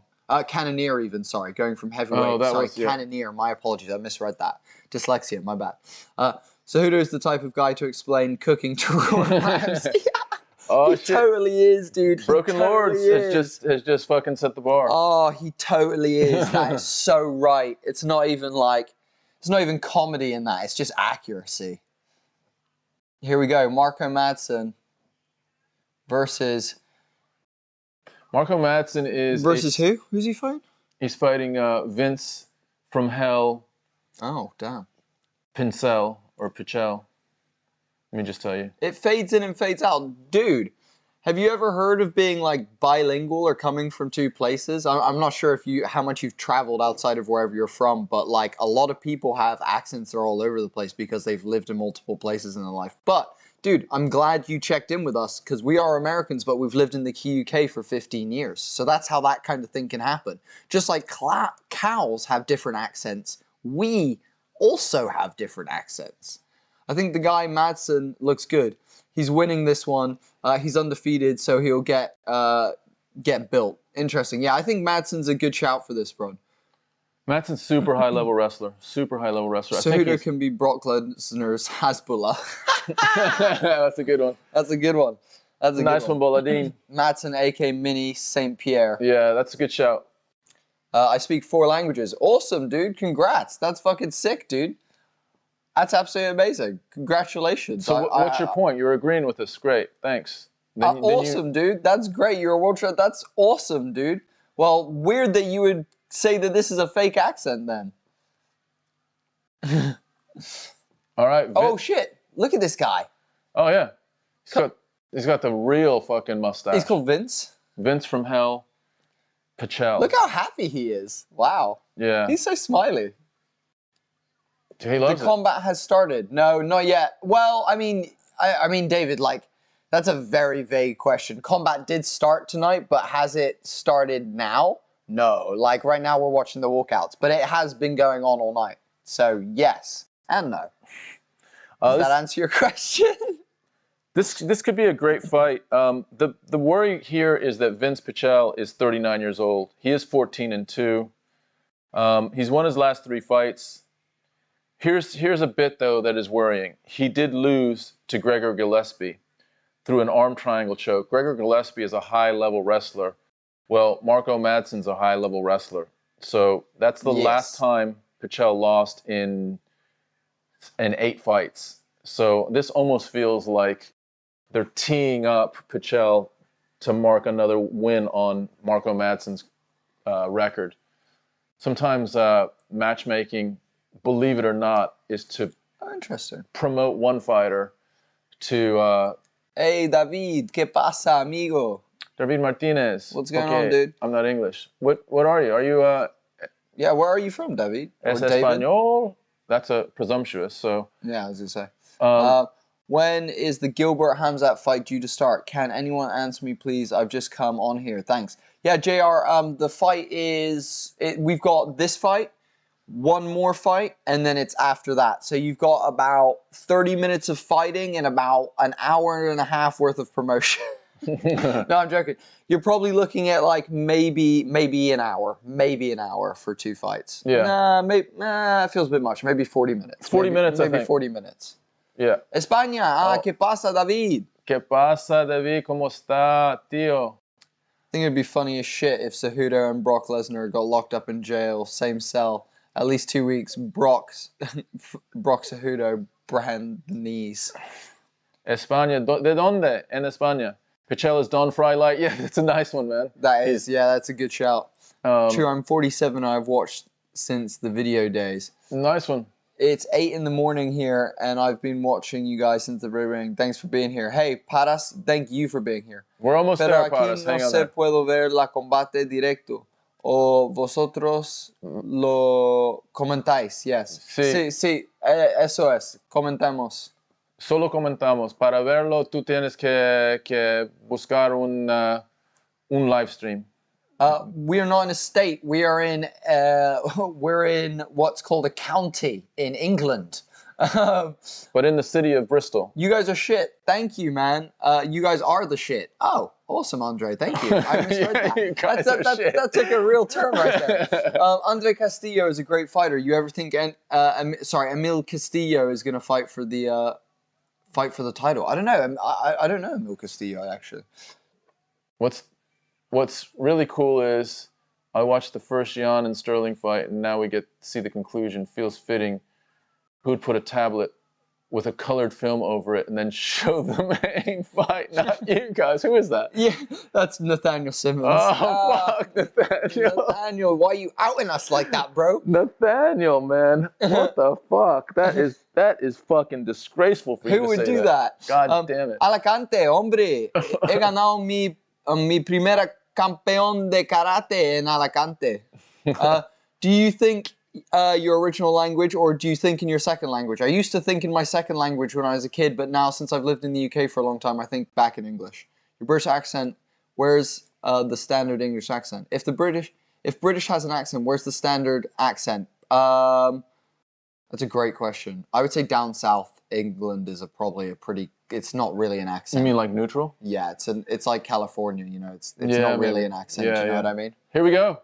Much love from India. Hey, much love, Paras. Love India. Here we go. Vince from Hell Pichel versus Mark Madsen. Again, I think this would have been potentially a lot more competitive fight maybe a few years ago, but Pichel is 39 years old. He does look in great shape, but, you know, you wear the years, and Madsen puts it on you. So let's see if Pichel can cope with it.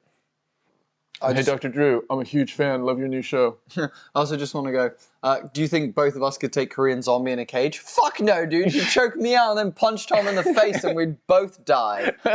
Fuck no, dude. That's fucking stupid. That's a dumb question. You would kill both of us. Easily. And if you were in there with us, you'd be right next to us, dude. On the ground tapping. Yeah, by the way, we're father and son. If you guys didn't know that. We're just watching the first interaction here with Mark O. Madsen and Vince Pichel. Mark with a nice little outside leg kick. Mark looks real comfortable right now. Geraldine, yes, I would think about it in English. Lots of feints, nice leg kick again. Madsen's landed a couple of nice leg kicks now. Michelle going for a body kick.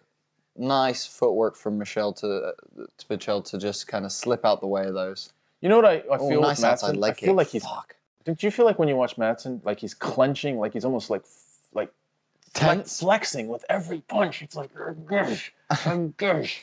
Do you know, Madsen's body reminds me of like a swimmer. Like, I feel like he would be really good at swimming. He's got like a Michael Phelps frame. Yeah. Wide shoulders, really skinny waist. Do you know what I mean? Like, he's perfectly built for a front crawl.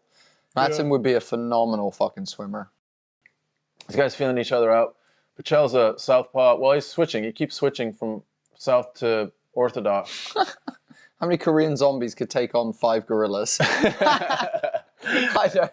That's a phenomenal question, but I definitely don't know the answer. I reckon it'd have to be like at least 2 zombies. No, dude, more. 5 gorillas? 5 gorillas versus. I'm saying 10 zombies. 10 zombies? Oh, nice outside leg kick for Pichel there. Almost dropped Madsen with a little slippy slip. Oh, another leg kick for Pichel. Set it up beautifully with a 1-2. Pichel, nice outside leg kicks. Might have found something. Pichel looking like Arsene Lupin out here. Oh, Pichel with a nice little 1-2. Oh, Pichel talking. Pichel talking shit. Pichel talking shit to Madsen. Madsen, I think, talking some shit back, or at least, you know, like through his eyes, they're fucking talking to each other. Madsen with a nice little outside low leg kick. Madsen has a lot of feints with his body and his head as well. Moves his head a little bit here and there. It's a great question, Broken Law. Is 100 Korean zombies the size of ducks? Or 1 duck-sized Korean zombie? Oh, shit, Madsen. Shit. Both guys are training right now. Pichel landed a nice couple there. Madsen landed a nice 1-2. But Madsen revealed his fucking missile. That right that missed was fucking thrown with a lot of power. I love this conversation about zombies as if Korean zombie is like I'm a zombie mass horde. This conversation is getting incredible. Nice outside leg kick for Pichel. Madsen with a beautiful takedown, puts Pichel down and ends up inside control from the takedown. This is where Madsen is really strong, and he's trying to crash some elbows down on Pichel. Pichel trying to get to his feet. Pichel trying on his feet, and Madsen gets trying to put in a submission in. He was looking for a guillotine or a Darce. Oh, Wow. beautiful switch from Pichel. Madsen reverses it, though, as they're moving up. Wow, what amazing work. Madsen with a nice one, too. Nice jab from Pichel, though, to counter it. Wow. Wow, that was an awesome sequence. Both guys throwing punches and parrying each other's punches. The hand fighting in the middle right now is awesome. Yeah, really nice, really nice. It's like a freaking kung fu movie out here. This is sick. Pichel, just a wily veteran. Oh, Lord, I could hear that from here. Madsen. Big overhand for Madsen. Big overhand right. Pichel gets hit again with another thudding left this time.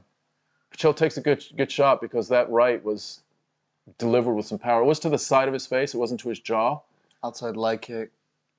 Nice jab from Madsen. Oh, overhand right from Pichel, but it was in motion as the bell sounds at the end of the first round. Who'd you give that one to? I give it to Madsen with that takedown. Madsen with the takedown. Okay. Yeah, I think so. Who would win, both Prime, McGregor, or Masvidal? I mean, what weight class are we talking about? Wait, hang on, we gotta fucking come back here. Where? Who could win the women's gold medal in swimming? Okay. If it's zombies from World War Z, maybe 2, but if it's from The Walking Dead, maybe 2 trucks. If Madsen don't win, it's because of the dude's tats. That's a great one.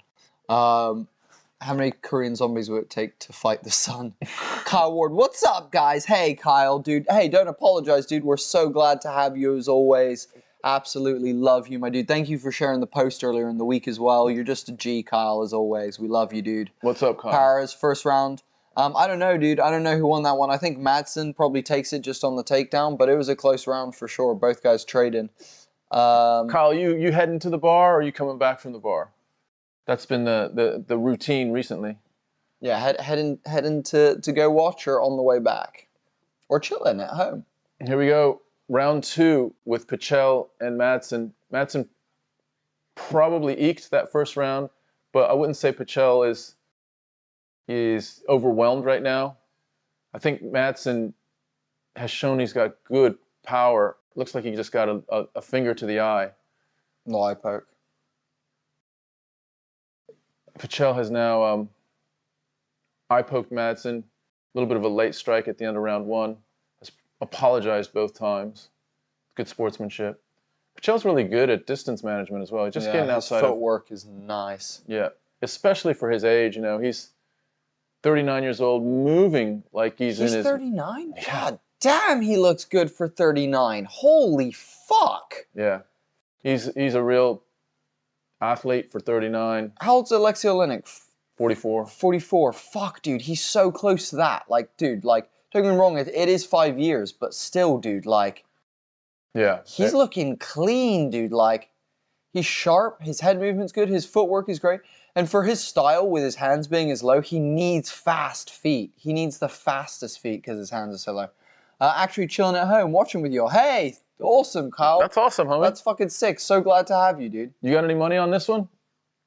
Let us know. Let us know what's going on. Bodie needs some headphones. What are the bets? Yeah, what are the bets, guys? What are the bets out here? What are the bets? Show Kyle those motherfuckers. They got fucking duct tape they're on. fucking done, dude. I got these bad boys now. My in-ears are the ones. 3 minutes My left. skateboarding battle-tested in-ear headphones. Oh, big fucking outside leg kick for Madsen. Madsen takes sweeping fucking strikes with his legs when he contacts those outside low leg kicks.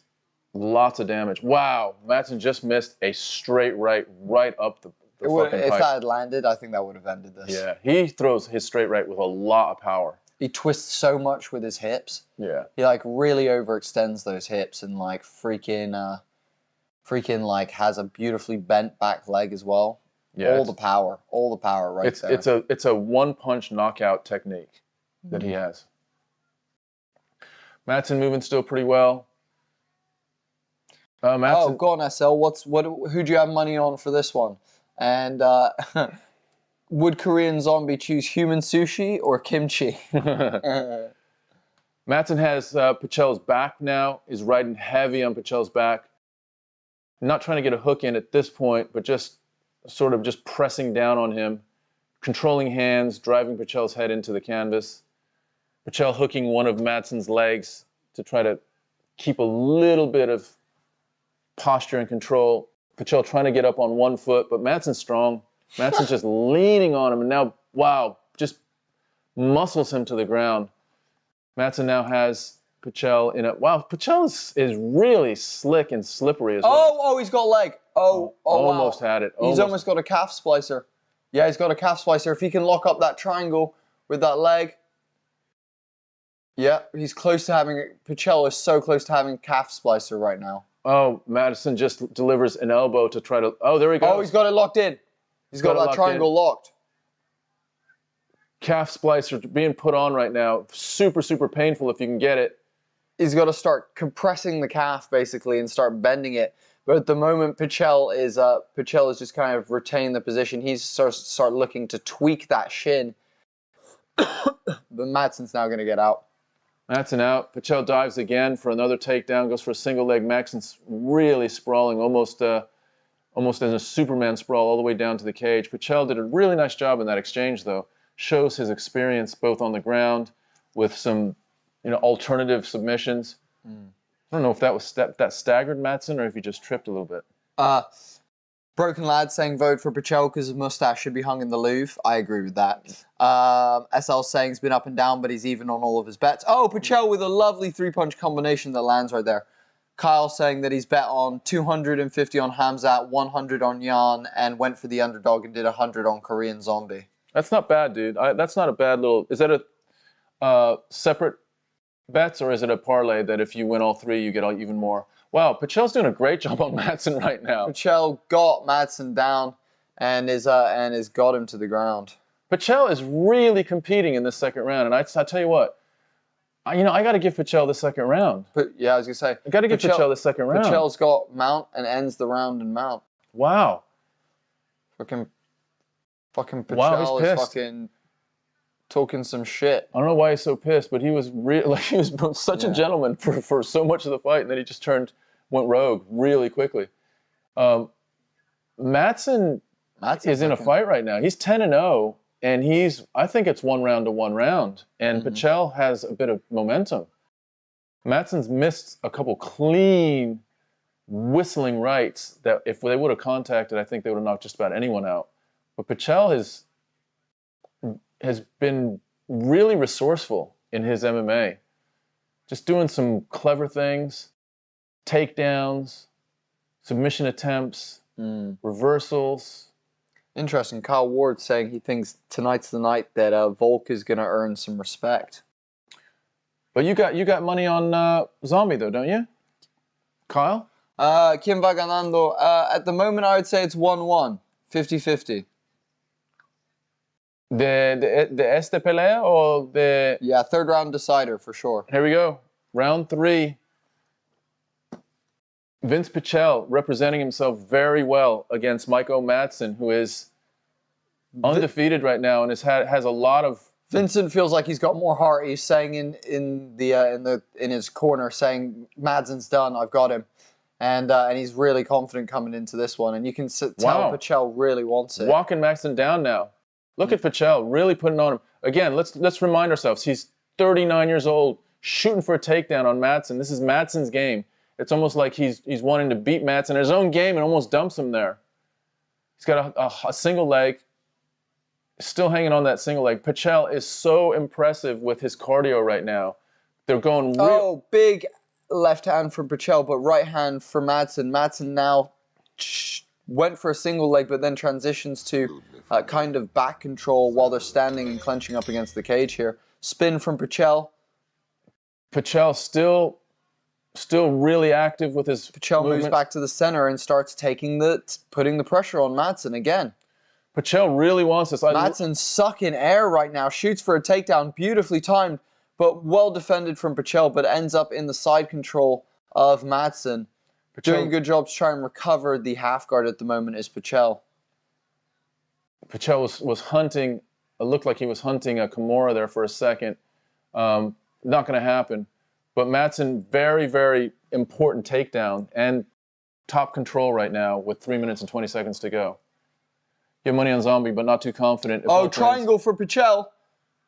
Oh, he slips out. Madsen slips out. It's just too sweaty at this point. Too We're in sweaty. round 3. Yeah, and now Pichel gave up his back in going for that triangle. But it is sweaty either way. You know, Pichel's been able to squeak out of situations as well. And Madsen, there goes Pichel going for another Kimura. Madsen hasn't been hugely dominant in this top position. He hasn't inflicted too much ground and pound, and he hasn't gone for many submissions. It's Pichel that's sneaky in these positions where he's hunting different types of submissions. Look at him. He's shrimping out, looking to get a better position. Almost look he's trying to shrimp out and try to find an arm or something. Now he's got almost like a half butterfly on the ground. Still hunting for something. Now he's got a full butterfly. Now back to half. Pichel's either got to submit or get to his feet right now. Yeah. Because sitting here ain't doing nothing for him. Wow, beautiful pass from Madsen there. Passes really into the half guard out of the guard. Really nice. That was really nice from Madsen. And important. Els, thank you so much for liking and following on Facebook. Welcome to La Familia. Such a pleasure to have you joining us tonight. Madsen really sort of splaying out Pichel right now. Pichel doing a good job to bridge Madsen up and create some space, but he needed to shrimp out there. Madsen doing a good job of controlling the head and the back. It's that arm behind Pichel that's really causing the issues, meaning just that Pichel just can't sneak out backwards and shrimp out the way he wants to. Madsen's doing what he has to do to get a win here. This is just a tough, scrappy fight. Sometimes you have these, you know, you can't.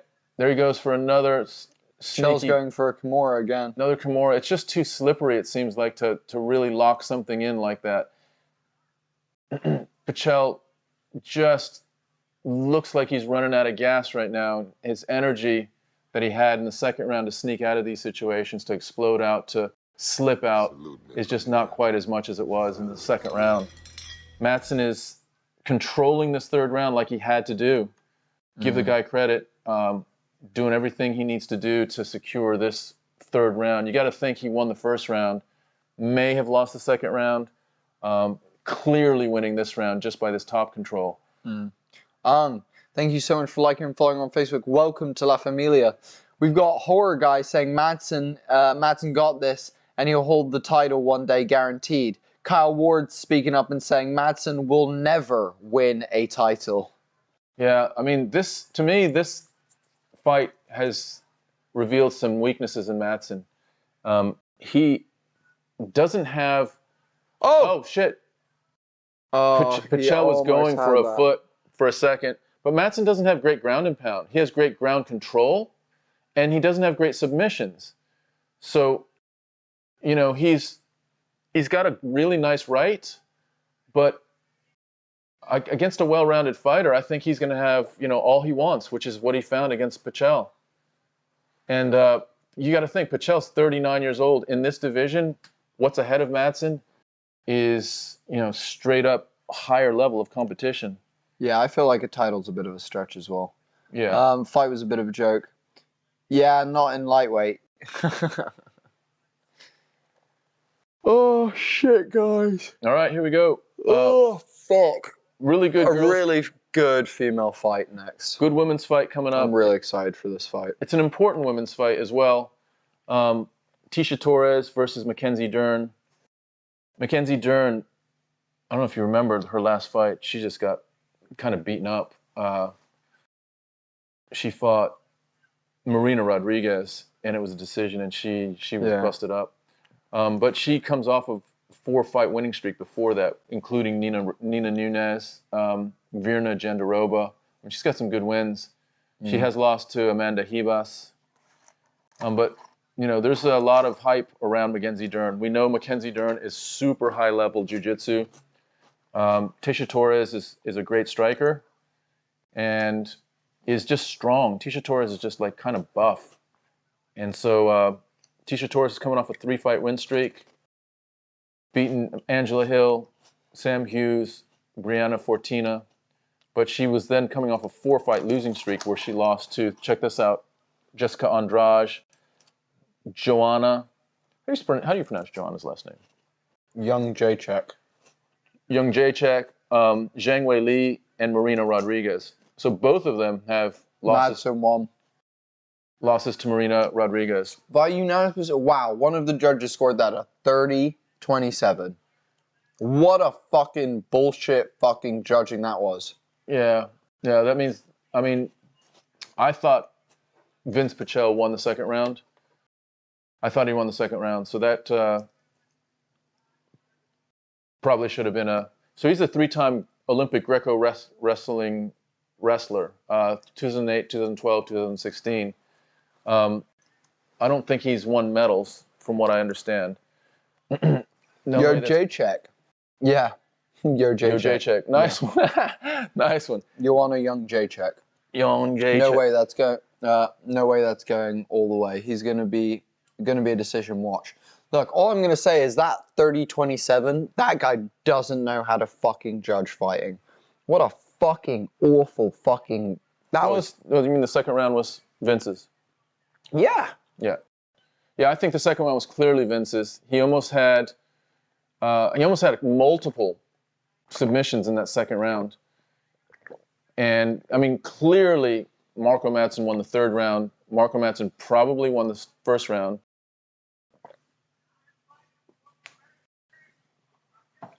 Marco Madsen is trying to G up the crowd, talking about some patriotic things. Judges making sense in MMA. What? Madsen, the bold bowler, won. 3-time Olympian winner and 5 medals. Yeah, I agree, dude. Fucking... Hang on a second. Dude, so when you say Olympian winner, tell us what you mean. So you mean he's won competitions in... Hey, Andrei Arlovsky's in the crowd. Look at his fucking nose. Jesus fuck. He's got a what's homie's name's nose? Are they just doing her raps? No. Yeah, that's crazy. Oh, you know what? Wow, this is gonna be a... Wow, we're about to have a fucking... You guys are about to... Fuck. Madsen for the W. Yes, Giga. Madsen did take the W. 30-27 Pat's the same as 29-28. Win is a win. You're not wrong, Kyle. Kyle Ward, that's true, but it still shows that the clueless judges in 2022. Yeah, agree with that. Chronic too. Let me give you weak burp, bro. Yeah, I'm sorry. I'll do better next time. Jeez. So Marco Madsen represented Denmark in the Olympic Games. He got a silver in Rio de Janeiro in 2016. Got silver. In the World Championships, he's gotten 4 silver medals and 1 bronze. 2005. So he's not even the best Olympian in the UFC. Well, I mean, in Greco-Roman, in his division, he probably is. But no, I mean, fucking Cejudo's won a gold. I mean, doesn't Holly Holmes have a gold? No, she's not one. Not an Olympic. DC did. No. Did not? No. I mean, Cejudo is the only one. Rousey? So I think Rousey, I don't know sure if Rousey medaled, but Rousey did go to the Olympics. I don't know if she medaled, but yeah, he's pretty decorated. He's won the gold in the Junior Olympics, Junior European Championships, silver in the World Military Championships, bronze in the European Championships, and then in the Worlds he won bronze, silver, silver, silver, silver. So 2006, 2015, 2009, 2007, 2005. And then in Rio he won the silver in the Olympics. So he's pretty decorated. One of the best Greco-Roman wrestlers in the UFC. But, I mean, that's great. But, Kyle, hang on a second. Let me just go back a minute. I'm going to come back to that one, dude. Kyle Ward, that is true, but it still shows how clueless judges are in 2022. Yeah, exactly. I mean, let's hope we don't have bad judging in these next few fights. I can't stop listening to you guys while watching the fight. That's cool, dude. That's awesome. That's why we're here. Give you some fucking... Look, we like to position this as... I think the UFC has watered down their play-by-play and has corporatized their play-by-play. There's certain things that the UFC announcers cannot say. They can't say certain things because they are employees of the UFC, and the UFC is there to make money. So they can't be controversial. They certainly can't talk against the UFC. They can't say that Dana White at times is, has certain fighters that he favors. They can't say that. They can't say that, if Conor McGregor gets a shot at the title coming back, that's absolute fucking bullshit. They can't say that. So we welcome you appreciating that we can talk about some of this shit that, that although Anik, Rogan, and the rest of them are super qualified, they also have a limiter on them. They also have a filter that doesn't allow them to talk about shit like the way we can. So that's why we're here, to give you the straight edge on all of it. And so yeah, may that continue. They should judge by the damage done at the end of the rounds. I'm not sure what that means, Walladine, because sometimes someone's clearly winning at the beginning of the round, and then they get taken down at the end of a round. So you might have to just walk me through that a little bit. Kyle, silver medal is like getting a toy and a Happy Meal. I was waiting for that one, homie. That's great. Yep, Rousey got a bronze in judo. That's right. Giga Fresh, chilled vibe on the stream. I like it. Cool, homie. I'm glad you're here. We like it. We are chill. But once the big fights come, it will be some hype as well, dude. If you see some shit going down, you might see us jumping up and down. So there is that as well. Girl fight. I'm not sure what that means. Oh, girl fight coming up. It is a good girl fight as well. Mackenzie Dern versus Tisha Torres. Possibly whoever wins this will be next in line to fight Rose Namajunas, I would think. Bo Nickel soon. I'm not sure what that means. Tony is the type of guy who will make me win a coupon tonight. Paris. Nice one, dude. You're telling me how Rogan doesn't say what he wants? Yeah, I'm totally telling you that, Harry. Can Rogan say, let me just tell you this, Harry. Can Rogan say that, let's just use the Conor McGregor example, that there's no way that Conor McGregor deserves to even be considered in the conversation for a potential opponent for either Charles Oliveira or Kamaru Usman. Can Rogan say that? No, he can't. Can I? I just did. That's the difference. He can tell it on his podcast, sure. But right now when he's sitting cage side as an employee of the UFC, he can't say any of that shit. Can he say that we think Aljamain Sterling might have been on a roid cycle? No, he can't. Can we? We just did. You see the difference? When John Anik gets asked what fighter he's looking forward to watching, and he says, I can't say that because I have to be impartial. I'm looking forward to watching Khamzat because I think he's going to win tonight. Like, dude, it's just one of those ones. It's just one of those ones. Let's see. Hang on a second. Kyle, business is politics, regardless of UFC bullshit. It's the best place to fight. Yep. Honestly, homie and the dude, make me feel like I'm just chatting shit, watching the fights with some friends. It's an awesome vibe. Chronic, man, it's so good that you're back. I'm glad you circled back to us. I'm not sure where you've been since we've been doing this. We do it on every pay-per-view, so there are some loyal regulars that we love, and we're glad that you count yourself as one. We count you as one as well, man. Let's see. Adam Smith, hope someone get to KO faster than Ben Askren, so thumbs up. Fight starts half awake. I see what you're saying, dude. If Rogan could say what he feels, he'd be screaming ape noises down the mic. Penn State national champ, who is in America Top Team Gym next to Happy Valley. You're 100% correct on your take about the judges. Imagine Conor McGregor fighting Islam for the lightweight title. I know, right? This is exactly what we're saying. Proper 12 literally sponsors the UFC. All the YouTube clips say brought to you by Proper 12, telling you that Dana's going to say, yeah, exactly. Got Khamzat winning, but if he loses, it's due to submission. That's about right. Do you think one of you could beat up one of the girl UFC fighters? No! That's a fucking no, dude. Even if they're half my size, dude, with like quadruple the years of experience.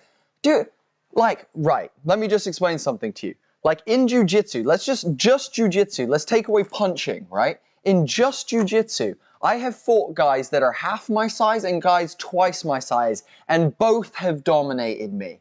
Like, it does not matter the size at all. It's all about momentum, balance, control. Technique. And technique, I was going to say, if a woman has got more technique on you on the ground, you're fucked, dude. It doesn't matter how big and strong you are.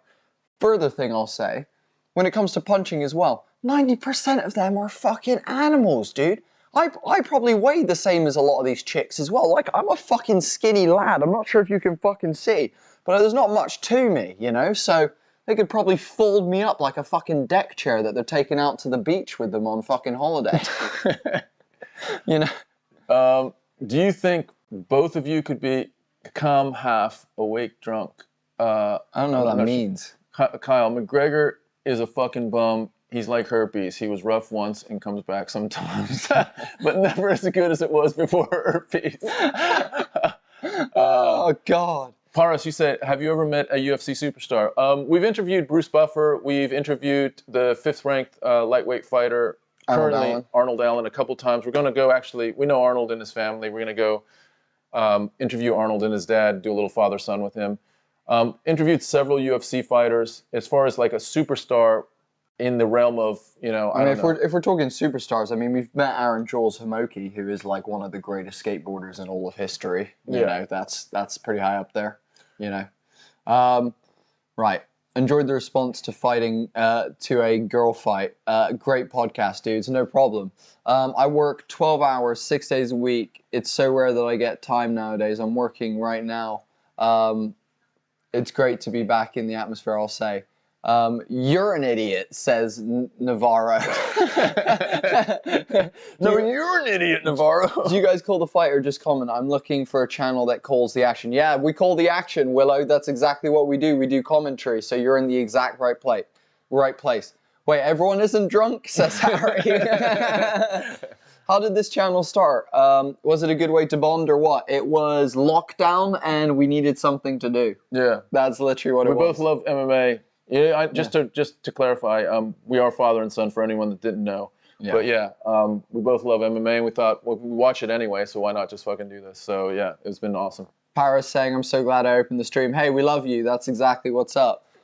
Shout it out, Paris. Fucking anyone else that's on this stream right now, if you want to shout it out to some other people that you think might enjoy it, yes, share that shit out. Hey, The Willow, thank you so much for subscribing. We really appreciate that. Welcome to La Familia. They make a zombie movie, but all the zombies are Korean zombies, just fucking everyone's ass in Kill Bill kind of way. That would be cool. It was called the Korean Zombies. It's called the Korean Zombies. It's called Age of the Korean Zombies. Oh, dude, terrifying. Dude, one of my favorite fucking, like, in World War Z, when it happens, the first zombie is in Korea, and the way that Korea deal with it is they rip everyone's teeth out in the first 24 hours. They go to every person in the country and rip all their teeth out. That is so clever. It's so clever. Yeah. It's so clever in so many. I was like, that's a great concept. So zombies are just trying to gum you to death? Yeah, exactly. It's like grandma kissing you. They're like, that would be so funny, wouldn't it? He missed on the Tony coupon joke. No, I heard the Tony coupon joke. It was fucking good. Cejudo could win over a porcupine. That's cute. That's cute as fuck, boys. Taurus is underrated as fuck. Yeah, I agree, dude. You're Tisha right, Taurus is a badass. Tisha Taurus is up for a title fight. If Tisha Taurus smokes Mackenzie Dern, which I think there's a really good chance she could, unless Dern can wrap her in something and choke her out and strangle her to death or to submission, then it's going to be Taurus up for a title fight here in this next year. Harry, dude, nothing should replace the Hot Fuzz plot. You know that it's as good as it will ever need to be. It's the great, dude. Nothing needs to be replaced. You know that. I know that. If you know that movie, you know that. So, question: how did Korean Zombie get this fight? If his last fight was a loss to Ortega, which could, don't. Wait. I don't think his last fight was a loss to Ortega. Yeah, it was. His last fight was his loss to Ortega. Are you sure? Yeah, 100%. The answer, Kyle, I fully agree with you. Some weird mix-up happened with Max pretending he had an injury and then not having an injury. I don't know what the fuck happened there, but dude, there's definitely some shit that There was no one else available. Ortega just got fucking waxed. Who else are you gonna put up? Yeah. Yair Rodriguez just lost. Yeah, exactly. Arnold Allen's the only person that could have reasonably taken this fight based on wins. Giga, are you guys ever biased on any fights, or do you call it how you see it? The answer is we are biased in who we want to win because we do have people that we love in the UFC, but we're not biased on how we call fights because it's important for you guys that we just tell you what we see in front of you, in front of us, and that's it, basically. Does Sterling stand a chance? Maybe. It's a fight we all want to see. Ripping everyone's teeth out would create a nation of sock puppets.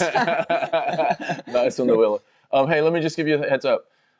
He actually did win. He lost to Ortega, we're talking about Zombie, and then beat Danny Ige. Okay. So that was a qualifier fight. So, I mean, it's not so outrageous. Yeah. You mentioned you have dyslexia. I remembered you saying it somehow during the conversation. My sis has it too. Yeah, dude, I have super bad dyslexia, but I'm also a writer, so shit happens. You know, weird things happen in life. Do you show the fights? We do not show the fights. Sorry, brother. Go Burns and Aussie Alex. Ortega needed more Modella. Zombie's last fight was a win. Korean Zombie beat Dan Ige last, guys. You're right. Yeah, Tom just checked it out. Pierre Toussaint Society, please visit us. I don't know what that is. I don't know what that is. As an American Arsenal fan, will they ever turn it around?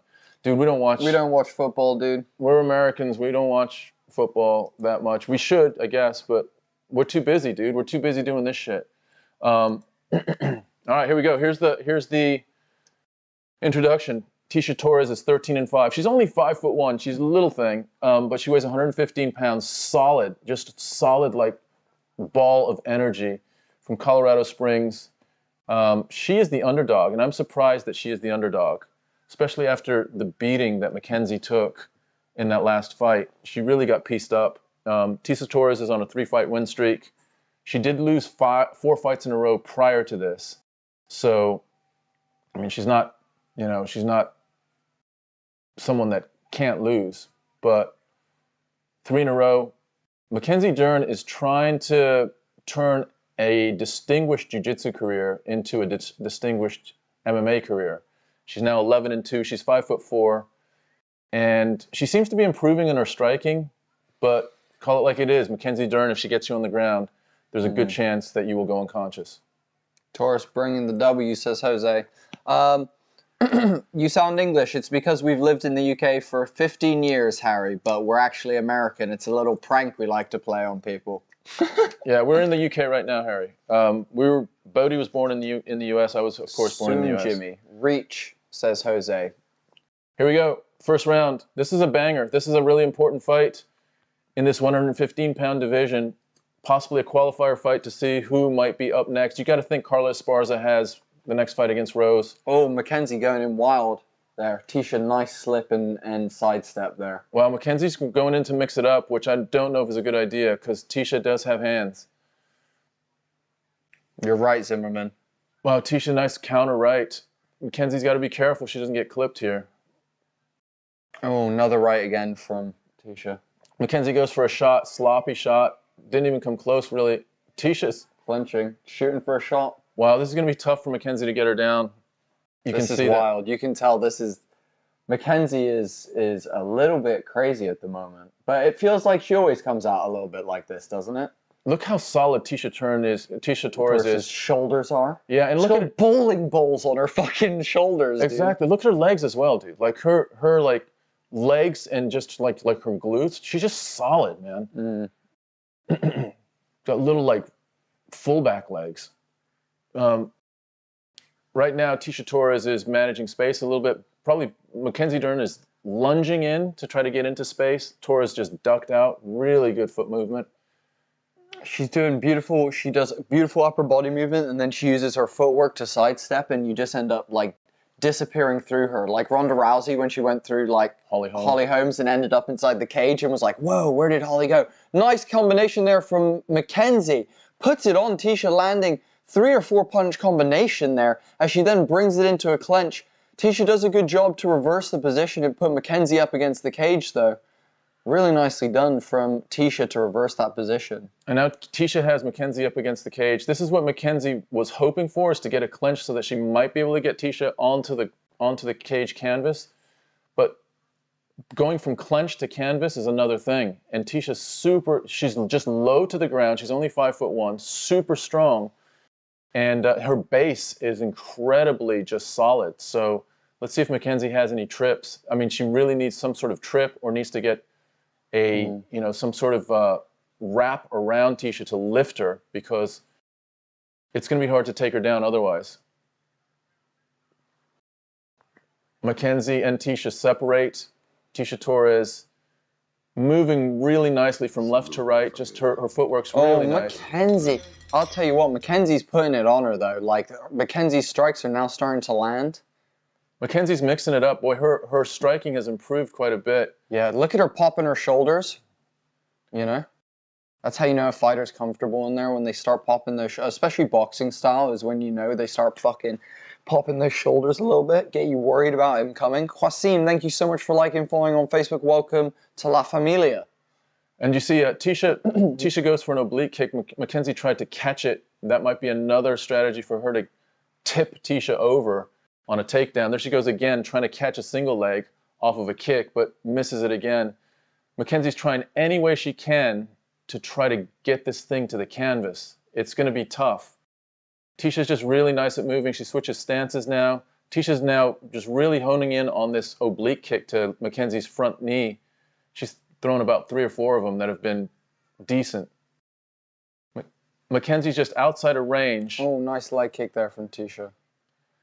Oh, nice check right there from fucking, what's her name, Dern, as she stepped away.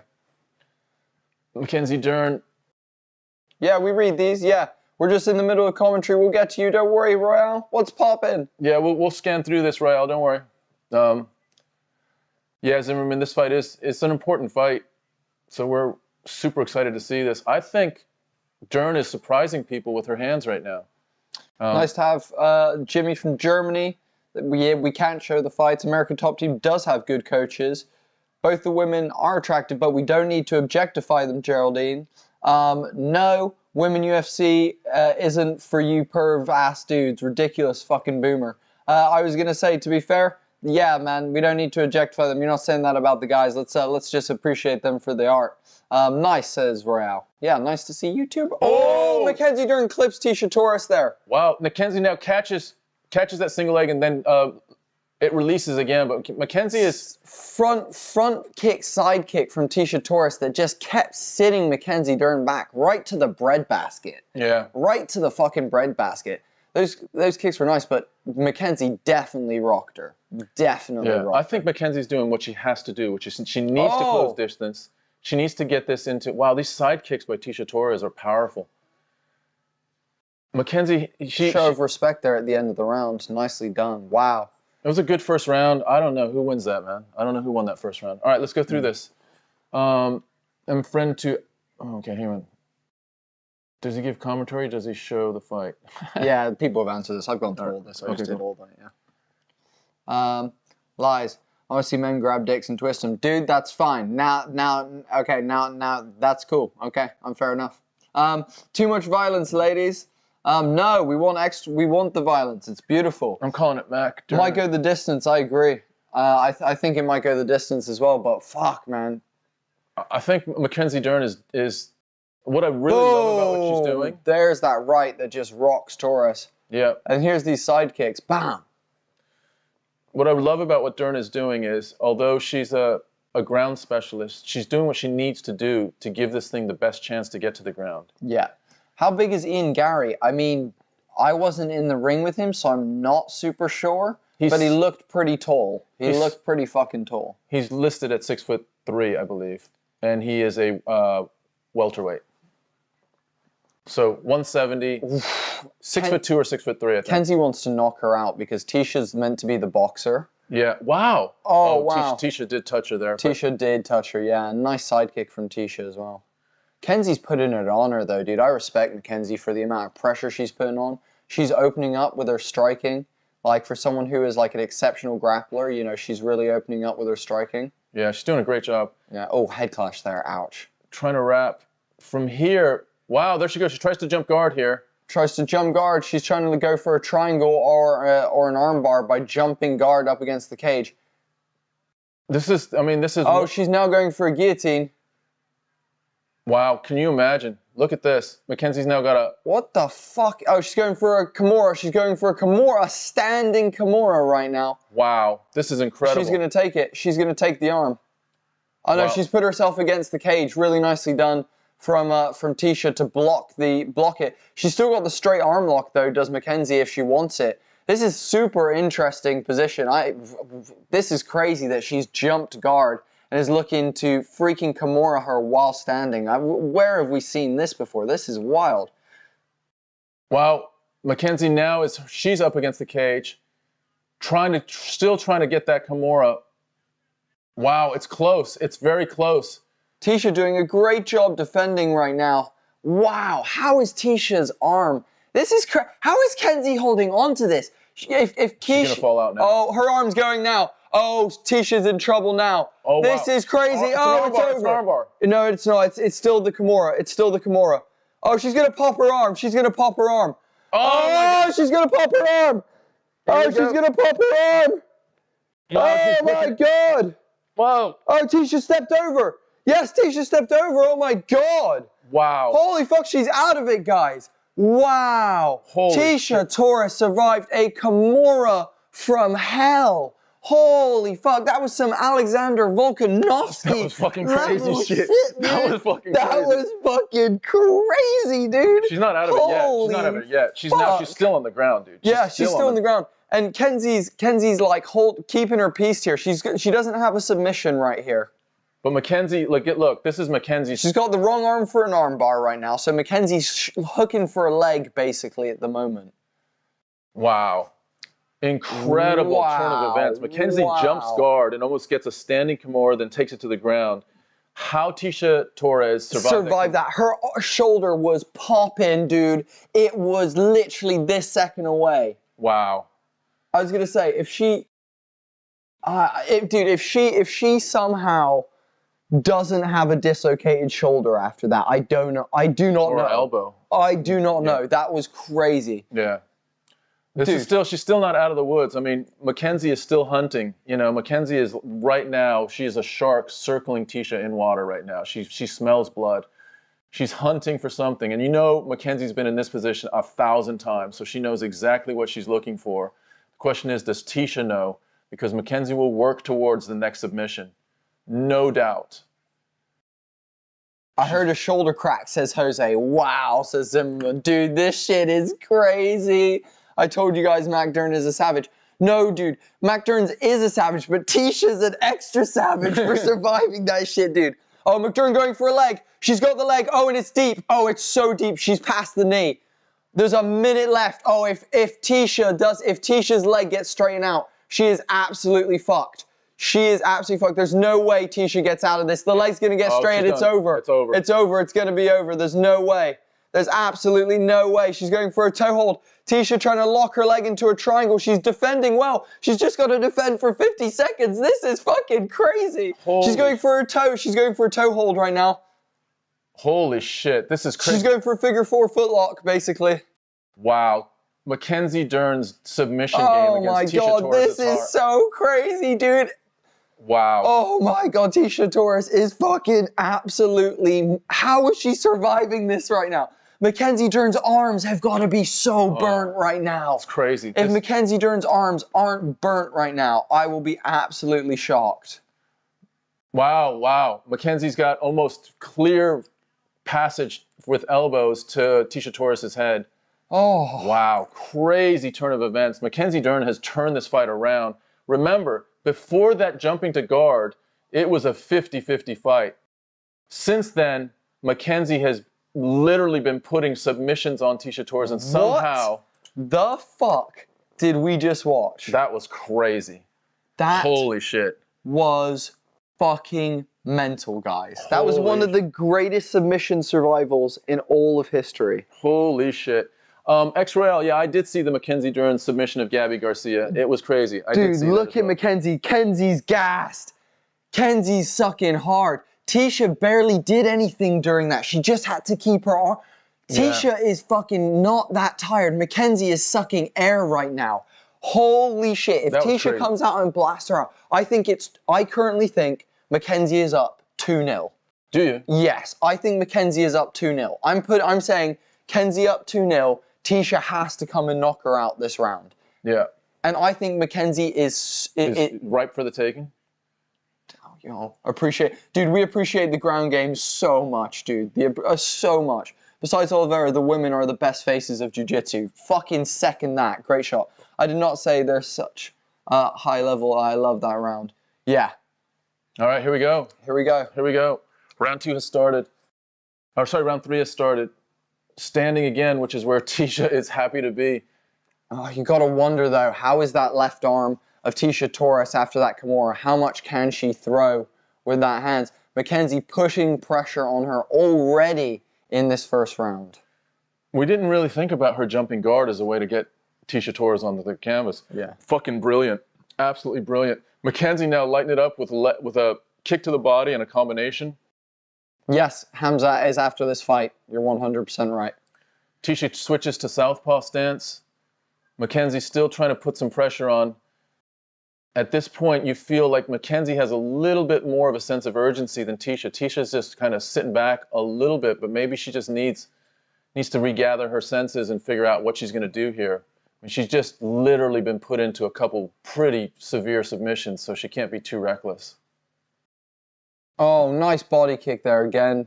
That side kick from Tisha is really nice. Mackenzie's looking a little tired now. She's sort of a little staggery with her footwork. But, you know, I mean, to be expected, that was a very, very intense second round. To be fair, Tisha needs to get in the pocket and throw. Yeah, she does. And I think she's worried about the power she felt in the second, and she just had to deal with that grappling. I think Tisha Torres is shook right now. I do too. And oh, she just got clipped with a nice straight right. Dern nodded at her as if to say, "Gotcha, bitch." Yeah. And wow, this is just awesome. This is just absolutely awesome. Dern's still close. Dern is the stalker, and I did not think that would happen. I thought with Tisha Torres' strength, she would control the striking, but right now Dern is the one that's sort of leading the dance. No, I won't, Royal. There's no need to. They're both professional athletes. It's not what I'm watching this for. Mackenzie Dern now grabs a single leg. She could, wow, it seems like the trip is there, but maybe not.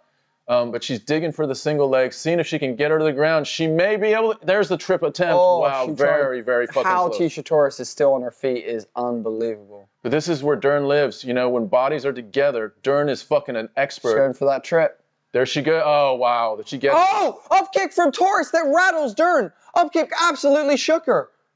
Wow, that was crazy. Wow, the up kick completely shook her. It was right to the face. She took it directly to the mouth. Holy that was one shit. of the most savage up kicks I've ever seen in a UFC fight. Sat her down with an up kick. This fight is crazy. This fight is still in the balance right now.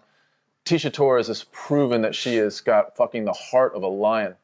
Let's see if her skills right now. She needs to do something other than stay out of range. Because right now she's got these little side kicks to the knee and to the body. But I think she's going to need more than that to win the fight, just because of how Dern is closing distance. Their cardio is out of control. The amount of forced energy that they've both used is crazy right now. Dern's still closing distance. Dern knows what she needs to do. She needs to somehow get a hold of Torres and work her jiu-jitsu. Even if it's standing jiu-jitsu. Torres has 1 minute. Wow. Oh, wow. Dern's with a beautiful straight right that clipped Tisha there. Wow, Dern is really improved her striking. Tisha managed to trip Torres there. Sorry, Tisha managed to trip fucking Dern there. My apologies. Tisha Torres bouncing, still bouncing. I think she needs to do something.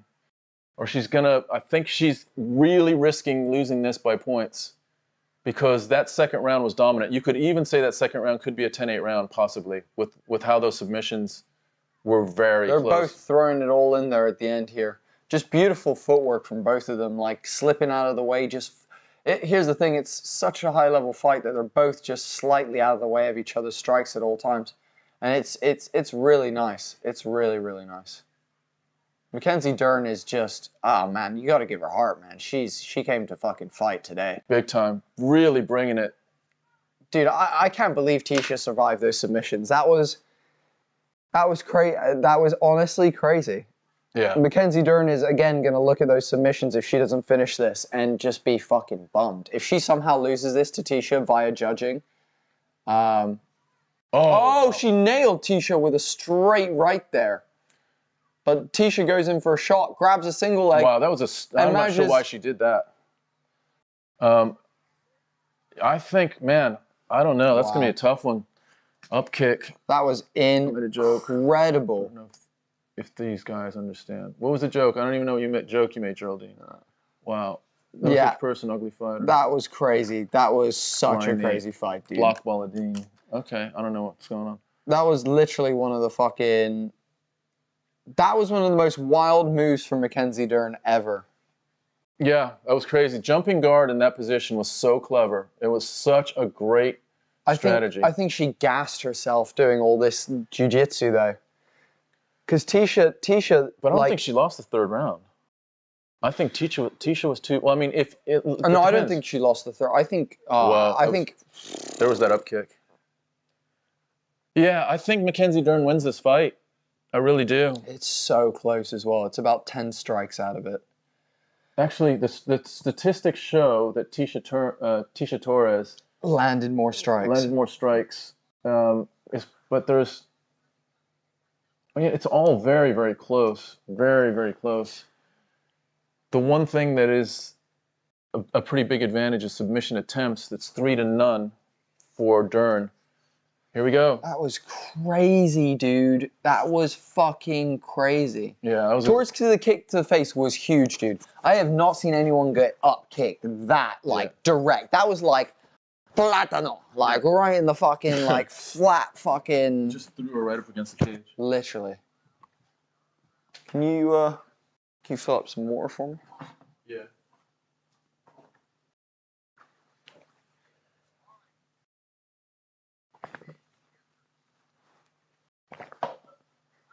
Well, we know round 2 definitely went to Mackenzie Dern. Greg, what's up? Till Volk's a while, dude. We've got Khamzat's up next. Salute me, familia. Salute.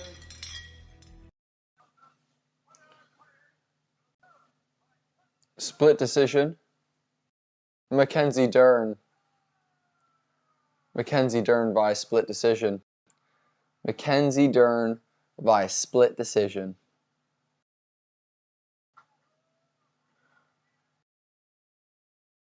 Hey, Giga, that's sick.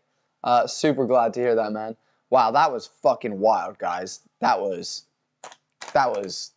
honestly, that was fucking crazy. I don't even know what to say after that, guys. Fucking Mackenzie Dern did end up winning by a split decision, and I agree on a split decision. I thought, you know, Tisha was piecing her up. I thought Dern, I thought Dern won the first and second. The second very clearly. You could have given her a 10-8 in that realistically based on how dominant it was, but it was just a great fight all around. Both of them looked phenomenal, you know, in terms of their grappling. Like, dude, Tisha Torres, you've got to give her props with grappling because no one who isn't no one who doesn't have years of grappling under their belt can survive submissions like that. That up kick was savage. That up kick was so savage as well. And the fact that Mackenzie just took that shit, that was crazy. Yo, guys, thank you so much, all of you guys, for being here. We've got about 120 of you amazing people checking out the stream at the moment. I really, really appreciate every single one of you. You know, we do this completely free. We don't make any money from this. We do this because we love hanging out with awesome people that love MMA like you guys across the world. We're actually trying to build a community for MMA. So if you want to join our Discord server, there's a link in the description.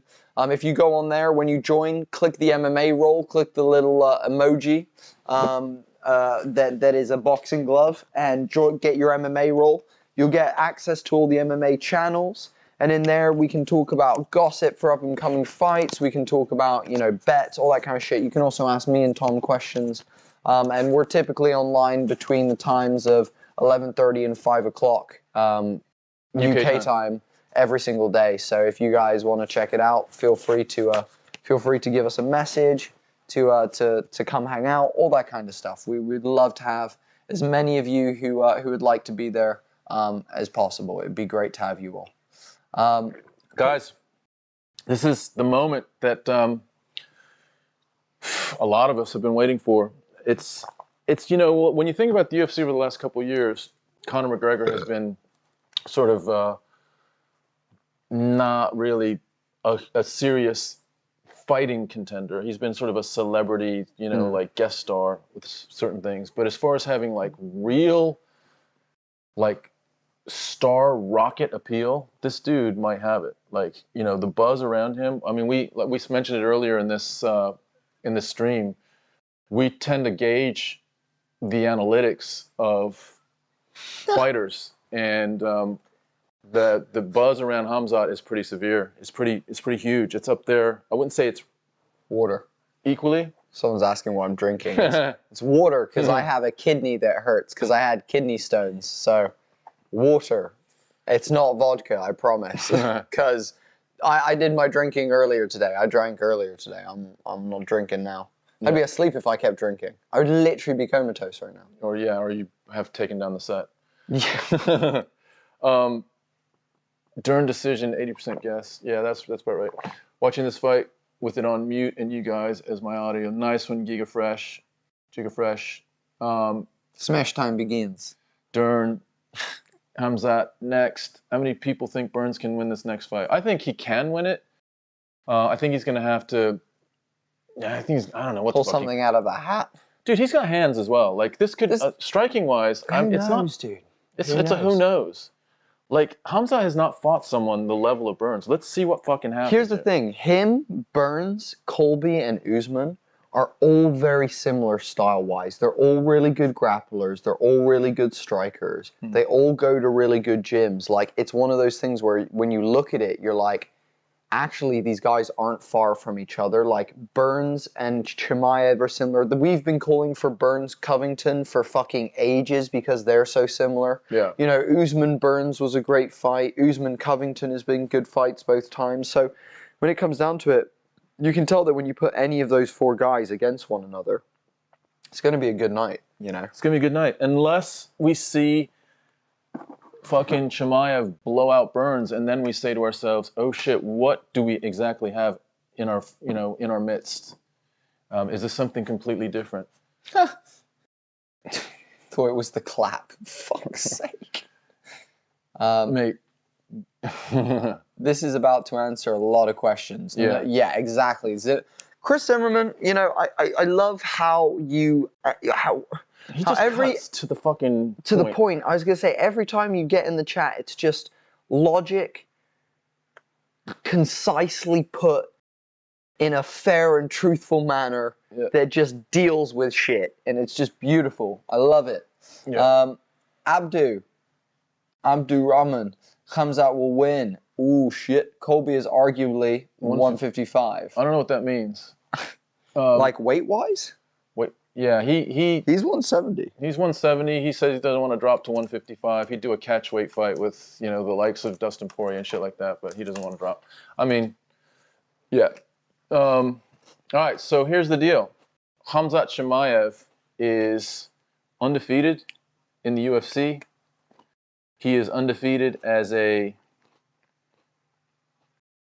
MMA fighter. Let me just give you some tail of the tape shit here, guys. Francis, thank you so much for liking and following on Facebook. Welcome to La Familia. He's 6'2". He's 6'2", 27 years old. Of course, a welterweight, 10-0. Who? Chimaev. Fucking hell. He's been fighting in the UFC for his last 4 fights. None of them have been close. We don't even really remember who his first 2 fights were. But we do remember that 17-second knockout of Gerald Meerschaert. And we know what he did against the Leech. And that was probably even more impressive, the way he just completely dominated That's such Leech a good Jing. point. Such a good point. Zimmerman, again, just fucking straight to the fucking knife's edge. When was the last time someone who is unranked fought #2 ranked? Yeah. Yeah. This is going to be a crazy first round. Yeah. You're not. That's exactly right. I'm getting hyped, dude. I'm getting fucking. Getting hyped. You get nervous? Yeah, dude. You getting sweaty? I'm getting a little bit sweaty. Yeah, how about you? Yeah. Very much so. Guys, can I just say, we have had 16,000 people come in and check the stream tonight and come in and have, you know, come stay for a portion of time, whatever. It has been amazing to have every single one of you here with us. Thank you all so much for joining us. By the way, we're a father and son team that make podcasts with UFC fighters, professional stuntmen, Olympians, musicians, you know, skateboarders, whatever you like. We also make Dungeons and Dragons content because I'm a fucking nerd. And furthermore, what else do we do? We do a lot of MMA shit. We do fucking interviews of We do post-fight interviews of real fighters. Yep, we're putting together an actual MMA game for y'all to play, so that you can imagine what you would do in a situation where someone like Mackenzie Dern has you in a fucking Kimura, and you can challenge your way out of that. So it's kind of fun. Yeah, but mostly, like, we love doing this stuff. We will be here for every pay-per-view out there. We only do the pay-per-views, so you won't see us for fight nights unless it's an exceptional fight night. But mostly it's just about pay-per-views, and we'll be here for as many of them as we can, unless there's some sort of real reason why we can't be. But here we go. This is the moment that about everyone's been waiting for. And I got to say, Jacksonville is putting it on as far as a nice little intro with the lights and everything. Here we go. Khamzat walking out. Khamzat coming out. Let's see if Darren Till is somewhere in the background. There he is. There he is. He's got his hat on. Yep. That's Darren Till. Darren Till's in the corner for Khamzat Chimaev tonight, It's guys. crazy. This like fucking relationship that they've built so quickly has been crazy. But it's got to be great for Darren. Hang on to your pants for the next 2 fights. Smash everyone. Oh. Yeah. Right. Wow, he's just running in. He charges past the guards and runs all the way through. Look, he's got I'm just gonna quickly run to a ball of energy. Chimaev is now ringside or cage side, and literally sprinted in to the cage. Let's see what happens. Here's the dude. This is the dude that everyone's been talking about. He's got Darren Till in his corner. Darren Till puts his mouth guard in, which is crazy. They didn't know each other. Maybe I'm not sure. Not sure how much they knew each other. As much as a few months ago, when this all started happening between them. So really cool story. Chimaev just getting looked at by Keith Peterson. He's got a smile on his face, which is crazy. Do you know what's a funny story? So Darren Till told a story about Khamzat stealing drinks from the PI.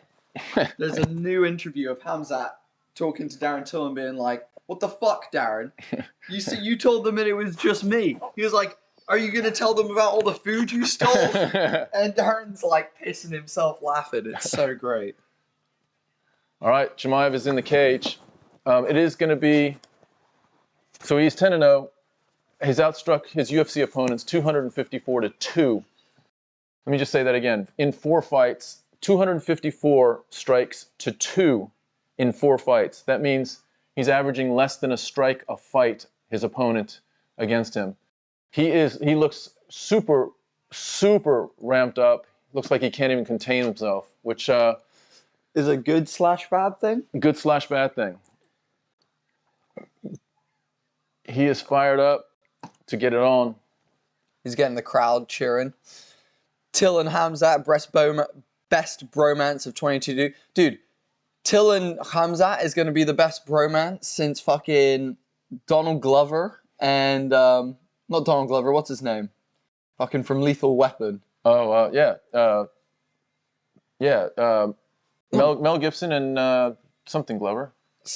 What the fuck's his name? I can't remember. Fuck. God damn it. Help us, guys. It's not Donald, is it? It's not Donald, because that's that's Childish Gambino. Yeah. Here comes Burns. Comes Burns. He's looking chill, to be fair. All right, here we go. He looked like he trained his ass off. Danny Glover. Danny Glover. Thank you, SL. Shout out to SL. You fucking G. God damn it, SL. Thank you for saving that shit. Can we just say this? We were just talking about this earlier, that maybe more so than a long time, the top fights of a UFC pay-per-view, the fighters that are on the top fights, they seem to be just in, not just in good shape, but in exceptional shape. Gilbert Burns, we've seen some of his training footage. It looks insane. Look at all the Danny Glovers. Danny Glover, you fuckheads. Everyone's like, God. Fucking Danny Glover. Jesus. All right. Till and Chimaev should fight. It would be a good fight. Chimaev would kill him. All right, here we go. Gilbert Burns is cage side. He takes off his warm-up jacket. He's got a Brazilian-colored headband. He's feeling it as well. Feels pretty confident. Chimaev, by the way, was just hanging out on the top. He crawled up to the top of the cage and was just like swinging his legs at the top of the cage as Darren Till was right next to him outside of the cage. Gilbert Burns has... for this fight, yep. Yeah. Tell me about it, Paris. Not just tonight, but like for a while, since it was announced. This was going to be a truth tester, a truth finder for Khamzat Chimaev and for the rest of the world. We're either going to come away from this saying, oh shit. Dude, this is such a big risk for Gilbert Burns' career.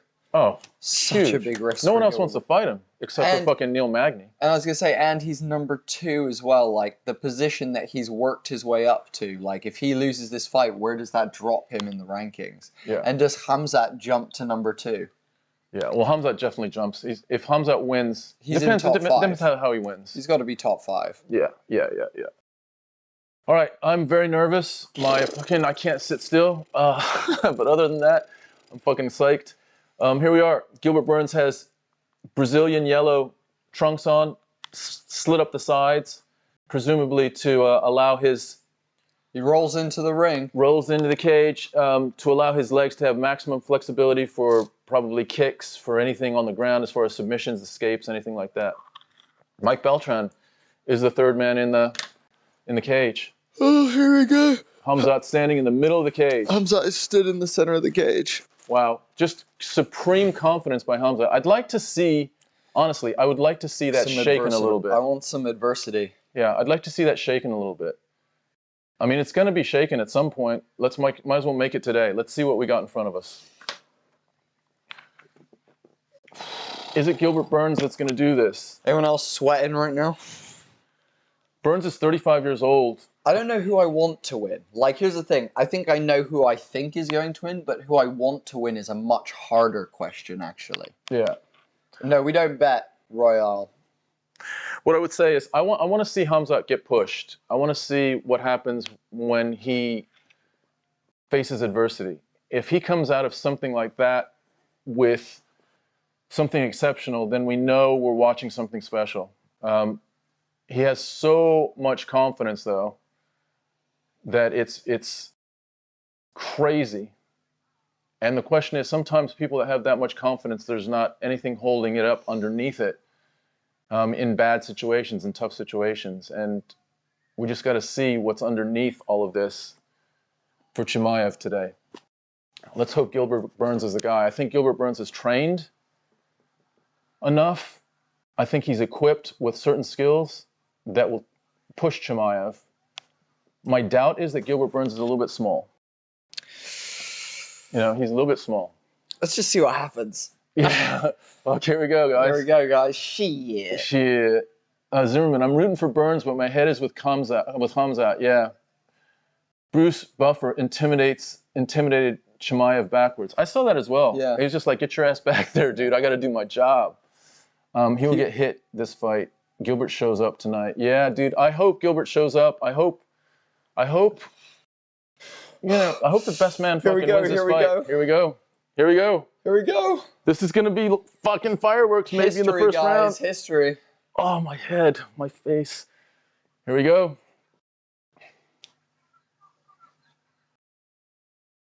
Chimaev almost charges across the cage. Front kick by Chimaev, 2 front kicks by Chimaev. Burns up against the, wow, Chimaev just goes for a takedown immediately. And now has Burns up against the cage. It was that quick and that easy to have a clinch with Burns now. He's doing a good job defending.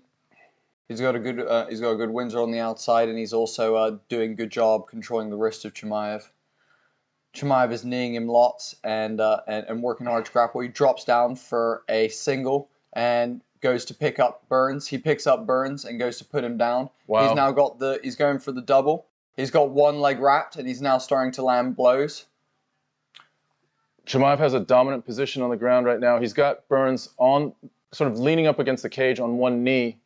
Chimaev wants to just drags Burns back onto the ground. So cleverly done, using his momentum perfectly there. And drags him a little bit away from the cage. Chimaev has to be careful now because Burns does have subs, but let's see what Chimaev can do with Burns' back. Let's see if he can, wow, he's going to pick him up here. Burns tries to roll out and Khamzat almost ends up on his back. He almost ends up in the guard of Burns here. Burns in his own guard. Now in jiu-jitsu, I mean, the guard is a good place to be in jiu-jitsu, but sometimes against someone with as much devastating ground and pound as Chimaev, Khamzat decides to let him come back to his feet, doesn't want to get in the guard of Burns and get in and do some ground and pound. Interesting move. Burns ushers Chimaev forward. So Burns survives the first takedown without any real consequence and did an all right job. But one thing is Chimaev was very, very strong, just dragging Burns off of the cage. We're 2 minutes in. Some of us didn't think it would go this far. Nice leg kick from Burns. Nice outside leg kick for Chimaev and counter from Burns. Burns is in it. Chimaev, wow, good shot by Burns. Lands on Chimaev. Chimaev goes southpaw now, switching stances. Burns is still in the pocket. Burns leads the dance a little bit with the left. Chimaev looks like he's settled into the fight. It's not as frantic. Oh, nice. Burns clips Chimaev with a right and a left. Chimaev ushers him on. Nice jab from Burns. Oh my goodness, Chimaev seeing that adversity now. Yeah. Gilbert's hands looking strong. Wow. Nice counter from Burns. Oh my God, Burns' counters are swift and sharp right now. Every single time Chimaev throws, he is getting countered right now. Oh, well, big punches from Chimaev. Chimaev switches to southpaw now, back to orthodox. Burns comes back with a 1-2, a little bit short. But they're both in the middle of the cage striking. Chimaev tries for a heavy right, misses. Chimaev tries Burns again with another 1-2 and then a left to the body. You got to be careful, Burns, with Chimaev's power. We saw Chimaev's power on display. Nice 1-2 from Burns. Burns' shoulders popping. You can tell he's feeling himself and he's not afraid of Chimaev. Burns is testing Chimaev's striking right now. Burns' jab is a problem. Chimaev walking Burns down to the cage, which is, wow, nice little counter by Burns. Burns is testing him in striking, which is great. We wanted to see if Chimaev could be tested in striking. We didn't know what he had in his striking. He's going to be tested tonight. Oh, I think Chimaev slipped, but Burns is right there. He's not going anywhere. He's actually moving forward a little bit. Nice outside leg kick by Chimaev. Burns comes forward with a 1-2. Man, I'm shaking. This is crazy. This is a crazy fight. Chimaev in the southpaw stance right now. It's 50-50 in the striking, guys. Actually, I'd give the edge a little bit to Burns right now in the striking. But you know Chimaev has that. Oh, shit. Chimaev drops Burns. He drops Burns with a stiff right hand and pours on him with 40 seconds. Burns starts firing from the ground back. Chimaev landing big ground and pound. Burns looking for a submission. Khamzat pulls his arms out and tells him to get back up. Burns is on the ground, rocked. He dropped him with a straight right there that just put Burns down. I think it was a left. He dropped him with a jab.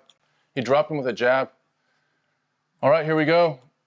Chimaev dropped him with, I believe it was a jab. It might have been a right in the southpaw stance. I think it was a right into the southpaw. Burns is cut on his forehead. It was a real heavy... Burns still throwing wild, though. Burns wanting to trade still. Looks like Burns is going to make it through the first round. Almost gets collapsed. Big leg kick for Chimaev. And Burns clipped Chimaev there on the counter of the leg kick. And Burns swings at the end there, maybe clipping Chimaev. Chimaev walking away. Wow. Holy moly. Fucking hell, guys. This is way closer than we thought it was ever going to be. This is the war, dude. Here we go. Here's the war. Let's see if... Fucking hell, guys. I mean, what has to happen here is Burns has to get himself recovered a little bit, get himself back into understanding what his game plan is. Chimaev showed that one punch fucking bam power, that stinger. Let's see what this punch is. It is a right in the southpaw stance, so it's a lead jab with the right hand, though, that dropped him. So effectively, that is his power punch, but he's thrown it from the front, and that hurt Burns. Burns was not, he wasn't a flash knockdown. He was literally hurt. I don't know how he got out of this. That was the elbow that cut him. Yeah, a big, sharp elbow that cut him right on the top of his forehead. Whoa, here we go, guys. Here we go. I'm sweating. Look at this. I know. I'm fucking shaking, guys. Fucking woo. All right, here we go.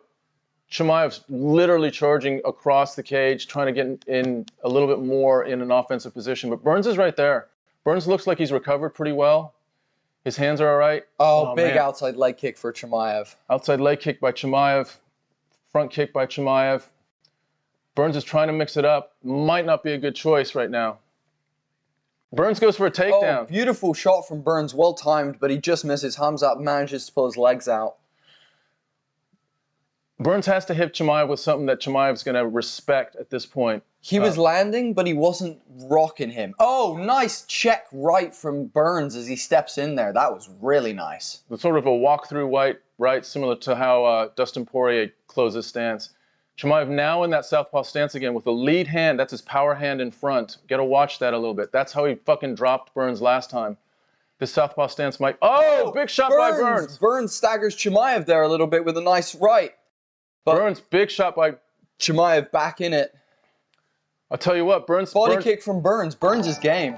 Burns is game. Burns has got smoke in his hands as well. He's dropped people in his time as well. Nice outside leg kick by Chimaev.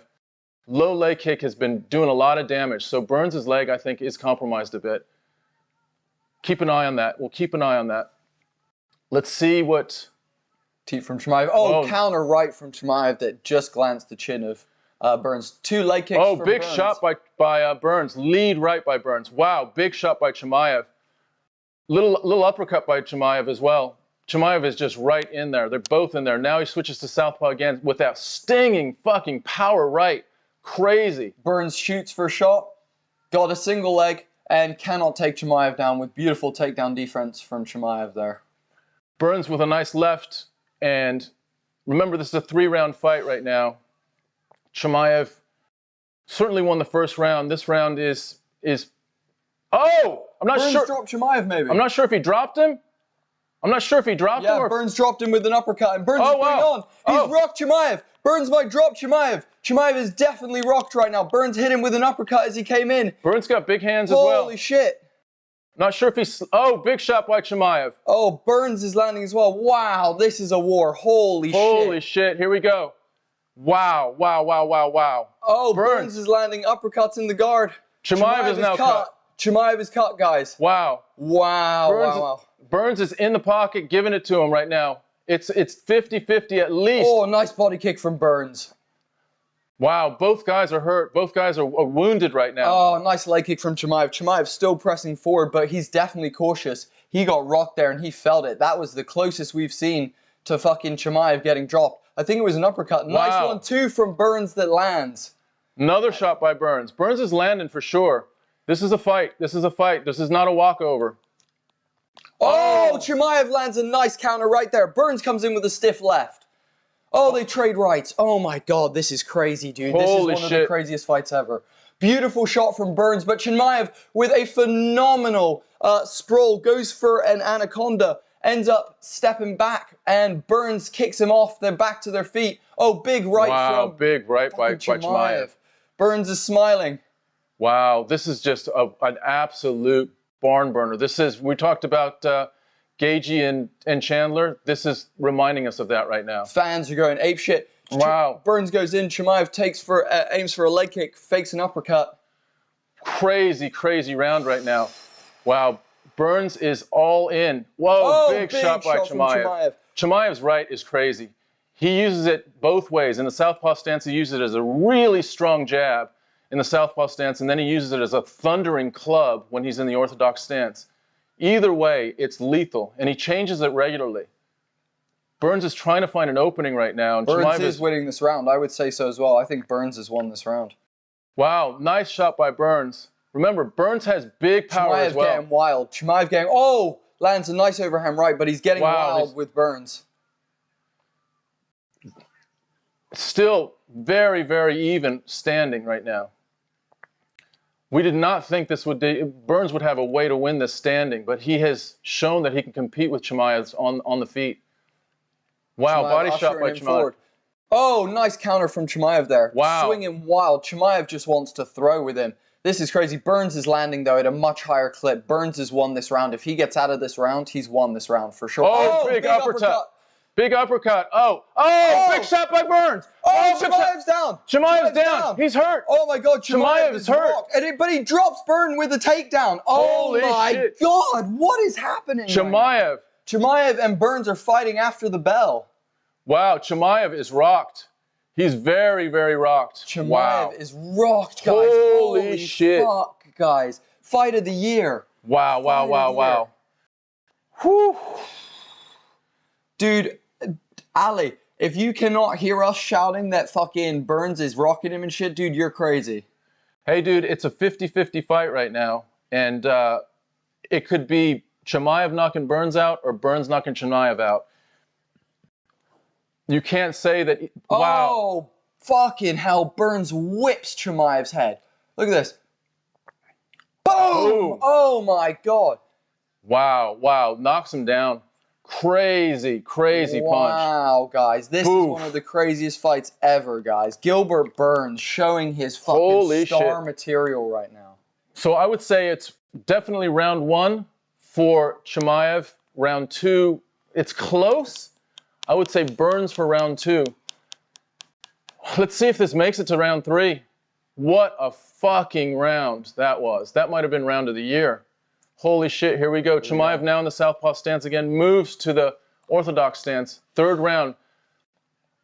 And Burns, again, almost beating. Chimaev is throwing too heavy, it looks like. He's throwing these big crosses, these thudding crosses that aren't seeming to land as crisply as Burns right up the middle, which I thought it would be opposite in this fight. I thought Chimaev was a little cleaner up the middle.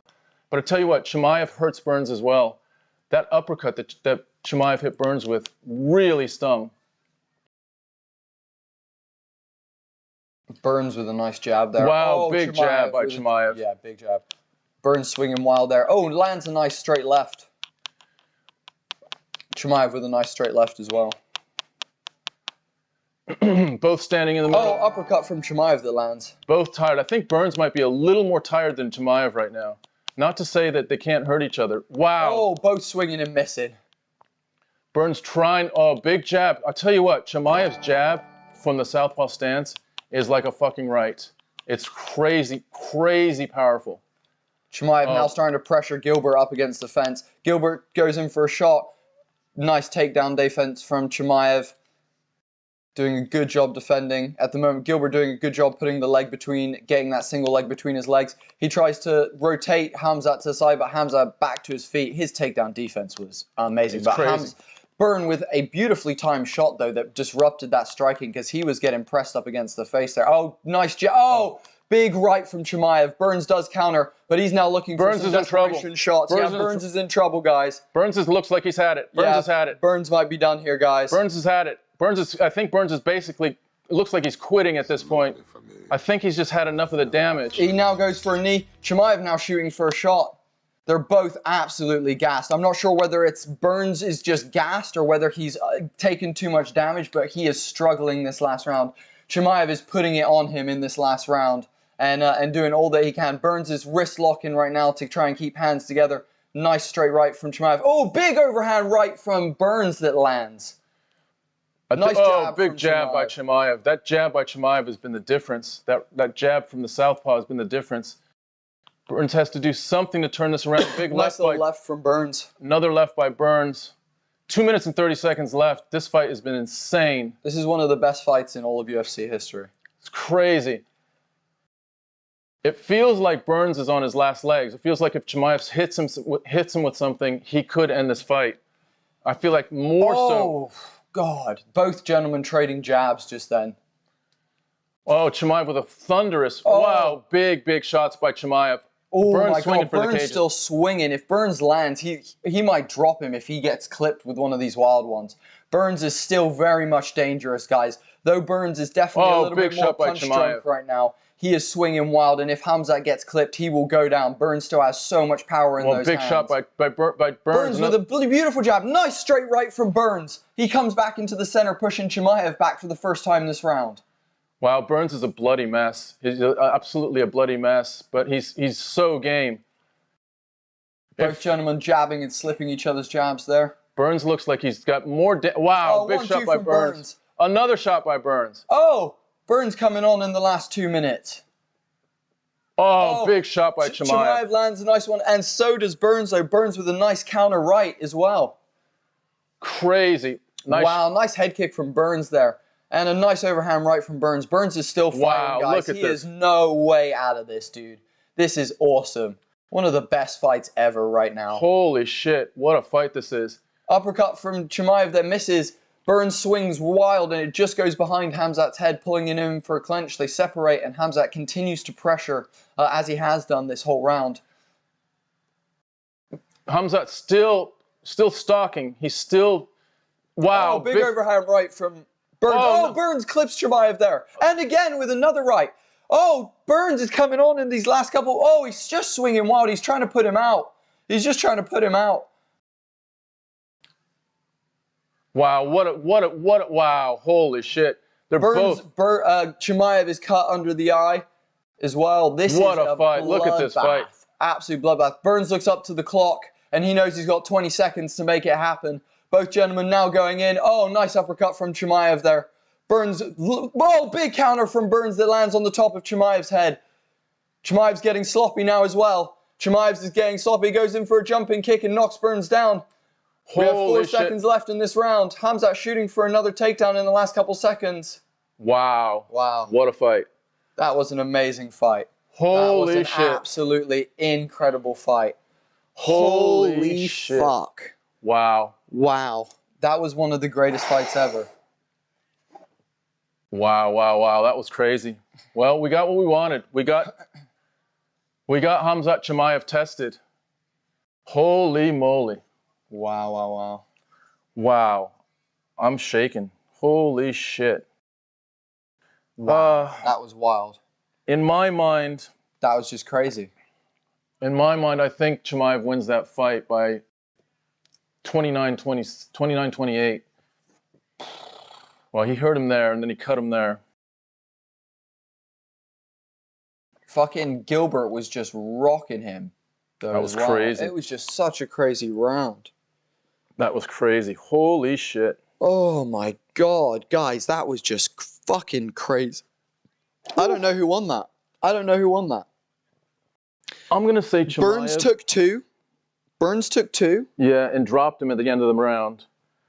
I mean, just crazy round. Holy shit. Khamzat won, but Chimaev was supposed to be a destroyer, man. He wasn't. Hey, Bish, hey, dude, we don't accept that fucking shit. You don't call people fucking terrorists in here, man. Shut the fuck up, dude. That's not fucking cool. Yeah, this is a sport with two supreme athletes, dude. That was crazy. Where is this motherfucker? Holy shit. I think Chimaev wins it by 2-1. Wow. Burns just fucking, wow. What courage to, I mean, most guys just get collapsed by that. Both guys stood in the pocket. Whew. That was absolutely ridiculous. Who do we think wins, guys, after that? Holy fuck. Should have been a 5 round. If that had gone 5 rounds, I don't know who wins that. I don't know. I don't know. It comes down to cardio. Here we go. It's the first time Khamzat's seen 15 minutes. All 3 judges, it's going to be Khamzat. 29-28. Unanimous Unanimous decision. Undefeated. Undefeated. Khamzat Chimaev wins. 29-28. Unanimous decision, 29-28. Wow. What a fight that was. Wow. I don't disagree with that. That's how I had it. That's how I saw it. But it was an exceptional fight that either one of those guys could have won at any time. Whew. Wow, that Hands was... to the Willow, not the guy people thought he was. Yeah. They don't give Burns the win. It should be a draw. El Rob, I really saw it as Chimaev winning rounds 1 and rounds 3. We're all human. Glad you all shut that guy down. Yeah, nice one, Mike. Chimaev won. Much respect to homie and the dude for keeping things proper. Much respect. That was wild. Fair play to him. That was a war. But I think he needs to calm down before talking about Usman. That was close. What a smash. You think he beats Colby? Yeah, I do think he beats Colby. Wow. Khamzat. Yeah, it was not a smash. Khamzat's thanking Gilbert. He's saying lots of respect to him. Yeah. That was an insane, insane fight. That was crazy. Usman beats Khamzat, in my opinion. Those jabs will do the job. Khamzat doesn't move his head a lot. You're not... That's a good shout, SL. That's actually a good shout. Khamzat is destroying this guy. I agree. Khamzat won 1 and 3. Burns lost almost and done in the second. Yeah, smash. That was a bloody battle, not a smash. Seems no smash. Yeah, I think Burns could have, if he had about another 30 seconds, he might have finished that in the second. But I think Khamzat wins 1 and 3. Yeah. Really hurt Burns in 1 with that knockdown. Burns he wasn't just flash dropped, he was staggered on the ground. Yeah, so Khamzat passes the test. Look, some people are disappointed in Khamzat's performance. I'm actually impressed by it because what I wanted to see is if he would buckle in the hot fire, and he didn't. He stayed in there. And if you think that Khamzat's just going to smash people without any challenge at all, then you don't know the UFC. There are killers in that sport, and wow, he's shown he's a killer. He's shown he's got heart. He's shown he's got skill. Gilbert Burns really represented himself. Hell yeah, Gilbert Burns. You represented yourself proudly. Nothing to be ashamed of. You made Brazil proud today. That was unfucking believable. That was crazy. I disagree with his 5th fight in the UFC. What does that mean? Y'all, I think he can beat Colby. Yeah, he can. Khamzat can beat Colby, I think. I definitely think Khamzat can beat Colby. I think Gilbert Burns can beat Colby. I think all 3 of them, they can all kind of... That's what I said, dude. When I said that earlier, those 4 guys are the most evenly matched men in any division. It's a round-robin tournament between these 4 guys for who's the belt. Currently, Usman sits, he's beat 2 of them. Let's test him against Khamzat, Yeah. Because he's beat 2 of them pretty decisively at this point, I think he can beat Colby because of his cardio. Yeah. I don't think he can beat Colby because of his cardio, says Ivan. Okay. Well, you mean on a 3-round fight? Because they're fighting for 3 rounds. Burns is a class act, agree, fully agree. Guys, thank you. This has been freaking that. Wow, that was insane. Crazy. We still have 2 more crazy fights for you guys Holy tonight. shit. We have 2 more absolute wild fights for you guys tonight. Guys, we're Homie and the Dude. We're a father and son team. If you enjoy these fights, subscribe to the YouTube, join the Discord server, follow us on Twitter. It's where we're most active. Instagram. Royale, thank you for subscribing on YouTube. Welcome to La Familia. Dinga, thank you so much. Welcome to La Familia. Vivaldas, thank you so much for liking and following on Facebook. Welcome to La Familia. Wow. Geez, guys, wow, what a phenomenal fight. That was absolutely an amazing start to the freaking... Last 3 fights. That was crazy. Whew. So, X-Royale, you think he beats Colby? Aaron, what are you disagreeing when you say this is his 5th fight? You disagreeing with him being in the upper echelon of the welterweight division? Explain that one. That was a crazy fight, bro, but we done to... Khamzat is still young, but I think he still needs time for Usman. Yeah, you know what, though? Wonder if training with Till helped. Maybe. Smash that like button. Smash that like button. Smash the like button, guys. I mean, Molo, to be fair, if you could smash that subscribe button, that would be cool. L. Rob, I didn't like that decision, and I certainly didn't like that Ian Garry decision. Really? Okay. Well, you're watching something different than I'm watching, dude, because I thought Ian Garry won that fight, and I thought Khamzat won this fight. This was close, but you got to look at the stats, and you got to look at the... Ivan, that makes no sense. So I don't think Khamzat has time. You guys are saying he's not a welterweight. He's not in this weight class for too long. He's a middleweight, and will have problems when he fights a bigger guy. Dude, why would he go to middleweight when he's mushing fucking welterweights? It makes no sense, and he's making his cut every single time. Serini, thank you so much for subscribing on YouTube. Welcome to La Familia. Guys, you're really coming out with the subscriptions tonight. We really fucking appreciate that. Thank you. Yes, thank you. That fight was mad. To be honest, I thought exactly what the judges said, 29-28. That's what I thought. I agree, Chronic. Fully agree with you. Same weight. Who you think would have won? What do you mean same weight? Who do you think would have won? One thing I just want to say, guys, someone asked earlier, do we have favorites? Yeah, we do. We do have certain favorites. I didn't have any favorite in that fight, but you got to ask yourself if you have a favorite as well. Are you calling it like you're seeing it? Are you watching it fairly? Are you seeing the other person strike your guy? Are you watching? We have people we like, but we call it as we see it, guys. That's how it is. And like, we have people we want to win, but that doesn't mean that we don't fucking call it when our fighters are getting fucking absolutely... You know, when Dustin Poirier is getting choked out by Oliveira and I want Poirier to win, you know, it doesn't mean that fucking... I'm not going to tell you that he's not losing positions and getting fucked up by Oliveira, you know? It is what it is, guys. Yeah. You know, we're not here to be biased in our commentary. We're here to be biased in our opinions. That's it. You know, that's it. I don't want him to, but yeah, I do out of 3. They said he wasn't different from the other fighters and he was seen. I think he is for sure something different. He just became number 2. What are you saying? You and your guys' commentary was top tier. Thanks, Giga. Thank you so much, man. We appreciate that. Yeah. Yeah, so that was his 5th fight in the UFC. He just beats number 2. He is very fucking very good. And we just said there's 4 guys in that welterweight division that are pretty exceptional. 2 of them we saw tonight. 2 others have fought each other twice to very, very close decisions for Kamaru Usman versus Colby Covington. All 4 of those guys. We haven't even... Let's see what Leon Edwards does against Usman. Guys, make sure, if you are joining the Discord, you go into the channel that is called Rules and Rolls.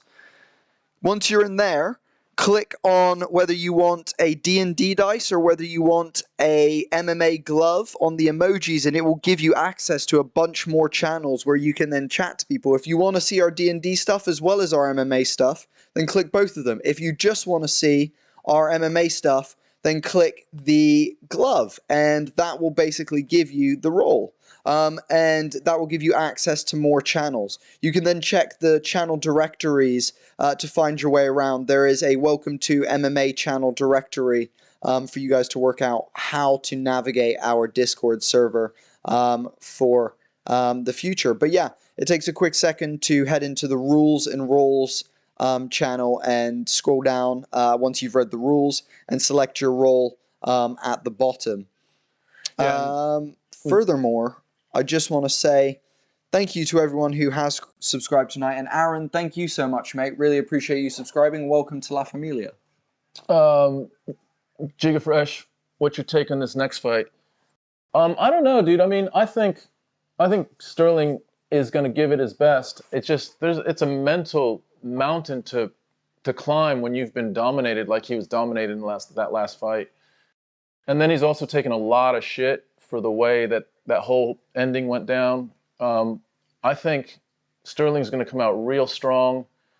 And if Yan is still there after a round, I can see Sterling having some flashbacks. And but, you know, the other thing is Sterling has been able to sub some people in crazy ways. Like when he subbed Corey Sandhagen, that was crazy. He's got some Funk Master shit that he can do. Yan has 5-4 in a row. Nathaniel, I watch the fights and listen to you guys. You're always honest and accurate. Thanks, Nathaniel. We always try and do the best. Whoa, what an amazing broadcast, boys. Thank you. Hey, Cody, no problem. Guys, can I also just say, tonight has been the night that we have had the most subscriptions during a UFC live stream ever. Really? Ever. This has been the most ever. We have gotten around 70 subscriptions tonight, guys. Nice. Thank you so much. Where are we? We're close to 1,000, guys. I was gonna say We're real close. we're only 46 away from 1,000. No, we're less. We're 36 away from 1,000, which means we get monetized. What? Yeah, that's crazy, guys. You are making our dreams come true. Thank you. Anyone who has subscribed, thank you. You know, all the support and you guys hanging out, getting active in the chat is the reason why we keep coming back and doing this. It does mean the world to me and Tom. Like I said, we're not making any money off this. We're just trying to, make you guys good content and have some fun. So it really does mean a lot when you guys support us like that. For real. Michael Franz, thank you so much for liking the stream, sharing it, and liking and following us on Facebook. Welcome to La Familia, brother. Honor to have you joining us. Here we go. Here's the walkout for this next one. Petr Yan is coming in.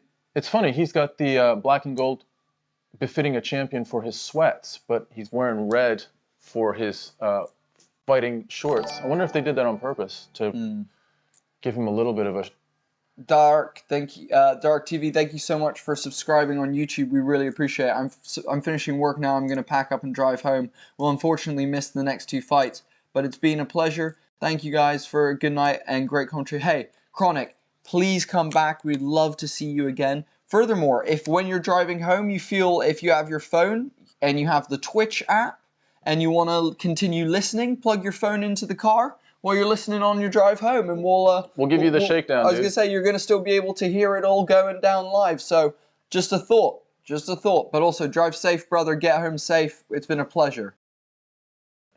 Thanks, Nathaniel. We really appreciate that, dude. And dude, subscriptions, as much as it helps us get to goals for us and monetization, things like that, Nathaniel, it also is a way for you guys to stay up to date with what we do. Find out when more live streams are being put up. When we do interview Arnold Allen, in a couple weeks, you guys will be the first to know because you're subscribed. Bailey, who won that last one? It was Khamzat Chimaev. Khamzat Chimaev with a unanimous decision. Really, really good fight. Very competitive fight. Chimaev showed that he has tremendous heart. So did Gilbert Burns. We knew Gilbert Burns could compete at a very high level. We thought Chimaev could. Both guys did. Paris, I think you and what's his name? Podcast. God damn it, what's his name? Broken Lords Podcast. Paris, and I think you and Broken Lords Podcast win for the night in terms of the Tony Award. The Tony Award. Dawn, thank you so much for subscribing to YouTube. You're fucking changing our lives right now. Thank you, man. Welcome to La Familia. All right, guys. Petr Yan is in the cage. He looks... What? Michael Franz, listening to you guys and the waves crashing the beach in... Cayucas, dude. I've been to Cayucas. I swear to God, Michael, I've been to Cayucas. It's just up the coast from... where is it? Well, of course, it's beyond Santa Barbara and below Carmel. But there's a place that sells these big cinnamon rolls. It's like a shacky type place. This is like 20 years ago. My wife and I, it was our first trip that we ever took. It's like 30 years ago, actually. Cayucas is beautiful, dude. Beautiful. Thank you so much for subscribing on YouTube, man. We appreciate you. What's up? Welcome to La Familia. Thank you for making the dream come true. Thanks, guys. We're marching forward. Right now, the Jacksonville arena is resplendent in green as a funk. What flag does a Funkmaster carry? That's a Jamaican flag. Got the Jamaican flag. Funkmaster looks loose. Funkmaster said that since his surgery, it's the best he's been feeling his entire life because the surgery is for something he's been dealing with since childhood. And he said currently he is feeling the best that he has ever felt. Let's see, I thought the surgery was because he got dumped. Did you see that dumping on his head? Yeah. So who are you guys taking on this fight? Any thoughts on Morro Bay? I'm going to go, yeah, exactly. Morro Bay. San Luis. St. Louis Obispo, yep, that whole area. Cool. I think if I had money to put on this fight, I would put it on Petr Yan. I just think he has more of a chance to win. Does that mean that Sterling can't wrap him up in some sort of crazy submission or clip him, definitely he can. But, you know, when you put money on something, you're putting it on the percentage chance that you think it's going to happen. And I think the higher percentage chance of winning is sitting with Petr Yan. That's my personal opinion. Damn, Tom, laying down the law. What about you? The law. What about you, dude? I shot the... Well, no, it's... Who shot the shot? No, it's a... I shot the law. Oh. No, what is it? I fucked with the law and the law won. Yeah. What, how does that go? Yeah. Damn it. Fucking... Yeah, I know which one you're talking about. You know? I'm slapping money on Yan. Cool, man. Are you putting it down like right now, Broken Lords? I'm going to go pee before this one quickly. Good luck if you do, homie. Good luck if you do. I think it's going to be a good fight, just like the last one. Like we were saying before, I think both of these guys are in supreme shape. And I think, here's the thing, you would potentially expect both guys to be in incredible shape for a championship fight, but it's not always the case. You know, you might, out of 100% of the best shape of your life, you might be in 90%. You might have carried an injury. You might have whatever. But these guys, I don't know. My sense is that both of these guys are in really, really top shape. Just like with the last fight, I felt like Durinho had left it all in the gym, had really, really trained for this in the gym. And you could see it in that fight. Like both guys, if you were not in great shape, you were collapsing in that fight. So I think Aljamain is here ready, and he knows what he's up against. He's experienced it. This is not a mystery to him. He's experienced Petr Yan. And he went to give a fist bump to Petr, and Petr did not respond. Yeah. Oh shit, son. Here we go.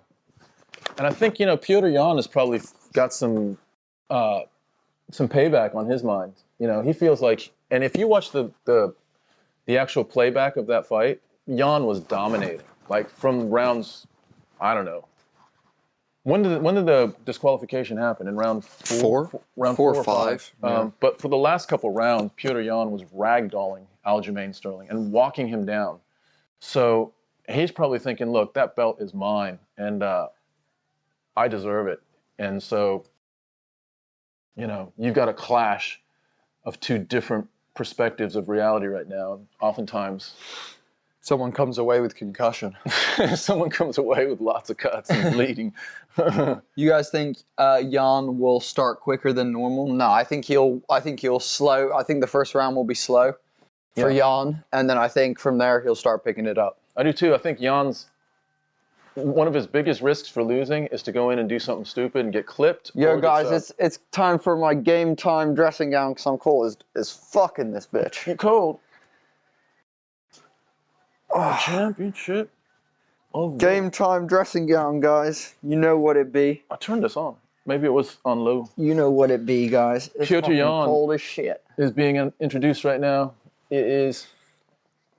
Let me just see. He's almost a 5-1 favorite, which is crazy. He is the interim champion. Aljamain is the champion. He's a badass. I mean, we've seen Petr Yan do some stuff that's pretty crazy. He just walks people down and breaks them both mentally and physically. And that's what he did to Aljo last time. And let's see how Aljo has adapted. You know, Aljo has not fought since that fight. He's not actually, you know, thrown hands with anyone since that fight. Don saying, my thoughts are Yan fights emotional and loses, unfortunately. Wow, okay. I mean, he doesn't have his corner with him. I said this, I speculated this earlier in the week. I said, if he starts facing adversity and he doesn't have a team behind him to give him good, clear, concise, like, direction and, like, you know, bigging up, then who knows? Why isn't his team with him? Did they not just come through They didn't with get visas? visas. Yeah, no visas.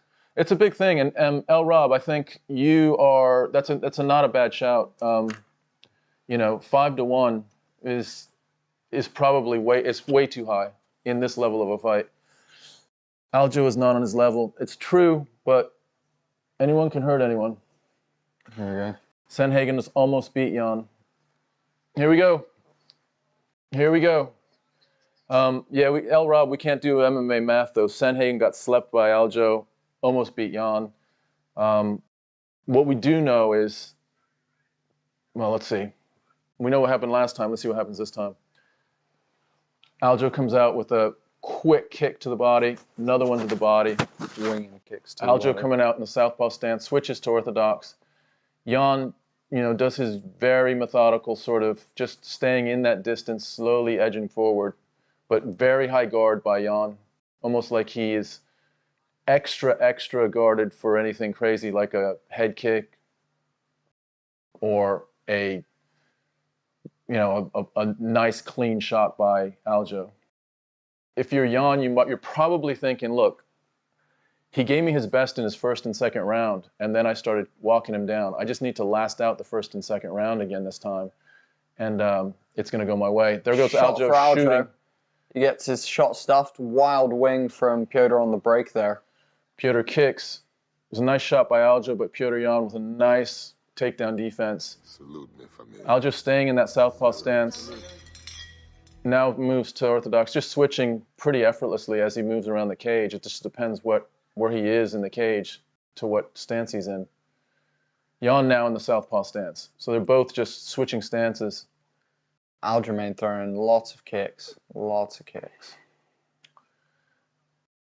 Yan tracking Aljo like last time. Just putting that little bit of pressure on him that you feel, Nice straight there from Aljo that just landed to the neck of Piotr. Not the ideal place to land your straight, but, a shot's a shot. Jan's starting to put the pressure on him. Yan is just relentless with this. It's this energy, this forward energy that you feel, even if he's not hitting you. It's almost like you lose energy by... Catches the kick that Aljo throws. Wow, nice body kick by Aljo. Aljo tries a nice outside leg kick, misses. Yan in Thank you, Zimmerman. southpaw stance. Very tactical the first round. This probably favors, I would say, Yan a little bit. Funkmaster likes crazy shit to happen. We're still 2 minutes and 45 seconds in. Hey, Broken Lords, just because a fucking war is going on, Piotr doesn't have nothing to do with that war. Like, fucking, they can root for him, dude. Who gives a fuck who they're fucking rooting for, I know it's odd that Americans are rooting for a Russian, it might seem, but, he's a good fighter. Why not root for him? Yan is walking down Aljo now. Again, Aljo. It's not like towns that people are from, It's not like, your team from your fucking local town or anything. Yeah, I'm not even going to acknowledge it. Let's just watch some MMA tonight Sure. between two good fighters. It looks like Sterling goes for a takedown. It was kind of sloppy, and Yan almost like matadored him away. Just slipped out of the way. Yan still putting that pressure on. Nice little jab by Sterling. Leg kick from Yan that landed. 1-2 from Yan that is to the face and then to the armpit. Getting punched in the armpit hurts. I don't know if you know that. It actually does. Like, fucking, I can speak from experience, and also, beautiful check from fucking Yan. That was that high Muay Thai check. That was gorgeous. Wow, big strike attempts by Yan. He's really swinging out a little bit more wild than he usually does. Aljo runs in. Yan with a little trip there. I think someone in the chat said he might be a little bit emotional. His swinging out is just a little bit more loose than we usually see Piotr Yan. We see him usually real tight. He might just think he's impervious. He might think he can just walk through Aljo. And I don't think you can. Aljo's shown that he can, maybe he hasn't shown he can hurt Yan, but he can hurt people. And he can sleep people. But Yan still just really, it's almost like Yan is connected to Aljo by a string. Like wherever Aljo goes, Yan is just right there at the same distance. It's crazy. The pressure he puts on you is crazy. Oh, Piotr with a nice 1-2 with his left, landing one and then the second. Aljo trying to figure his way through. 40 seconds in the first round. Aljo, nice sort of swinging elbow from the striking position. That was really nice. Piotr with a wild kick there as Aljo backs up to the cage and slips to the side as Piotr moves in. Nice head movement from both of them, Jesus. Really tactical striking right now. No one has a clear advantage. I would say if anyone, maybe Yan has a slight advantage just because Aljo hasn't really let hands go. Aljo's been focusing on feet a little bit more. There's a nice couple, I don't know what that was by Aljo. It looks like he's trying to dig for a single. Going for a single. Petr Yan with a big connection. All right, end of round 1. Aljo makes it through. Petr Yan makes it through. Jesus Christ. I don't know who wins that round, actually. I think Petr wins because he just clipped. Just a little Because bit. Aljo was backing up. It was cage control. Aljo couldn't take him down at all. I think Petr wins that first round. Yeah, I think you're Cool. Round 1, Petr, guys. right. Yeah. But we've got 5 rounds. It's a championship fight. This is going to be going until 7 in the fucking morning. Look what time it is. It is 5:25. Yeah, if this is a So 5-round fight. stupid. It's fucking less fights than any other UFC card. It's going to be later than any other fucking UFC card. Can't fucking believe that, dude. I'm not mad. I'm just disappointed. All right, Aljo chooses to stand in the middle of the round. Yan takes a seat on a stool. 5-round fight. Getting ready to seconds to come out. Cage to close. All right, here we go. Round 2. Keith Peterson getting the call for this championship fight. I haven't seen him in a big fight in quite a while. Sterling swinging for the leg. Throws to the body. Yan with the counter. Here we go. Let's see if there's any change in tide here. To be fair, Sterling preserved quite a bit of energy in that first round. So if there was any issue with conditioning in the first fight, doesn't seem to have used a lot of fuel in that first round. But what happens is with Yan's pressure, it's almost like it exhausts your brain as much as your body. Oh, nice body kick from Petr as Aljamain circles out.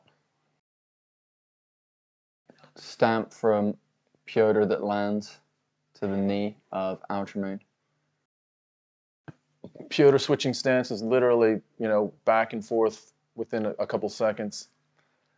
Nice snapping. Teep from Aljo. Teep from Aljo. Shot in from Aljo, stuffed again from Petr. Wow, Piotr's takedown defense is impressive because Aljo's so explosive. There goes Aljo with a single leg. Aljo might get this one. Yep, he gets it. And Yan is down. Wow, that's big. That's big for Aljo. He ends up on top of Petr. Wow, that's big. Petr's going to give him his back. He's got hooks in now. Petr's going to give him his back. 3 minutes left. This is huge. This is huge. This is what Aljamain wanted. He literally said, I go on guys' backs and then I choke them out. That's what I do. He's got a body triangle right now. And the only disadvantage that Aljo has is he's up against the cage, so he doesn't have as much mobility right now to work this rear naked choke. Petr Yan needs to be defending hands. Petr Yan needs to be defending hands right now. Petr Yan. He's also on the wrong side of the body triangle if he wants to separate the body triangle. Oh, he almost got under the neck there. That was so close. Jesus Christ. Aljo is about to sink this, guys. Aljo is about to sink this. We got 3 minutes. Petr's swimming in fucking Aljo right now. He's swimming in Aljo. Yeah, Aljo this is the best chance he's had in 6 rounds against Yan. Clearly the best chance he's had. And you can tell Yan is taking this super fucking seriously. Aljo trying to open up Yan in a way that he can maybe loosen up Yan's grip and allow himself to sink in a forearm underneath Yan's chin and then slip in that rear naked choke. Yan's doing a good job. Crazy. Yan's doing a good job at defending, but Aljo is just strong right now. He's controlling the body of Yan, moving him around and making sure that he doesn't get any room. And again, he's putting him on the side of the body triangle that he wants to be on. Yan wants to be on the other side of the body triangle. Aljo's digging in now. Oh, he's got an arm in. He's almost there. Oh, fucking big body shot from Aljo there. That one ripped. That was loud. We got 2 minutes. He's on the bad side again of this body lock. He wants to put the foot flat and begin separating out of there. But Petr is surviving right now, big time. Wow, big body shots, big ground and pound now from the back.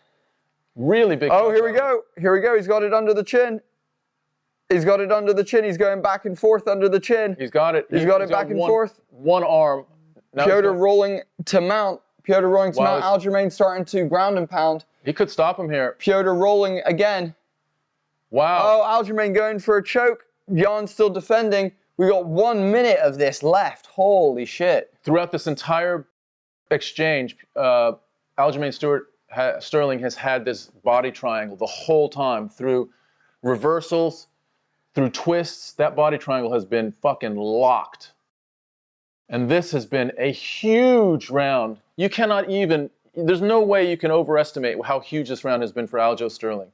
No one has done this to Petr Yan, ever in the UFC. We've never seen this done to Petr Yan.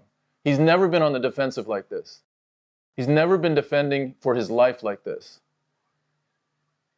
He's defending exceedingly well. To be fair, you've got to give credit where credit's due. He is defending exceedingly well right now. He needs to stay in the zone, though. He can't get complacent here in these last 25. All you need is 6 seconds to choke someone out. And Sterling taking big shots to the head. Wow. He's going to make it. He's going to make it. He's going to make it out. Can you believe Aljo wasn't able to submit him in over 3 minutes? In 3 minutes, yeah. I was going to say, Aljo talks all this game about having good back control, but wasn't able to finish the round with Petr Yan taking Petr's back for 3 minutes. Aljamain Sterling, incredible shape right now. Holy shit, that was huge. That was a huge round. If Yan wins the first round 10-9, I mean, that's a 10-8 round. They won't give him a 10-8 round, but he clearly won that round. So it's 1-1 in rounds. At least 1-1 in rounds. What we know for a fact is Aljo won that second round. Yan now knows that he can't be taken down. If he's taken down, he risks losing rounds. At least losing rounds. And he might risk actually being in a position where that body triangle, man, the control that Sterling had with that body triangle, you can't even, it's crazy. Through all of the different rotations, the submission escape attempts, that body triangle was on there the whole time. How much energy did Aljo use up? I think Aljo's in much better condition right now. Than in the first fight? Than in the first fight, than Petr, I think. I think he's got better conditioning right now. Well, yeah, Petr fighting hands the whole time. And now Petr's going to be worried about the takedown as well. He's going to be baiting on every takedown. Yeah, this has changed the fight big time because now Aljo's going to open up his own striking. If Petr's flinching with every takedown attempt, then that means his hands and his head are going down. Opens up maybe a knee. Big body kick for Yan there. A knee or an uppercut could be part of Aljo's offense here. Aljo going for another one. Aljo sees a path to victory now, which is I'm going to take you down, dude. Nice you can't takedown handle my defense shit. from Yan. Nice takedown defense for Yan. Aljo goes again, sinks for another takedown. Yan sprawls, and now he's sort of on top of Aljo. Aljo's down on one knee. Here we go, down on one knee. Don't kick it. Don't knee him in the head. Don't knee him in the head, Yan. All right, here we go. Aljo still. Oh, wow. He bit on that takedown fake. Oh, bull kick right there. This is all lining up really nicely for Aljo. Oh, Aljo's about to get the takedown. He might be able to trip him here. He's got both hands. Boom, takes him down again. He's going for a body triangle again. He's going to get his back. Oh, he's got this. Oh, my God. He's got it almost again. Got it. He's got 2 hooks with 3 minutes to go again. Wow. The exact same thing and the body triangle again. Let's see what happens this time. I mean, Yan has not shown any at all movement to break this body triangle. At this point, Aljo is on the way to winning 2 out of the first 3 rounds, at least. Maybe a judge may have given him in the first round, which means he could be up 3-0 if he can hold this body lock for any substantial period of time. Oh, he's got Petr's arm trapped underneath. He almost trapped Petr's arm underneath both of them so that he could then start ripping for the neck. Uh-oh, here he goes. Here we go. We're getting closer. We're getting closer. It's so close. Aljamain is working so hard for this, but Petr is defending well at the moment, but he's getting closer and closer with every second. Wow, this is crazy. This is not what I did not think that this was a possibility. Me neither. Nowhere in my imagination of this fight did I think that this would be happening.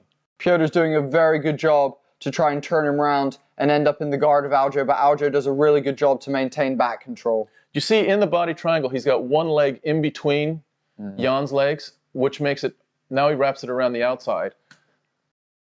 But this is crazy. The strategy that Aljo Sterling has brought into this fight, you cannot underestimate how brilliant this has been. Like, he didn't do any of this in the first fight.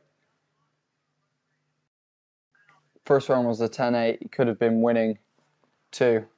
Wow, here we go. I think Yan wins first round.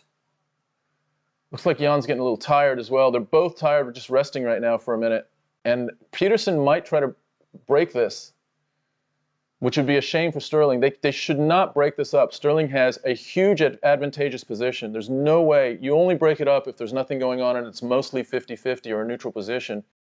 This is clearly Sterling's advantage. But Keith Peterson is hovering around them right now.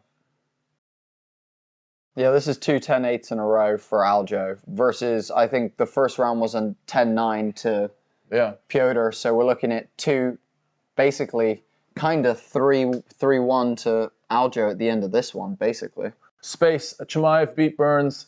It was a unanimous decision, but it was a great fight. Very, very competitive fight. Both guys were busted up, but Chimaev wins the fight in a fair decision. And this fight is crazy that I just did not think this was in the realm of possibilities. And I don't know if Piotr Yan did either. I mean, Piotr Yan doesn't have a real good answer for this body triangle. I mean, would it be easier for him? Would it be better for him to try to roll around so that he's in? He needs to be looking to spin into the mat here, basically. But the moment he starts doing that, he gives up. Maybe he gives up mount. His net. He starts giving up mount as well. He's got to do something different because he can't just let Sterling ride him for 3.5 minutes for the 2 rounds in a row. I was going to say for the next fucking 3 rounds. Yeah. Aljo really bringing some technique that I quite frankly did not think he could do this to Piotr Yan. So this is hugely impressive. What he's doing right now is crazy. No one's done this to Yan. Wow. Wow. 2 rounds for Sterling. Wow. He now knows that he can take Yan down. He's taken him down twice. Yan is in trouble. Piotr Yan is in trouble. I agree. I agree. Piotr Yan does not have an answer for this. Anyone who bet on Aljo tonight, that bet's looking real good right now. Yeah. Peter needs a knockout. Well, if he wins the next 2 rounds 10-8, I think he can win the fight. Because I think Piotr won the first round. So if he can stay on his feet... I don't think they're giving him 10-8s. I don't think for Aljo? Yeah, I don't think so. Okay. I think it's 2 rounds to 1. I think it's 2 rounds to 1 right now. Yeah, they're not going to give him 10-8s. Mm-hmm. So at this point, but even without the 10-8s, 2 rounds in a row, Aljo has shown he's got a clear strategy that Piotr Yan doesn't have an answer for. When you have a strategy that someone doesn't have an answer for in MMA, it's a fucking game changer. Like, he has a game-changing strategy right now that Piotr Yan needs to figure out his way through. And the only way he can do that probably is through some... Oh, Piotr throws a big combination. Aljo instantly shoots. Piotr defends. Don't knee him in the fucking head. Piotr doing his own back control for this round. This is crazy. Aljo happy to clinch. Piotr Yan going. Oh, Piotr clips Aljo with an uppercut there. Aljo is not reacting well to the shots that he's getting hit with right now. Aljo blinking and sort of wiping his face. Aljo goes nice for a takedown. Leg kick from Piotr that actually chopped Aljo out as he went for the shot. So Piotr now twice has resisted a takedown. Aljo isn't really concerned with the takedown success. He's just been relentless with trying for single legs with trips, and then the last one, don't do it. Fuck's sake. Yan looking to get Aljo's back. Nice knee to the back of wow, those hurt. To the back of Aljo's leg. Right now, Piotr has a... Piotr's going to take down Aljo. He looks like he's trying to... Aljo breaks out, though. Whoa, Oh, jumping knee that landed. That was huge. That was huge. Petr Yan needs to gain big-time respect from Aljo right now. And he can. His striking is that level. But Aljo's still digging for singles.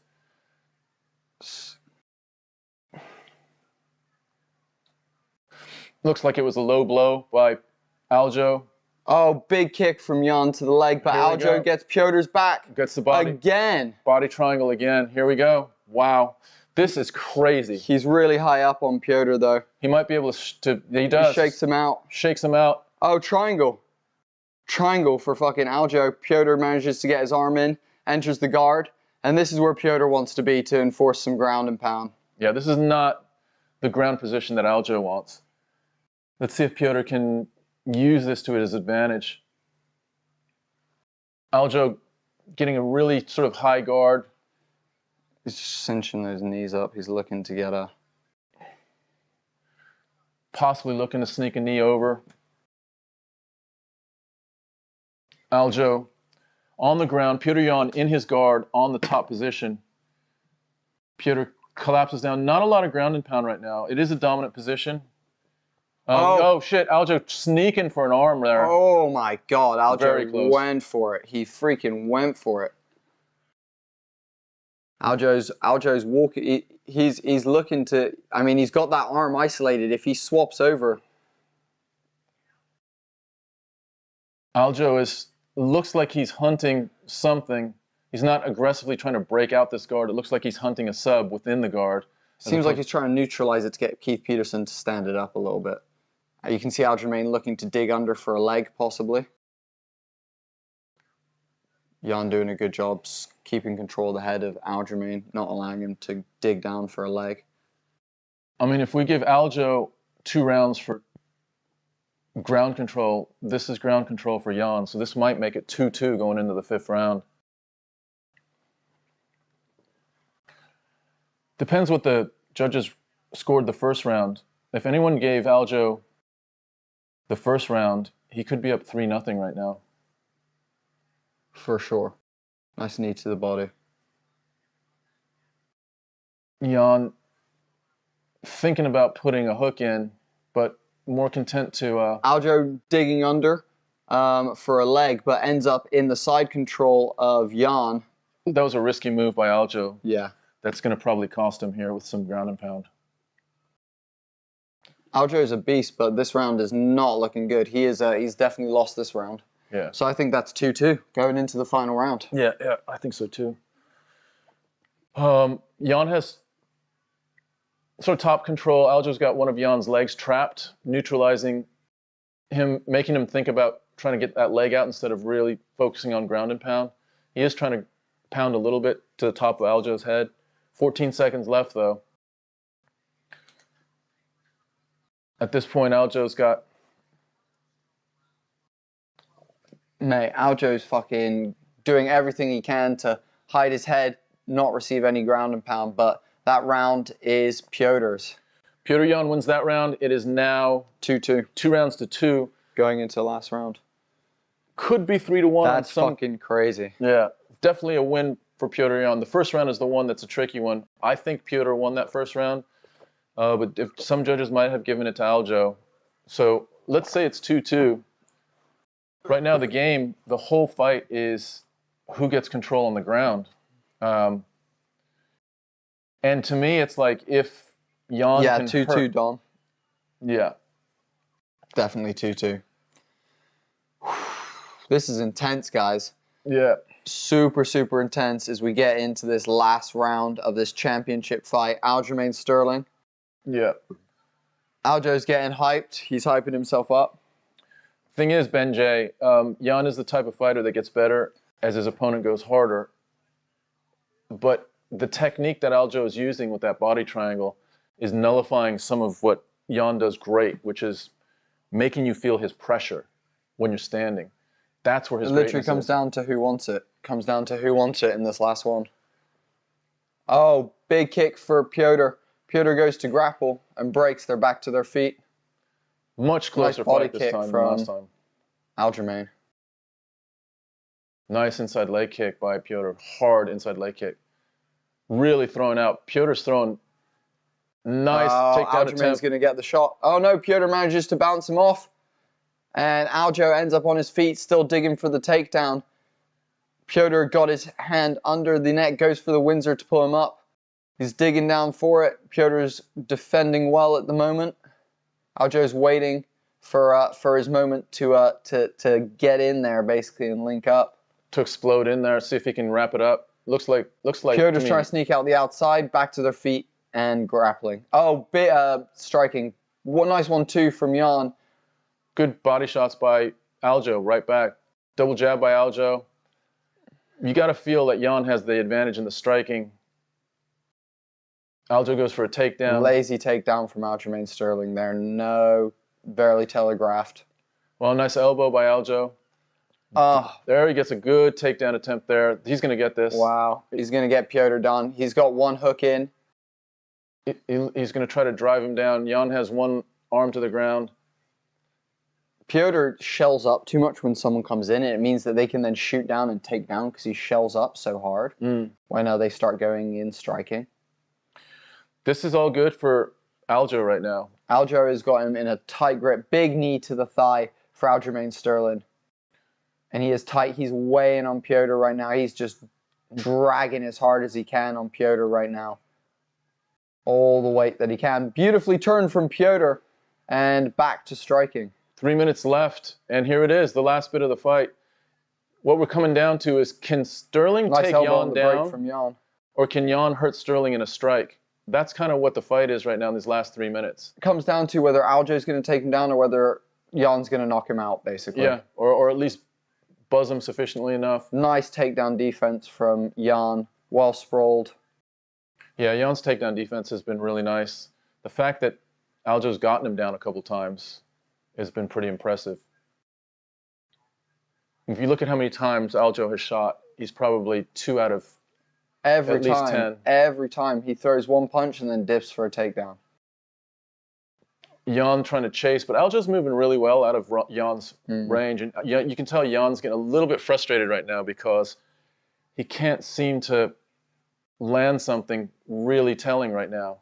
I'm not sure if Aljo's tired or what's happening, but these shots are late. Oh, big knee that rocked him. Oh, and a big left as well. Oh, and another left that clipped Aljo.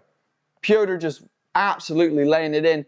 Sterling going for another lazy takedown, and now Yan is starting to defend these easily. He goes to take Sterling's back in this last round. It seems like Aljo's gassing out. Yeah, it does. It seems like we're starting to see Aljo hitting the wall, guys. He looked up at the clock. He is definitely tired, guys. We just saw Aljo looking up at the clock in concern for this position with Sterling on his back. Sterling pulls him back to the ground as Aljo tries to take a step forward to stand up. He's back to his feet. Jan's still tied around the waist. That was a really good sequence for Piotr Yan. Oh, big left for Piotr. Sterling responds, goes for an up elbow and another shot that Yan manages to get his arms inside. However, Sterling is doing all that he can to complete. Yan manages to scramble and gets back to his feet. Sterling still on the ground with his head down, and Yan ends up behind him again. Aljamain Sterling frustrated, shaking his head that he couldn't get the takedown. Throwing telegraph takedowns. It's one of those ones that, you know, you can tell he's tired when he's not throwing any punches and he's just dipping his head into it, you know. At this point, you got to think that Yan is winning this round, and if you give him the first, the fourth, and the fifth, I mean, I could easily see this going split decision. But at this point, I'm leaning towards Piotr Yan to win the split decision. Piotr doing a good job controlling this position right now.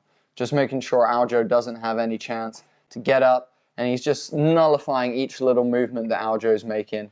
Just stopping the post and making sure that he's getting good positioning. Really nicely done. Aljamain doing all that he can to defend right now, but Yan locks in 2 hooks. He locks in both hooks and goes under Aljo's neck. Wow. Sterling trying to shake him off the top. Aljo on his back, but, frickin' Yan on his back, and that's the end. All right, that was a very close competitive fight. I mean, I have Yan winning the first, the fourth, and the fifth. That's what I have as well. I mean, there might be a judge that swings it to Aljo for the first. We know that Aljo won the second and third. We know that Yan won the fourth. It's pretty clear that he won the fifth. I think it's the first that's the question right now on how the judges might score that. But I have it as Petr Yan 3 rounds to 2. Damn. It seemed like Petr did evolve as the fight was going on. He started making smart changes. His takedown defense got better with each round. Yeah. Championship round, boys. Yan, the type fight. Yeah, we saw that. Respect to Aljo for keep telling people that Aljo is elite level regardless. He is. Yeah, he really showed out tonight. I just think his tactics, his strategy was great. He took Yan completely out of his fight. This became a grappling match instead of a striking match. And that's exactly what you need to do against Petr Yan. You're not gonna outstrike him or control the middle of the cage in a striking match. Mm. And Aljo really was smart in how he. Wow, what a fucking knee! Jesus Christ. Who was stronger for the fifth? It was. I think Yan was stronger for the fifth, Michael. This is so hard to judge. I hear you, Broken Lords.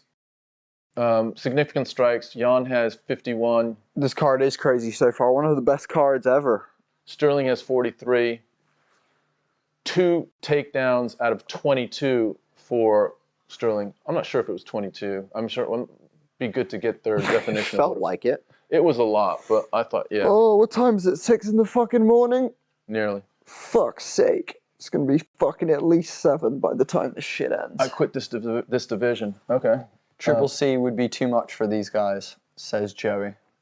Okay. Judges are going to give it to the champ. 28-27 split decision. Yeah. 48-47 Yan. Yeah. I think it's 1-4-5. Split decision. And new.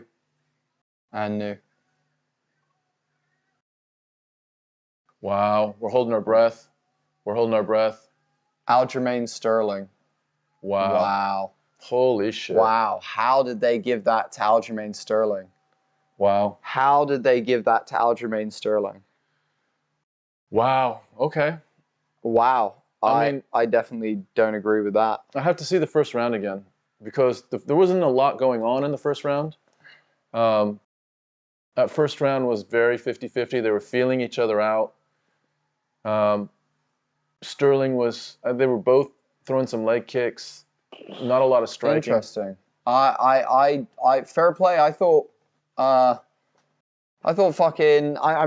Yan won the first, the fourth, and the fifth. I'm okay with it. I mean, you know, if you have that close of a fight, then that shit can happen. Don't leave it up to the judges. That shit can happen. Expected. SL8 333 said fair play to Aljo. You thought he took the first. That's fair. I don't have a problem with that, dude. I ain't gonna fight you. That's gonna be tough. It had to be 2 and 3. I think Sterling won 1, 2, and 3. 1, 2, and 3. Wow. And it was really, really good tactics by Sterling. I mean, you cannot we've not seen Petr Yan fight for his life like that. We didn't even know that was possible.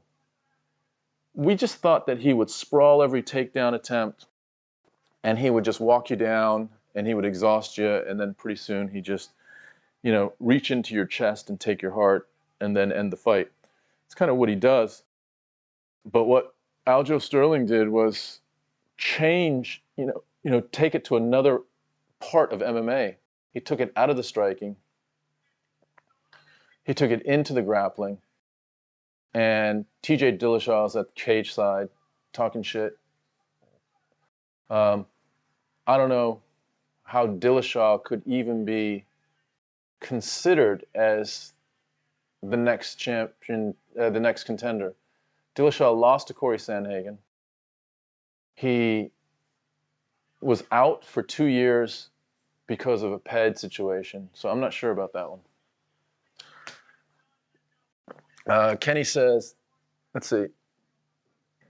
Joey says Sterling couldn't take CCC down and would get TKO'd. CCC would definitely take down Yan over and over. Yeah, okay. I don't have a problem with that. Let's get CCC back in the cage so he can do some of this shit, because he's been on a shelf for a couple years just talking shit. So get back in there. Put your card back into the USADA fucking bowl. Start testing and start fighting again. You know, that's kind of where we are. Swifty, yeah, you did tell us he had too much control time. He did. I think he did in that second and third round. Kenny, Sterling did absolutely dominate 2 and 3. Judges might have just had the blinders on. I mean, the thing is, it's round 1 that you have to question, because you got to think Yan won round 4 clearly and round 5. So I think they gave it to him from round 1. I think 2 judges gave it to Sterling on round 1. We'll see the scorecards, but I think 2 of them gave round 1 to Sterling. 1 gave it to Yan, and then the rest of the rounds went the way we thought they would. Don Migate, I quit this division. Aljo won by DQ on their first fight, which shouldn't have won him the belt. Okay, that's fine. I agree with that. He did get DQ'd. I mean, Yan did get DQ'd. So they fought for the belt tonight, and he got the decision. I don't know what to say, dude. You know, if he was losing and then Yan gets DQ'd, they should redo it, which is what they just fucking did. So what do you want, dude? I don't know what to say. This is bad for Aljo because it will be called a controversial decision. I don't think Aljo thinks this is bad at all. You know, Aljo getting a win from Peter Yan is fine, is great, is fucking a dream. And if it means they have to run it back at some point, I guess they will, but they're not going to run it back straight away. There's no need to at this point. It's time for them to fight other fighters. Dillashaw's going to get a crack, it looks like. Yan's going to have to go clean up some other guys, and then they might circle back, but I don't see how this could be bad for Sterling. You know, he was a 5-1 underdog. For him to win the fight, no matter how he won it, ain't bad, in my opinion. Sterling, 7:55 seconds of control time, and you had 5:25. What do you mean you had? Oh, Yan had 5:25.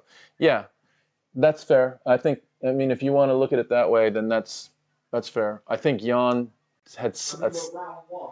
Sterling's backing up the whole time, so yeah. Control time counts as well, right? Yeah, I would say. I think Sterling had an advantage, or sorry, Yan had an advantage in striking. Sterling clearly had an advantage on the ground.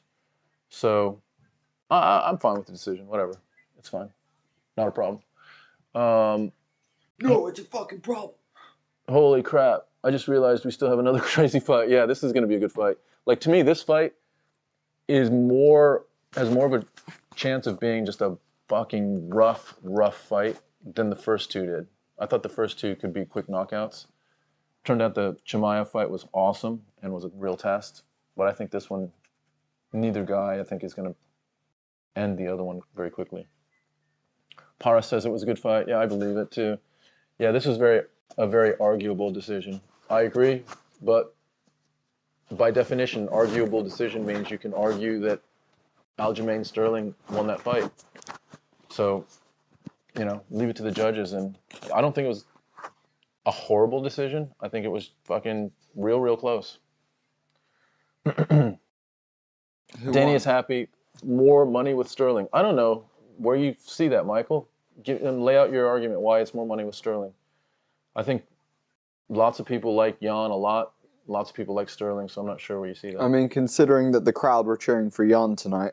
Yeah, I'm not sure about that. But I'm happy to hear your argument, dude. I think I hate Aljo because I said something that hurt his feelings on Instagram once, and he got me blocked. Okay. I wonder what you said. You don't have to share it here, but whatever. Anyway, that's fine. Here we go. Alexander Volkanovski Simmons. versus the Korean Zombie. TJ was quick to jump in. It was like TJ was yelling, "Make me relevant again." I agree. Like, TJ needs to go through. TJ is like the poor man's Conor in this situation. Why does TJ get to jump the queue like everyone else has been fighting for the last few years? TJ comes back and fights. Has he had 2 fights or 1? I know he fought Sandhagen. That was a really tough fight. Maybe he's had 2. Yeah. He won both of them, though. He did, yeah. And that was a good fight against Sandhagen. That was a. He fought Dominic Cruz, didn't he? Was it No, Dominic Cruz? not after the suspension. Yeah. No, fuck's sake. Yeah, I'm not mad. I'm sure historians can talk about this one. Yeah, for sure. Promotion equals money. Sterling has the better marketing as of tonight. Okay, that's fair enough. Oh yeah, I'm not mad. I'm sure historians can talk about this one. All right. Molo Vision, Burns lost the fight, but won the fans. True, dude. True. That's very true. And that can be a really good, like, consolation prize. But now, if you look at Burns' path back to championship, like, he's got to... You look at Bilal Muhammad is fighting Vicente Luque. Whoever wins that is going to be ahead of Burns. You've got Covington is ahead of Burns. Chimaev is ahead of Burns. Whoever wins Leon Edwards versus Usman is ahead of Burns. I mean, he's got a pretty big road that he's got to leap over people. He's got to have 2 or 3 fights to just be back in the conversation again. So I'm excited to see Volk get in there tonight. Yeah, I am too. I think the thing with Burns is I'm really, like, I didn't know if Burns would get blown out. So I'm really glad. I think he's probably proud of how he performed because it was so unknown what happened with Chimaev. I'm half in bed, lol. TJ's only fought once since losing to Cejudo. Okay, so he fought Sandhagen? That was his comeback fight? Prince Alpha. Chimaev is a joke. Burns almost beat him. Kamaru will kill him. Sterling did nothing to win this fight. I was even... Dude, I don't even like how you started this, Prince, but let's go through this. I was even laughing. I don't even know where you get Chimaev as a joke. How do you even get that? Chimaev is not a joke, dude. He just went fucking 3 rounds with Gilbert Burns, dropped him with a jab. A switch stance jab. What world are you fucking living in, Prince? He is not a joke, dude. He is anything but a joke. If anything, he validated that he deserves to be in the top 5 tonight. You know, even without the win, even if he'd lost, that fight deserves him a top 5 spot, you know? Yeah, what you're missing out, Prince, is the big unknown with Chimaev is could he do what he did tonight? The unknown was not could he smash. We knew he could smash people, but could he fight at the very top level and win? And he did, dude. So, you know, I think Chimaev comes out. Now we know. We know that when the lights get real hot for Chimaev, he's still up there fighting. Yeah. He's going to fight. And we did not know that. So I'm not sure what you're talking about, but with regard to Aljo, you know, it was a close fight. I had Yan winning, but I kept saying, however they scored the first round is who's going to win that fight. And I could see that first round being a 50-50 round. If this is how Chimaev will fight Kamaru or Adesanya, they will kill him. How's that? Tell me how that is. How he... I don't know what you're... I mean, dude, if he just grapples with Izzy, he wins that fight. Kamaru is a much harder fight, but so is Colby.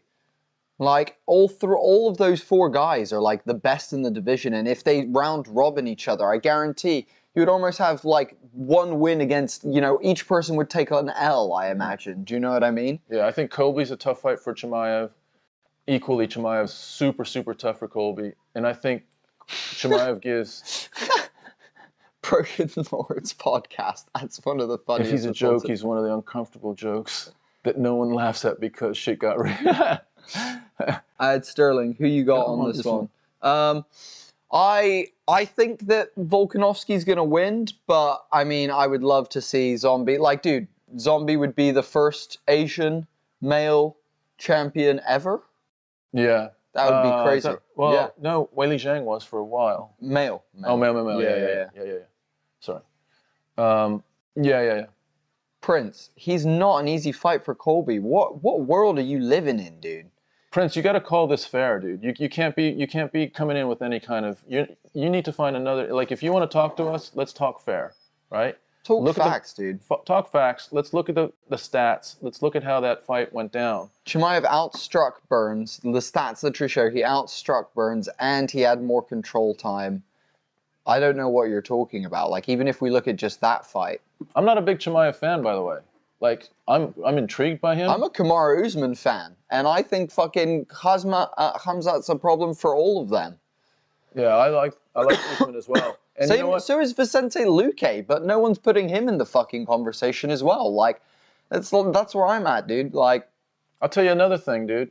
One of my least favorite of those guys is Colby Covington, but I'll tell you what, that motherfucker would give all of them problems, including the 10 rounds he went with Kamaru. So you got to call it like it is, dude, like you see it. You got to have your eyes open. You got to see the fight not just through the rose-tinted color of your fighter, but through what's happening in the fucking fight. dude, the truth is, fucking... Dude, you're just trolling. You're just being stupid. You're just being stupid, dude. That's silly. That's just silly. It's too bad that you don't have an open mind, dude. All right, let's look at this. So we got the Korean Zombie is now looking to enter the cage. He looks pretty hyped. Very, very excited. Zombie representing his country. He is like the equivalent of like LeBron James in America, but for South Korea. He is a rock star for them.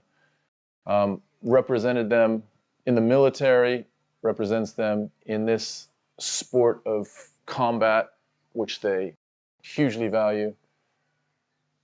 So Michael France saying that he doesn't think Zombie's going to win. He thinks Volk's got it. Dude, I think Volk's skills are pretty undeniable. Do I not want Zombie to win? No, I fucking would love to see Chan Sung Jung as the current, you know, freaking champion of featherweight. That would be awesome. You know, I mean, how long his titleship would last for? I don't know. Here's what I'd say. If we can, and I don't want to do MMA math. Yo, you're welcome, dude. Michael, if you're ducking out, you're welcome. But here's what I would say. Remember what Ortega did against Zombie. He handled distance really well. He outstruck him. So now you start thinking, well, how does Ortega match up against Volk? Well, we saw that. And Volk had a little bit of an advantage. Future anime cheering for fucking Zombie.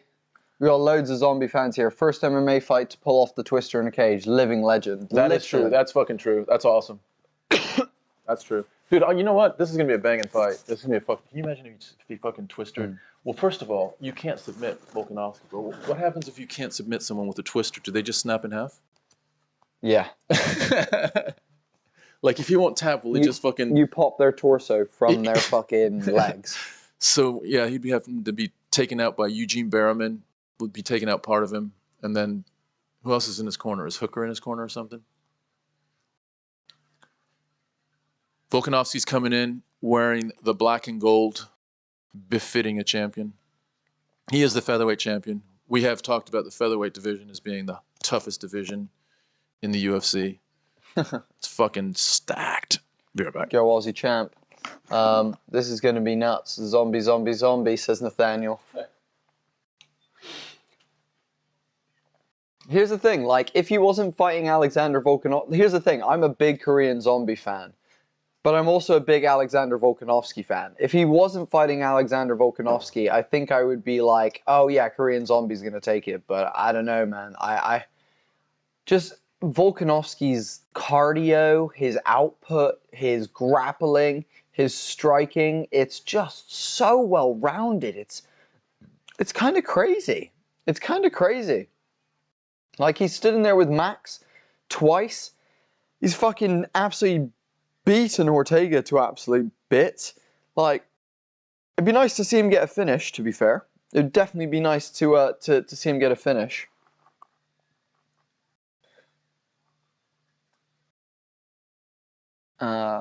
Great commentators, gentlemen. Hey, thanks, man. I'll literally backflip into space. Eat Volkanovski's brain. Here's what's up, guys. I'm so tired right now, and I'm so looking forward to this fight. But the sun is literally coming up where we are right now.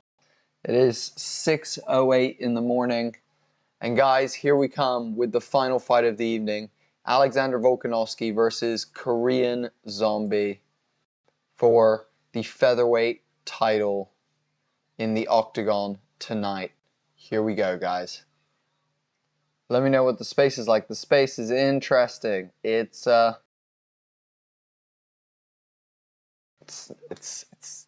yeah. Shit, guys, we've had a bunch of views on YouTube tonight. You guys are absolutely killing it out there. Can we talk about how Korean Zombie came out to Zombie by the Cranberry and Volk comes out to a land down under? I know, fucking great walkouts. I feel you. Volk is built like a Mack truck.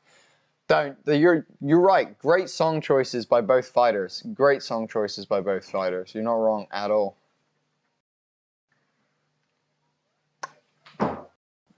Cranberries is a fucking banging song. It's what they have here in New York. Dude, at fucking 6 here. The light is coming up. I can see daytime. Oh, fuck. How many people we got on this motherfucker? We got 103 of you across all of our platforms. You incredible human beings, thank you for joining us. We appreciate every single one of you guys. Here we go. Guys, remember, we're father and son team. We do podcasts. We do Dungeons and Dragons. We do MMA stuff. If you like that shit, subscribe. If you're not bothered, then don't bother. It's okay. It's okay. That's okay. But also, we'd appreciate it because we're trying to get to 1,000, and we're pretty close tonight, actually. Where are we? How close are we? Are we within 20? I don't know where my phone is. Where's my fucking phone? We are. Where do you see it? Hang on. We're gonna get to this in a second, guys. Just go back to the. Fuck's sake. Yeah. 972. We're at 972 subscribers, guys. We're trying to hit 1,000. If you guys have a second to subscribe after this fight, in between any of the rounds, or while they're announcing the fighters, that would be awesome, guys. We'd really appreciate it. Willow from Brisbane, what's up? I love Brisbane. You guys have got the most wild weather. I love both walkout songs. Chills. 110 and half a G. A bottle of rum later. Fuck. Half a G of what, dude? I'm glad I found y'all. Great commentary, great vibes. Warrior All Day. Hey, Warrior All Day, you are a Warrior All Day, and it's a pleasure to be able to provide you with the commentary. I wish I got along with my dad as much as you did. Hey, it's never too late, Royale. It's never too late, dude, to build those bridges. That's true. And, dude, it may seem hard, but it's if with compromise, you can always get there. Communication, you can always get there. I'm from Brisbane too, Willow. Hey, Wayne, what's poppin', Wayne? All right, introductions are happening. Volkanovski now being introduced. Featherweight Championship belt is on the line. Dana White's got it in his hands. You tell me. You know what's popping? Fucking people's alarm clocks right now to get up for work. Literally. MotoGP, don't sleep too long. And here we go. MotoGP. I don't get it. Like the drive, like Never too late. motorbikes? What about a dead dad? That's Oh, wow. Oh, wow. That's true. Oh, okay. Well, Geraldine went there. Yeah. Yep. Sorry, dude. If that's the case, commiserations, dude. Feel bad about that. Right, ready? Yeah, here we go. Zombie smiling. I don't know if I like that. Sup, Wayno? Why now? Sup, Wayno? You fucking cunt. Dude, no, it's not. All right, here we go. Right, here we go. All right, Zombie versus Alexander the Great.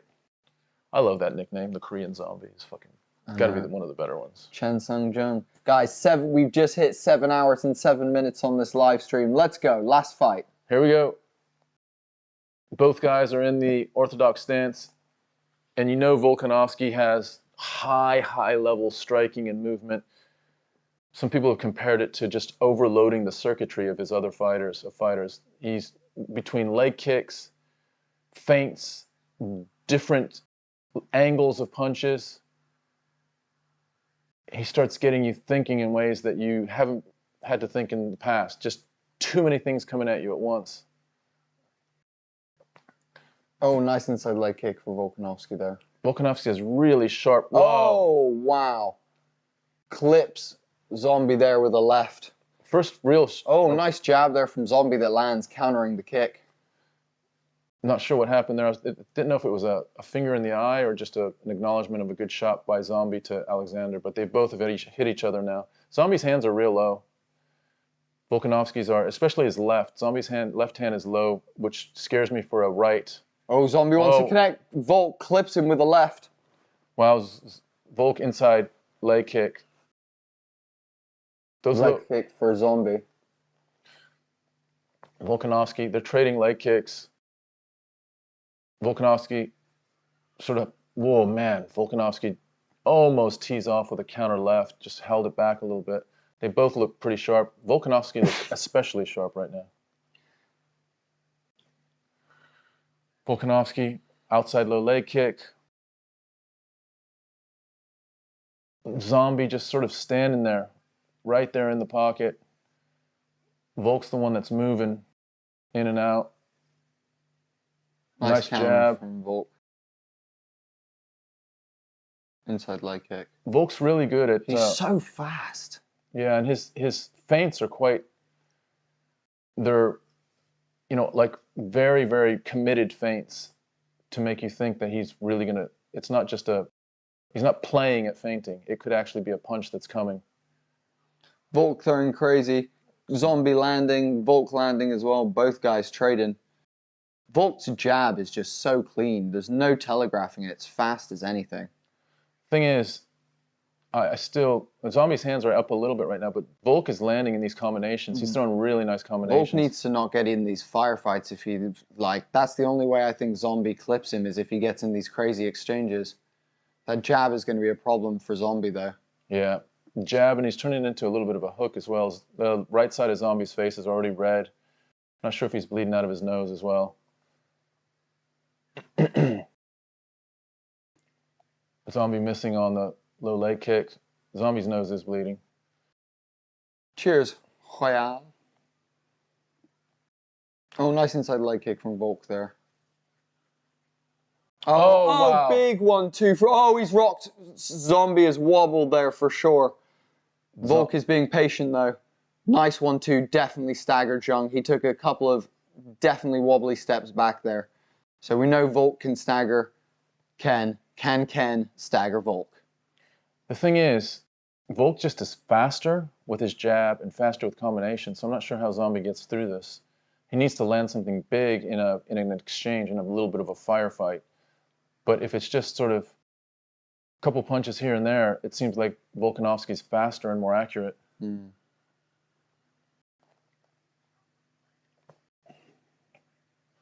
Volk pressing Zombie up against the cage right now. Just sort of holding Fighting him there. hands. Oh. Wow, beautiful trip from Volk. Beautiful trip from Alexander to take Zombie down. He's looking to do some ground and pound, but Zombie looking to get back to his feet very quickly. I'm shocked Volk took him down. I'm really shocked, actually. I am too. I think he's just trying to make him think about it. You know what I mean? Yeah, yeah. And I think Volk has a lot of confidence in his ground and pound, especially what he did against Ortega. That ground and pound was awesome, especially in Ortega's guard. Ken is doing a good job wrapping up the outside arm with a Windsor and does a great job breaking, but eats a left for his troubles as he breaks away on the cage. Gestures as if to say, what up? And then continues moving forward towards Volk. There's a wild hook there. Wow. Volk drops him. Wow, the 1-2, just Volkanovski so... Oh, outside leg kick hurt so Zombie sharp. as well. Outside leg kick's hurting him, and the punches are dropping him as well. He can't get his head out the way fast enough, Zombie. Wow, that was a clinic. Wow. That was a clinic by Alexander Volkanovski just fucking came to show out, guys. Wow. Holy shit, Zombie's face is fucked up. Yeah, he got touched many times in that round in ways that he did not like. That was brutal. That was brutal. If I'm Eugene Berriman, I'm telling him do not grapple. I'm telling Volk do not grapple. You're right, Volk looks exceedingly sharp. Zombie looks just a little bit offbeat right now. He looks like he's just not reading it. And I don't like how his hands are low. He gets dropped there with staggered with a left. Another left wobbles him. Man, his counter left is just crazy. 1-2. Oh my God. Volk is a phenomenal striker, man. Wow, just over his left that time. He's touching him with everything. Incredible. Zombie coming out ready for this next one, though. Not sure what Zombie can do here. If you're just, if you're striking with someone and they're just faster than you, and they're putting together combinations, then what's your answer to that? Moy, thank you so much for liking and following on Facebook. Welcome to La Familia. They said to Jung, you need to loosen your body. You need to get more relaxed in there. Okay. Easier said than done as he's getting fucking jacked. Nice outside leg kick there for Zombie. Yeah, Volk's calf instantly goes red after taking that leg kick. Yeah. Inside leg kick there from Volk. That was a nice kick by Volk. I mean, that might be the way to go. I think for Zombie, that outside low leg kick might be the fucking ticket. Soften him up, soften his striking up a little bit. Might be easier said than done. Nice. That was quick from Zombie. Look at Volk. He just looks like a goddamn sniper right now. Zombie throwing a little bit wild. Oh, gets clipped on the way out. Volk's making the oh, check that kick. Oh my God, he checked that so hard.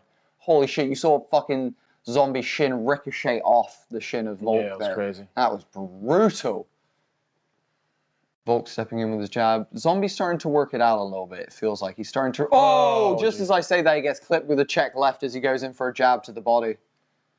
Volk is just very sharp with his striking. And he checks the leg kick as well as he steps in with the jab. Fucking hell.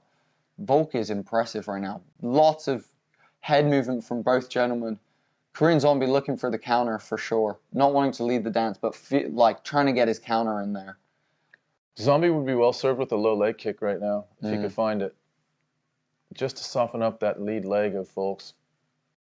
Oh, nice jab by Zombie there that got through. Oh man, 1-2 by Volk. I think both landed. Strutted with a lead right, and then a left to finish it. Another kick to the face. He keeps doing that front kick to the face, and it keeps landing against Volk. He's looking for some other way to turn this fight around. Volkanovski goes southpaw for a second. Southpaw again. Now back to orthodox. Volkanovski just feinting continuously, just doing little movements here and there. The crazy thing is, Zombie doesn't really react to it, so I'm not sure if that's good or bad. Oh, Jesus, that was a big shot. He clipped Zombie. He folded Zombie there, and he landed again. He's hurt. Zombie's really hurt. Real bad. Zombie's hurt real bad right now. Oh, Zombie just clipped Volk there. Volk doesn't want to run onto anything stupid.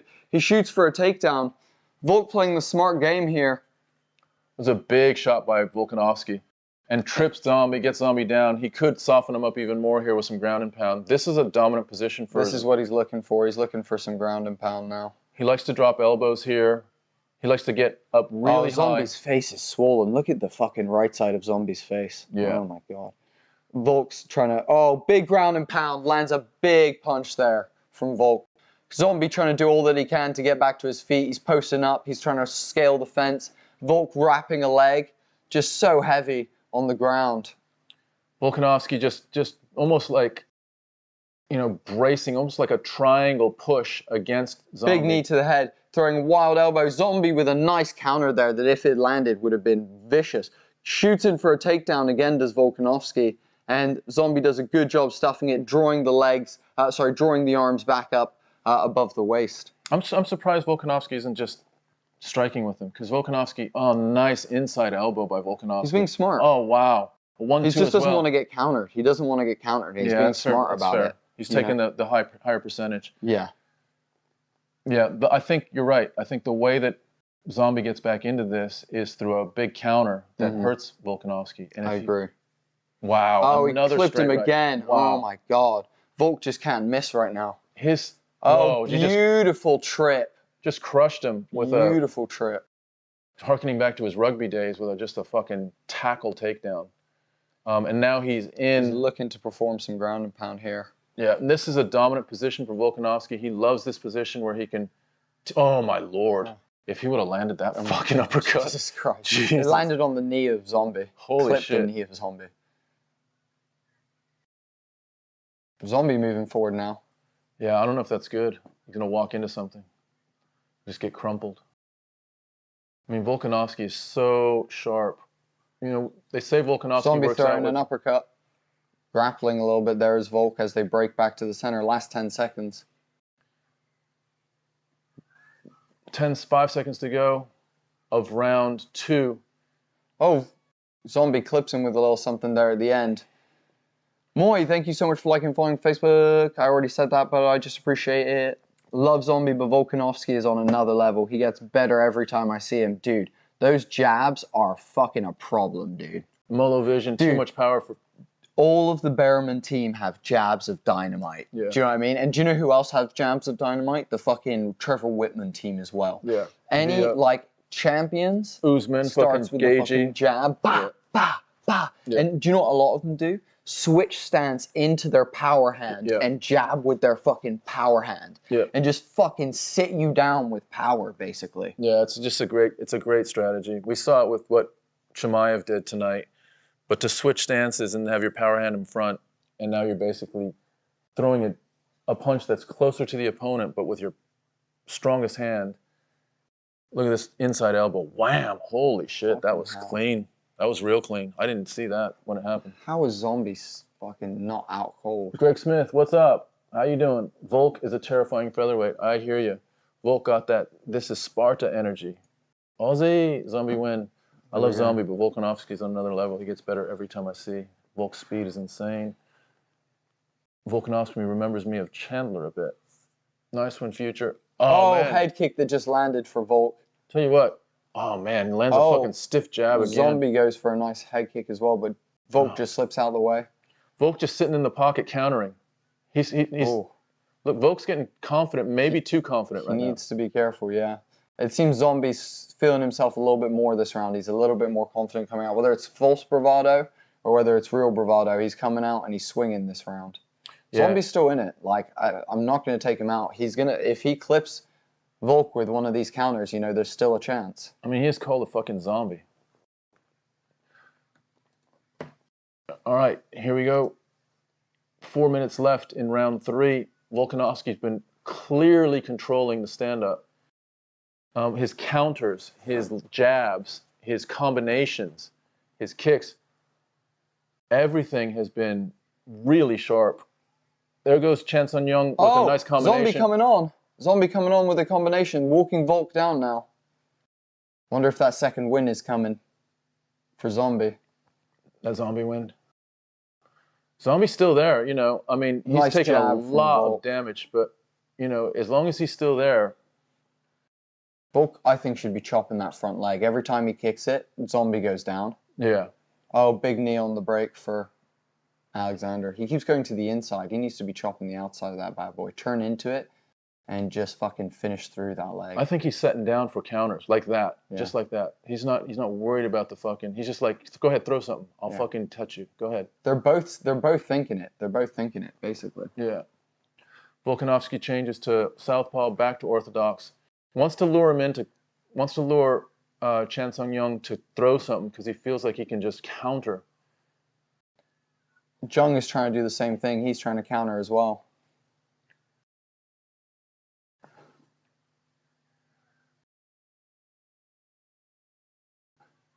Oh, clip Zombie there. Beautiful takedown. Well timed. Oh my God. That was exceptional. Yeah, really nice. That was such a good takedown. So well timed. Takes Chan Sung Jung down again. You notice they call him Zombie on the fucking... Yeah. I'm not sure if they refer to anyone else by their nickname in the UFC titles. But yeah, his face is starting to get busted up, Chan Sung Jung's. Volk is just, you know, super, super high percentage with his striking right now. I think it's a combination of Volk being very sharp, but also I really think Chan Sung Jung is hittable. His hands are a little bit low. His guard is a little bit wide. So right up the middle is hittable. His left hand is exceedingly low. But his fucking durability is crazy. Like, he's still in this fight. He's starting to slow down a little bit.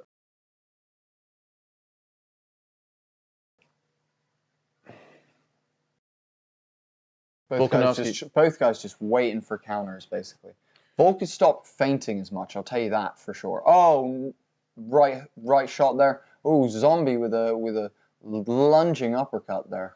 Yeah, you're right. Volk has stopped feinting. Volk is just sitting down saying, I want to knock you out. Yeah. You know, I want to counter you or hit you with a lead shot right now and just get you out of here. I think he's so confident in his striking right now that he's not needing to feint as much. Yeah. But he is also risking, you know, as long as Korean Zombie's in front of him, there is a risk. Zombie goes in with a nice combination. Body to the head is really nice. Zombie's still here, guys. 42 seconds left in this one. Oh. Little check hook from Volk that lands. Volk lands again. Zombie just trying to close distance. You know, the thing about Volkanovski that's great as well is not only is he good at sort of being in the pocket, he's good at being out of the pocket as well. It's just his legs are great. Oh, wow. clip Zombie there. He just almost stopped him in his tracks. Oh, he stopped Zombie. He just put him down with a big shot. He's now trying to finish it. He's going to finish this, I think. This might be it. 12 seconds left. How is Herb not going to end this? 6 seconds. Can he Wow, last Zombie's it? still fighting. 3 seconds. 2, 1. Wow. Holy moly. Zombie's face is just completely busted up now. Fuck it. Holy shit. That was bad. I mean, Zombie's been dropped now with flush punches a couple times. You now have to start thinking about wear and tear in a fight. I'm not sure Zombie should get back out there. I'm not either. You have to really now look closely at him. He's not even sitting on the stool. I think they stopped this. Dude, he's hurting so bad. They need to pull him out of this. Yeah. You need to now start thinking about your fighter's health. You're 35, dude. Pull out of this. Yeah. Geraldine, I asked earlier, but missed the answer if you responded. Do you guys listen to like Joe and John and stuff? I do. When you're watching? I do, but Tom doesn't. Yeah, Bodie does. Also, thanks for staying up, boys. Had fun hanging out with y'all. Yeah, all good, Geraldine. Thanks for the sub. Thanks for being part of tonight. You're a big part of tonight. It was really fun. Good times. Fucking hell. Yeah, his we've never got to count him out. There's still time, but as each round goes, it looks more and more violent, more and more awful. The doctor just asked him if he wants to fight, and Zombie said yes. Wow. Sometimes, well, of course he's going to say yes. Just, I mean, the sport that they're in, the culture that they're in, is to never say no, to never say I quit. So it's very rare that you see a fighter that quits. So with that in mind, you know, sometimes the corner has to step in and say, hey, we've seen enough tonight. Let's save it for another day. Yeah, literally. There's no sign at this point, you know, I don't think Zombie has hit Volkanovski with anything significant. Yeah, he stung him. Oh. Volkanovski can do him a favor right now by getting him out early, just so that he doesn't catch too much more damage. You can see Herb is stood real close. Oh, big inside leg kick there from Volk. Swung, missed, and followed through with the leg kick. That was, that's it. Oh my God. Yeah, it's over. It's over. Wow, Volk finished him. Yeah, and appropriately stopped by Herb Dean. That was a good stoppage. Well done, Herb Dean, for that stoppage. That was a good stoppage. That was a fucking great stoppage from Herb Dean. Zombie goes down to the ground. That just indicates. Stoppage. Yeah, Herb Dean did what I think Zombie's corner should have done. Yeah. There's no reason he should have come out and received those 2 or 3 heavy blows. But Volkanovski really makes a statement. Wow, Kyle, you were right, dude. Volk is a badass, and you're going to have to put some respect on his name, dude. Damn. Yeah, Zombie would die before he gives up, and he was about to, dude. He was about to get jumped on. Dude, he was about to get jumped on by Volk, and it was about to be so bad. Yeah. Fucking... Herb Dean did a great job. Look at this. Bam. Swung right through it. Right through it. I'm surprised fucking Zombie's still up. Boom! 2 of them. He hit him with 4 shots. That's crazy. It was a crazy, Wow, crazy Sammy ending. Kerr. Thanks again, boys. Shout out to her. Best in the business. Yeah, giving some love. Give some love to Zombie as well for what an amazing fight that was. Guys, if you don't know, Tom and I are a father and son team. And we do all of this off our own back. We don't make any money. You know, we're here. Are you wearing your fucking dressing gown right now? Yeah, I am. I'm tired. And you know, we're out here trying to, you know, bring you guys a good show and help you guys out. We're trying to build an MMA community. So if you enjoyed tonight, head on over to our Discord. There's a link in the description. When you join, go to the Roles and Rules channel. Select your role by clicking an emoji, by reacting an emoji. One of the 2 emojis on there, and then you get access to all the channels in our server, and you can come hang out with Tom and I and ask us any questions you want to during the week or any other times leading up to fights. We can share betting tips, we can share memes, all the good stuff, guys. So thank you so much. Geraldine, thank you so much for coming. Guys, really appreciate every single person that's come out. We're Homie and the Dude, father and son MMA and TTRPG team. We bring you the best fucking content in the world, and we're here to do this every single time. Please come back, guys. We'd love to see all your names again. You are awesome people. Dana, Paras, Geraldine, one and only, all you beautiful people that have been here. Nathaniel Simmons, Chris Zimmerman, Future Anime, all the regulars. All the people, all our regulars that have been here, all the new people that have joined us for the first time. Molo, thank you so much. We really appreciate that. Guys, you are amazing. Thank you for taking the time to come and enjoy your evening with us here at Homie and the Dude. You have all been incredible. If you can, on your way out, hit us with a subscribe as well. That would make a massive difference to Tom and I's lives. And, you know, we're not making any money, so a little subscribe does go a massive way for us. On YouTube, particularly. So if you're on Facebook, if you could jump to YouTube, we're Homie and the Dude on YouTube. My fucking throat's dry. Or if you're on Twitch, some of you on both. If you're on Twitch, come on over to YouTube and hit us with a subscribe. We're real close to 1,000 right now. We're about 970. I think we were at 972 last time we looked. So thank you, everyone, for being with us. And Dana, thank you, dude. Hey, we're glad to have you every time. SL, would be a pleasure to have you back for sure. I'll be a new regular, Geraldine. Hey, we would love to have you back, awesome. Geraldine. Guys, there's still 70 of you here. We are literally 28 subscribers away from reaching 1,000. If literally just half of you go and subscribe, you change Tom and I's life massively, because we can then get monetized, and it makes a massive difference to us. So if you've got a second, guys, hit us with the subscribe on YouTube. It means an absolute massive amount to us. Padas, I'll be waiting for the coupon. Ha, just kidding. Love it. Jose, thank you so much, man. Appreciate you. Hope you have an amazing evening. Thanks, dude. It was a fun night. Tonight was really, really fun, and it was because of you guys. You guys really fucking, we had the Tony fucking awards. We had the Cejudo awards. That was all super, super fun. We'll do it again. We'll do something just as fun next time. But this was UFC 273. We will see you for UFC 274. Who is on 274? Just see what that is real quick. Thanks. Hey, Don, no problem. Hey, Paras, not a problem, guys. You guys, you know, you guys make this awesome for us. So thank you for being here and doing this with us. You guys are absolutely awesome. I'll give you guys a rundown of 274. It's a great card. There's still 40 of you amazing people on YouTube. Hit us with the subscribe on. Hit us with the subscribe, guys. It would make a massive difference to Tom and I's life. I'll just give you guys the first 3 fights. You got Oliveira versus Gaethje for the lightweight title. You got Rose Namajunas versus Carla Esparza for the strawweight title. You got Chandler versus Ferguson for a feature fight as the 3rd fight. So those are all really good fights. The rest of the fights are, you know, there's some decent fights in there, but those first 3 are worthwhile. So we look forward to kicking it with you guys at UFC 274. Gaethje and Chandler. I mean, Gaethje and Oliveira is going to be fucking great. Gaethje and Oliveira is going to be great. Guys, anyone who is still left who wants to be part of our MMA community on Discord, head on over to Discord.